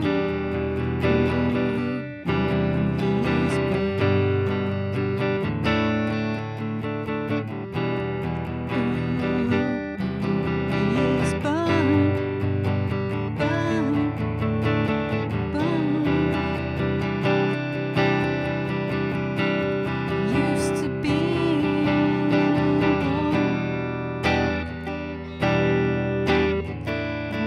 in my shoes. What I choose is my choice. Supposed to do. Killer in me is a killer in you. My love, send this smile.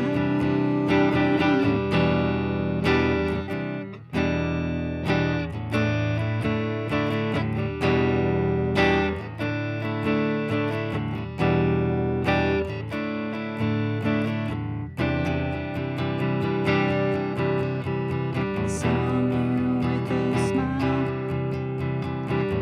Leave you like they left me here to wither and drown.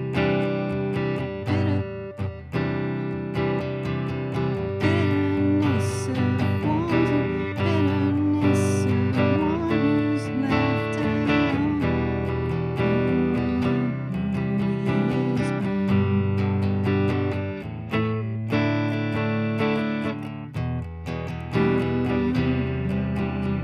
is burned.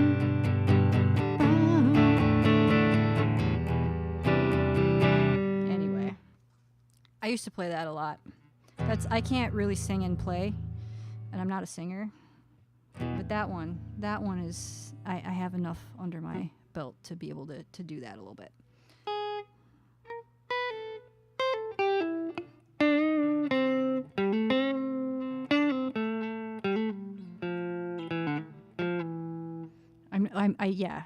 I can sing. I'm not a singer.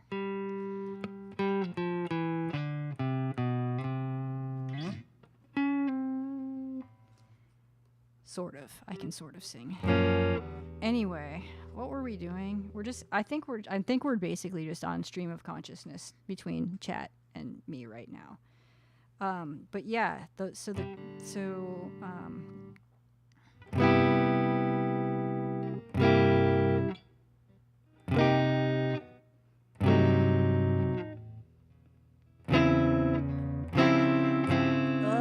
no, it's terrible.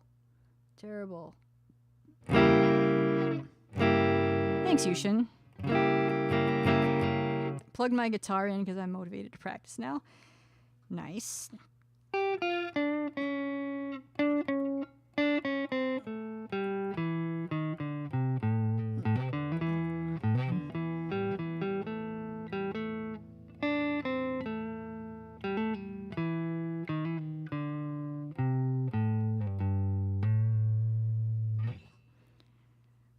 Alright, let me try a different song here.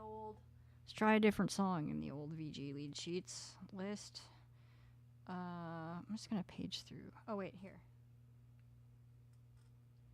Let's take a look.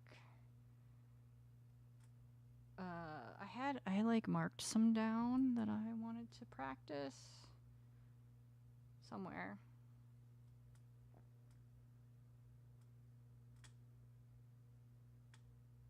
How do I get to the search thingy?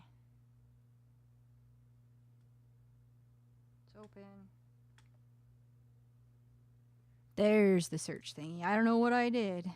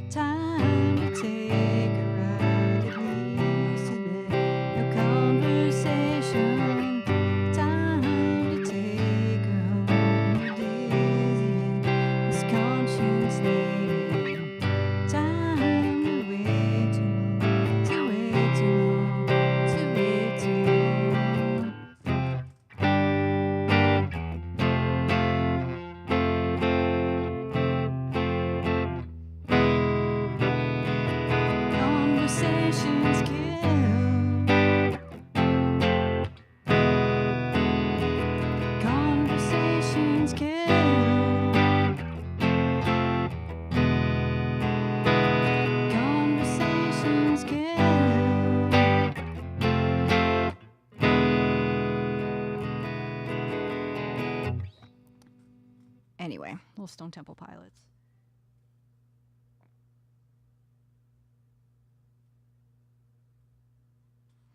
There's some Zelda stuff that I probably look at here. Let's try maybe, can we try Gerudo? That's gonna the chords are probably gonna be like a whole mess.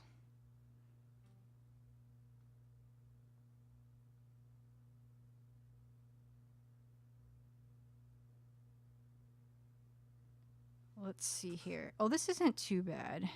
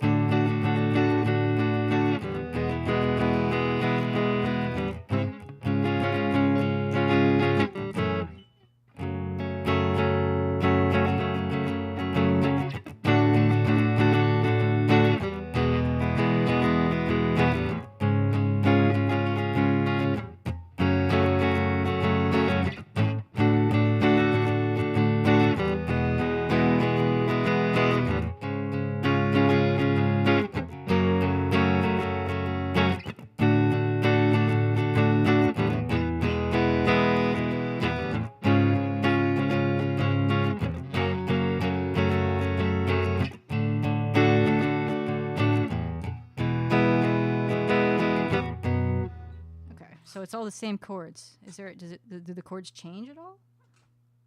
No, that's it. That's it. So I can play that one. Where's my, yeah. Oh no, sorry Yushin.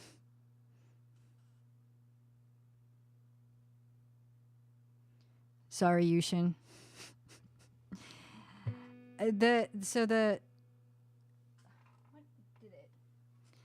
No, I have a regular expression. I have fancy. So I'm sorry. Sometimes we get some false positives on the thing that I made for the bot. And that was what just happened there. I don't like Pepe or Peepo. So I wrote a thing to delete messages that have Pepe or Peepo, like emotes that have like feels something man, right?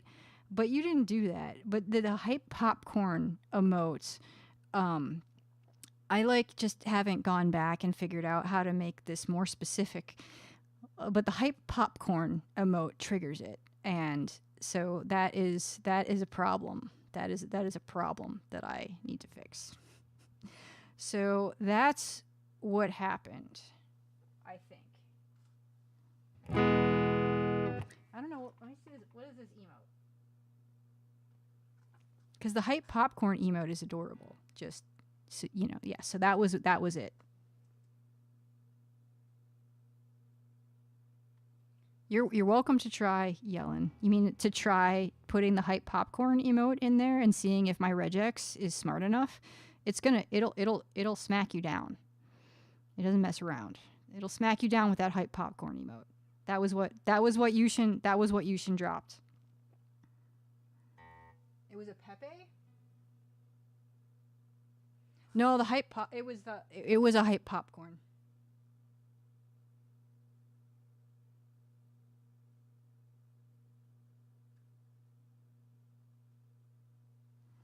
But if you want to drop some, if you want to tempt fate, Yellen, you're welcome to. But yeah, Yushin did use the hype popcorn emote. See, it works. Yushin said, I put the hype popcorn and no Pepes were inserted. Yeah. And then there's a warning message, which I think only Yushin can see, that says, reason, no frogs, please. Thank you. My bad if you dropped the hype popcorn emote. I'm sorry, Yushin. Here, Yushin, would it make you feel better if I put a mod comment that said that was my bad and not your bad? I can do that. I can do that for you. Here, let's open up your user card. You could only see it for because you're only timed out for 1 second. It's not a super yeah. It's not a super aggressive. I mean, it's kind of aggressive because the hype popcorn is a false positive, but yeah. Okay, so Gerudo value, that was not really a good one to practice because that was kind of those chords are easy and they're the same chords over and over and over. So let's try what else we got here. The Animal Crossing and then I don't know. Let's try this one. I don't know what this is. It's at 90 beats per minute. And it's KK Swing from Animal Crossing. Oh, and I looked at this the other day. It's got a bunch of nine chords, and I'm like, no. This one is power chords. It's basically all E5 and D5. So that's going to be... It's a sea shanty.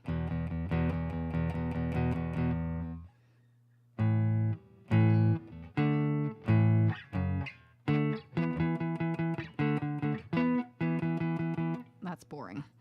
Let's see what else we got here. That might be good to practice.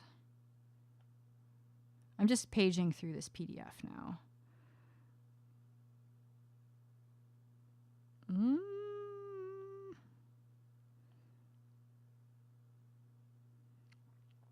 There's one called Mountain Song, and I hear Perry Farrell in my head going, coming down the mountain. And I don't think that's what this is. Shampoodle? Wasn't there like a toy? I seem to vaguely see this is my brain on probably being kind of tired, and I probably should stop streaming, but for the night. But like, wasn't there a toy called Shampoodle? I seem to remember the jingles like Shampoodle. Oh, Shampoodle. Da da da da da da da. Shampoodle. Wasn't that a thing? There's an LLC called Shampoodle. So this Shampoodle, oh, it's fast, 137. So it's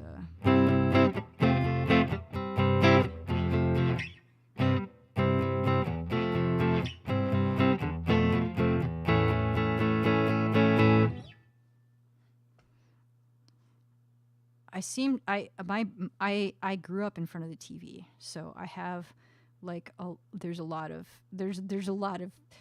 things in it up here that are very strange.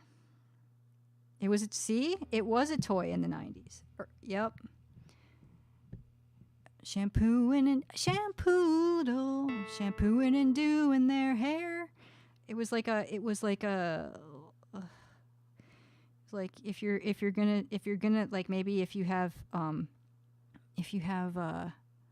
aspirations to become a stylist, maybe this is the toy that sort of launches your stylist career.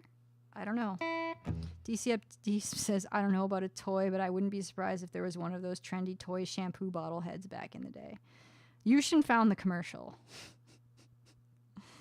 Nice. Very nice. As I page through the Animal Crossing music. Upbeat pop. What is this? 90 again.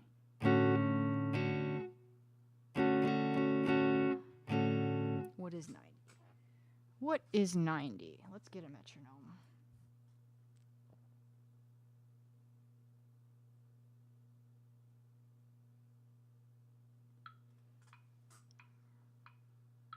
'90s this.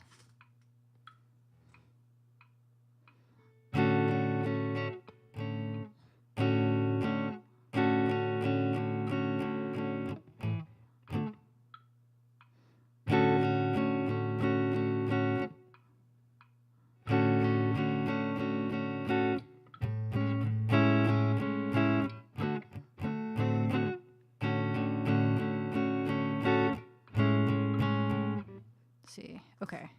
And then we got E over F sharp. So is that just this? I don't understand.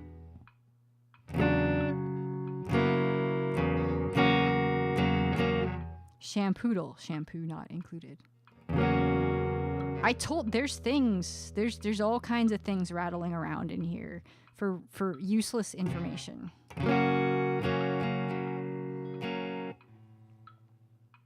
Lots of useless information.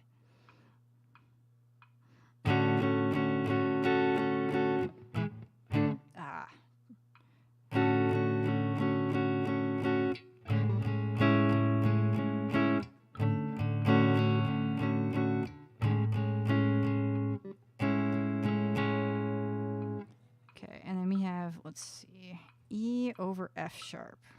That's got to be this.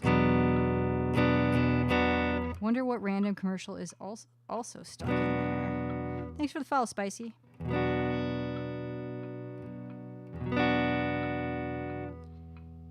Okay, so let me turn this off.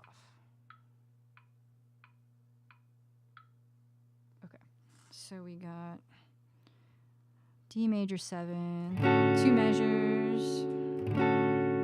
Then we've got 2 measures of this. 2 measures of this again.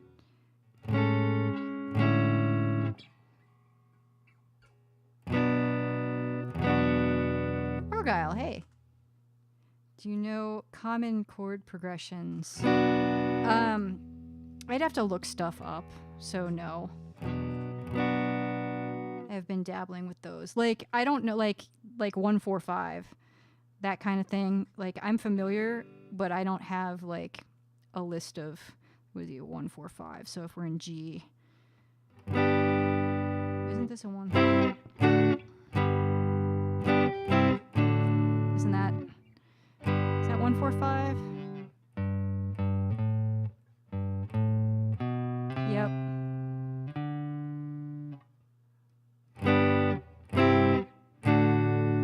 That's a 145.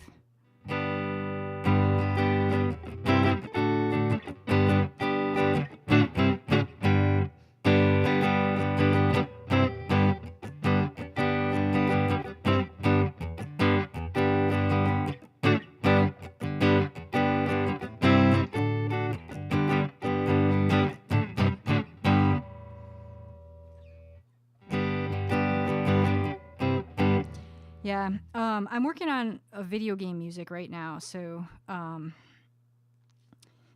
working on these learning these chord shapes. So I was practicing with an Animal Crossing New Horizons song, 2 a.m. Because it has a bunch of major and minor seventh chords in it. But what I'm trying to do is I'm trying to just like get these shapes down, so that I can play along with people at VGM Con, because a lot of the jam sessions that happen are based off of the lead sheets at vgleadsheets.com. So I've got VG lead sheets up on my iPad up here, and I'm just practicing chord changes. And there's a lot of seventh chords in a lot of video game music, apparently. So that's what we're doing. This is 12 p.m., by the way. Next year, maybe, Yushin.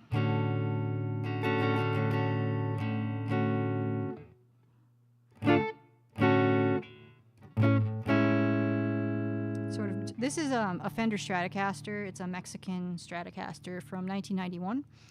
And then I've got a Gibson SG from 2005 that's got crescent moon inlays. It's very nice. But this guitar is nicer to play. The Gibson SG sounds nice, but it's kind of chunky. This neck is just so nice. So nice. You want to get a Jaguar. I do like Fenders. Like, I don't care about the sound. Like it's not about the sound for me. It's about what feels good in my hand. So one of these days, someday, I will get a Telecaster. Again, not because I care about what it sounds like, but just because the Telecaster neck feels very good in my hand.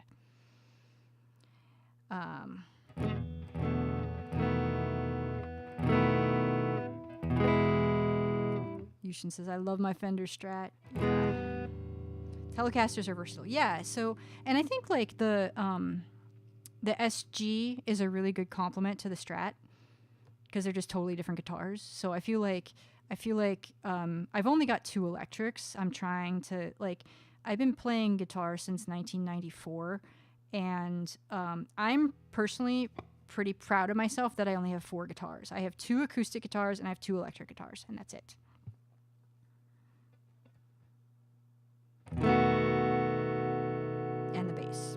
And the bass.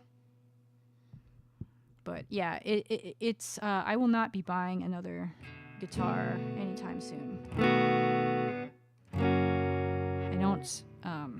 I don't need more stuff. I'm trying to get rid of stuff. Just today, in fact, I found a home I burned out my Oster blender a while back trying to make hummus in the blender, and it was a little too thick for the blender's motor to handle. So I have the base with a burned out motor, and I'm not sure you can replace the motor. And so I just gave the top, the glass, all the pieces, right? Like the glass thingy with the top and the blades and stuff. Just gave that to a friend who she had broke her son when he was pretty young, had knocked over her Oster blender glass and broke it, and she's had the bass he's 6 now, so it's been a while. And so she was saving, she still had the bass, so I was like, does anybody want my blender jar? Because I think my thought was I would keep it, and then I would just get another Oster blender, because they're like ubiquitous, right? And then and then I decided, like, no, I don't want any. I have an immersion blender, and like, I don't want more kitchen stuff. Because I don't cook, and I don't want stuff. I don't have a lot of space. I don't want more kitchen stuff. So I admitted to myself that, you know what, I'm never gonna get another Oster blender. Well, maybe not never, but like right now, I'm not gonna get another Oster blender. So I was like, I texted my bunch of my local friends. It was like, can anybody use this? Please take this off my hands. And I went over there today and dropped it off. I am not contributing to throwaway culture. I was like, I have to get rid of the base because I don't think I can fix it. So I'll take that to get recycled or disposed of properly at some point. But I gave her the blender jar, so now her blender base and my blender jar are now together, and that they can provide smoothies and other blended goodness for years to come, hopefully. Not that base, Yushin, not that base. I tried to make hummus, and I didn't have enough. It was too thick, and then I burned out the motor.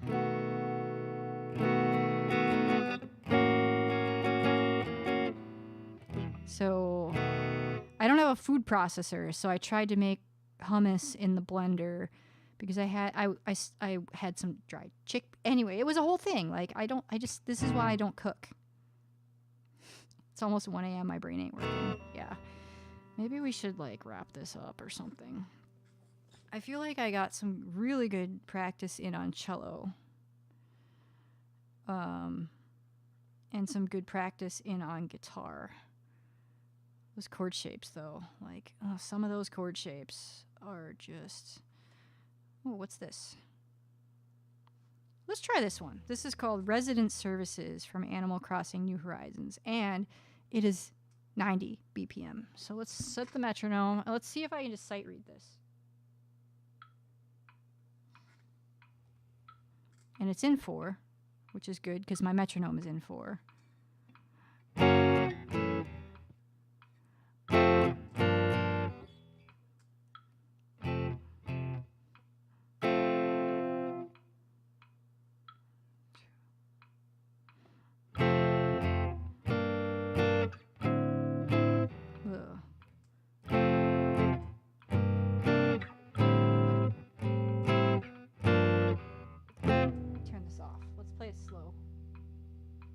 Let's play this slow and see what it sounds like.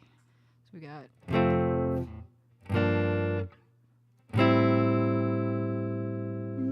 B flat major 7th. We'll do that here.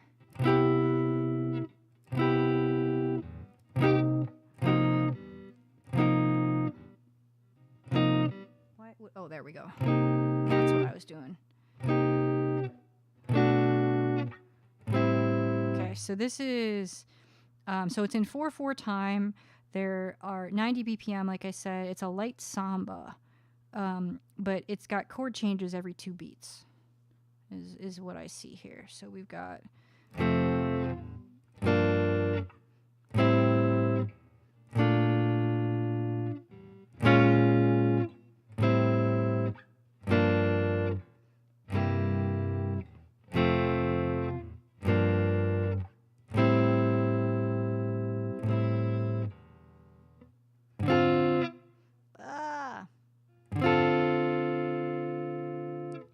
Yushin says, I cannot get that G string to sound proper with the bar. C7. Oh, you'll get it. If I can do it, you can do it.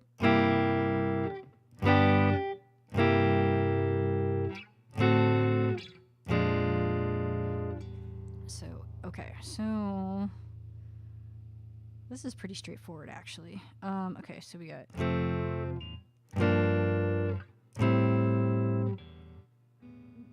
D minor, that'll be this one.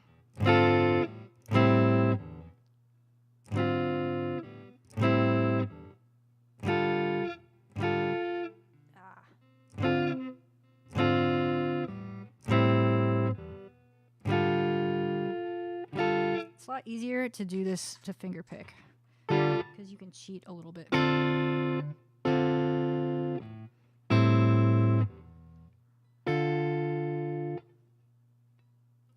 So what I'm doing, I don't know if you can see it very well, but I'm landing on the 4th string, and I want to land on the 3rd string.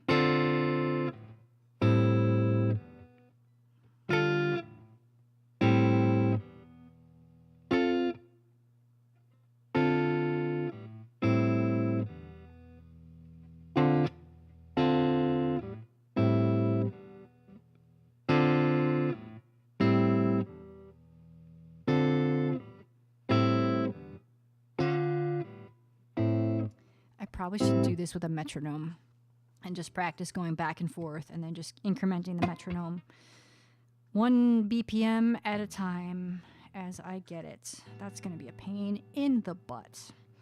Anyway, let's do, okay, so the first section, so the first 2 lines. Oh wait, we've got an E flat 9. Let me look that up. Let me see what that is. So this book, I don't know when I got it. I've had it forever, but like every time I go to a music store, I buy a book because they're cheap usually, and I like to support my local music stores. Anyway, what's kind of cool about this, I don't know if you can see it, but like they've got the note names down here, and then the pages are colored. They're black on the edges, so you can flip the stuff pretty easy, which is nice. So we're looking for E flat 9. What is that shape? E flat 9. Oh, that's fine. That's just like this. Oops. That's like this.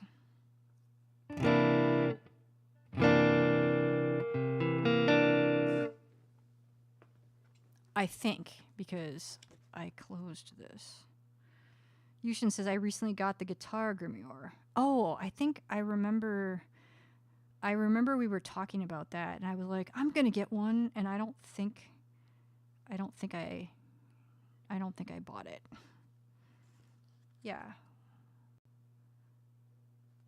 On the 5th string, okay.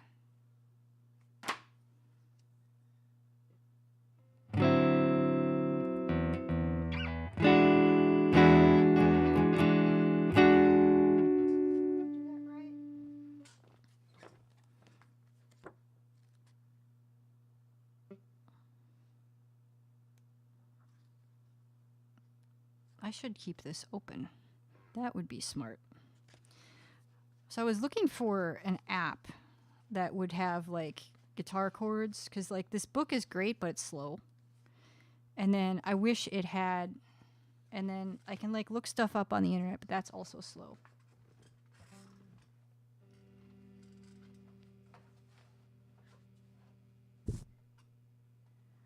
Does the Guitar Grimoire have an app? Because that seems like 5th fret. There. Did I do that wrong? Yes, I did.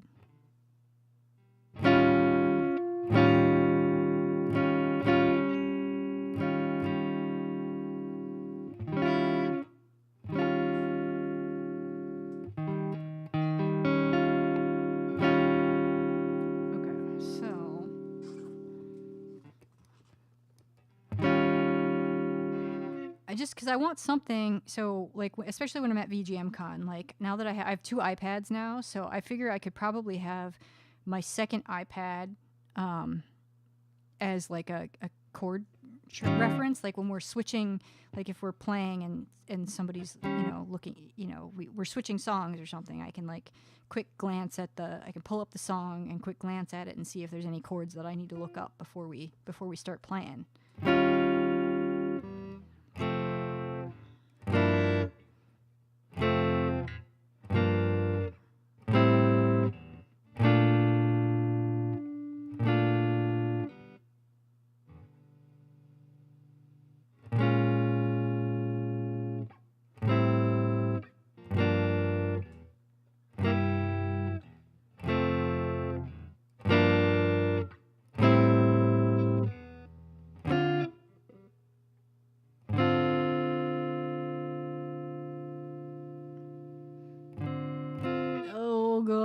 D flat minor, D flat major 7th. Oh wait, no, that's not bad. That's just this.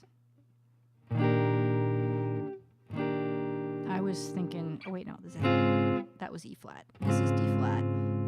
So that line is no Guitar Grimoire app on iPhone store, at least. Let me Google. I have a really cool scale. This is not it's not specific to guitar.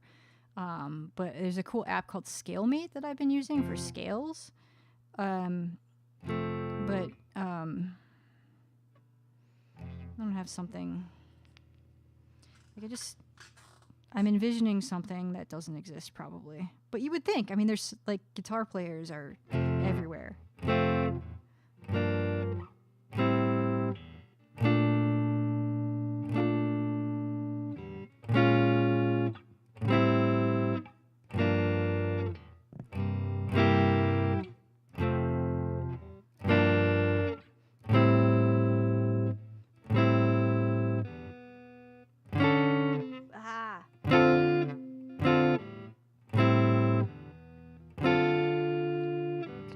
This.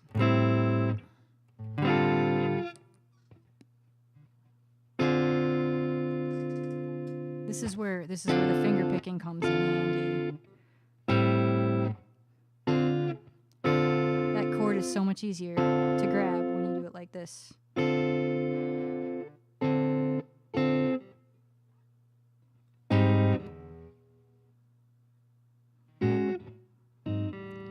What chord is that though? It's this. Ugh.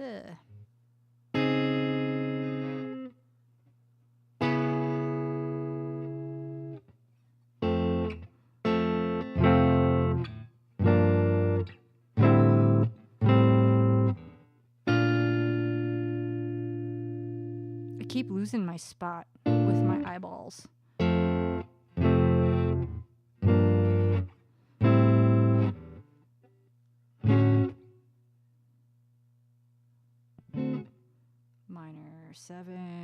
Minor seventh, that's this one.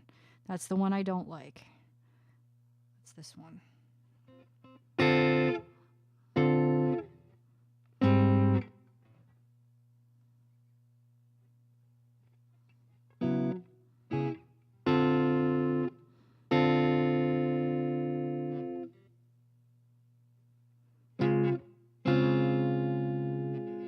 That's an interesting change. D minor 7.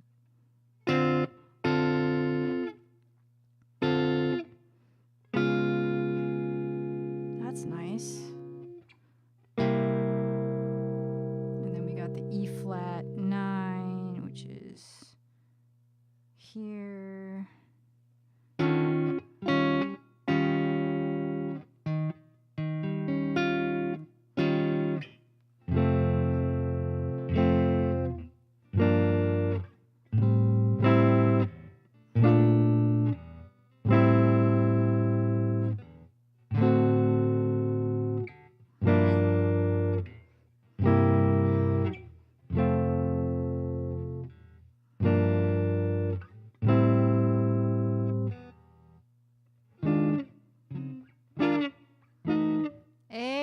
Nice job. We got the C7 to sound decent. Now to do it again 100 times. Okay,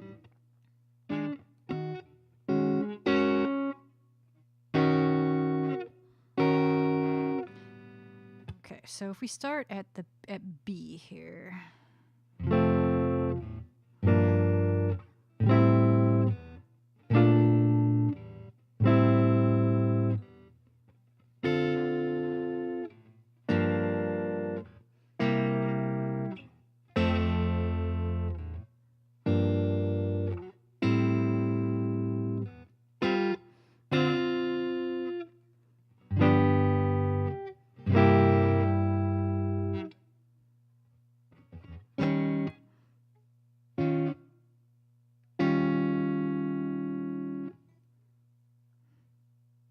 You are E flat 9, but where did you go?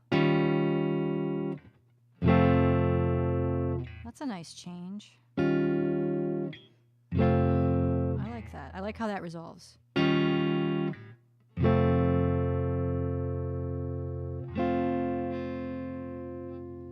So B is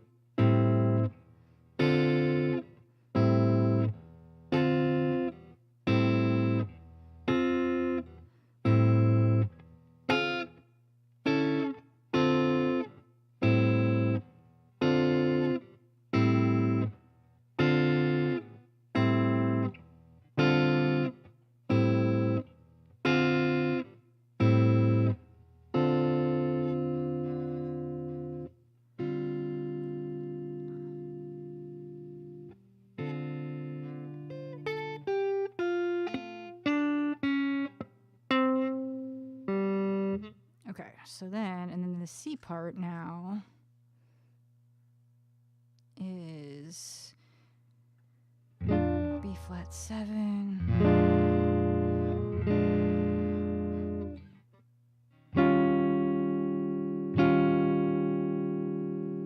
G9, oh no, G9.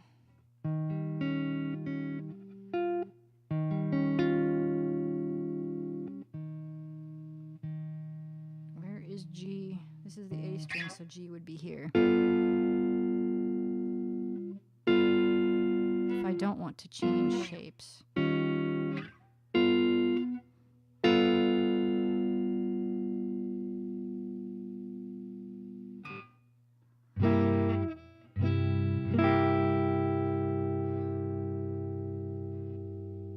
then C9 is probably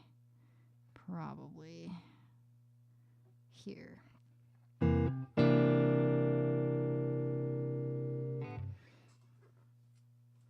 All right, I think I'm gonna call it. It's midnight. The clock has struck midnight here. I don't think I've ever streamed this long. Ever.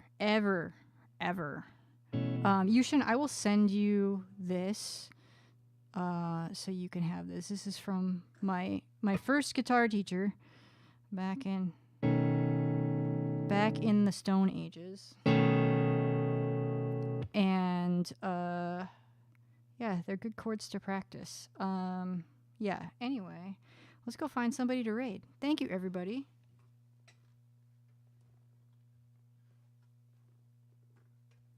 Thank you very much for hanging out. We're going to do that. We're going to say goodbye to our friends on YouTube. Thank you for hanging out, and see you next week.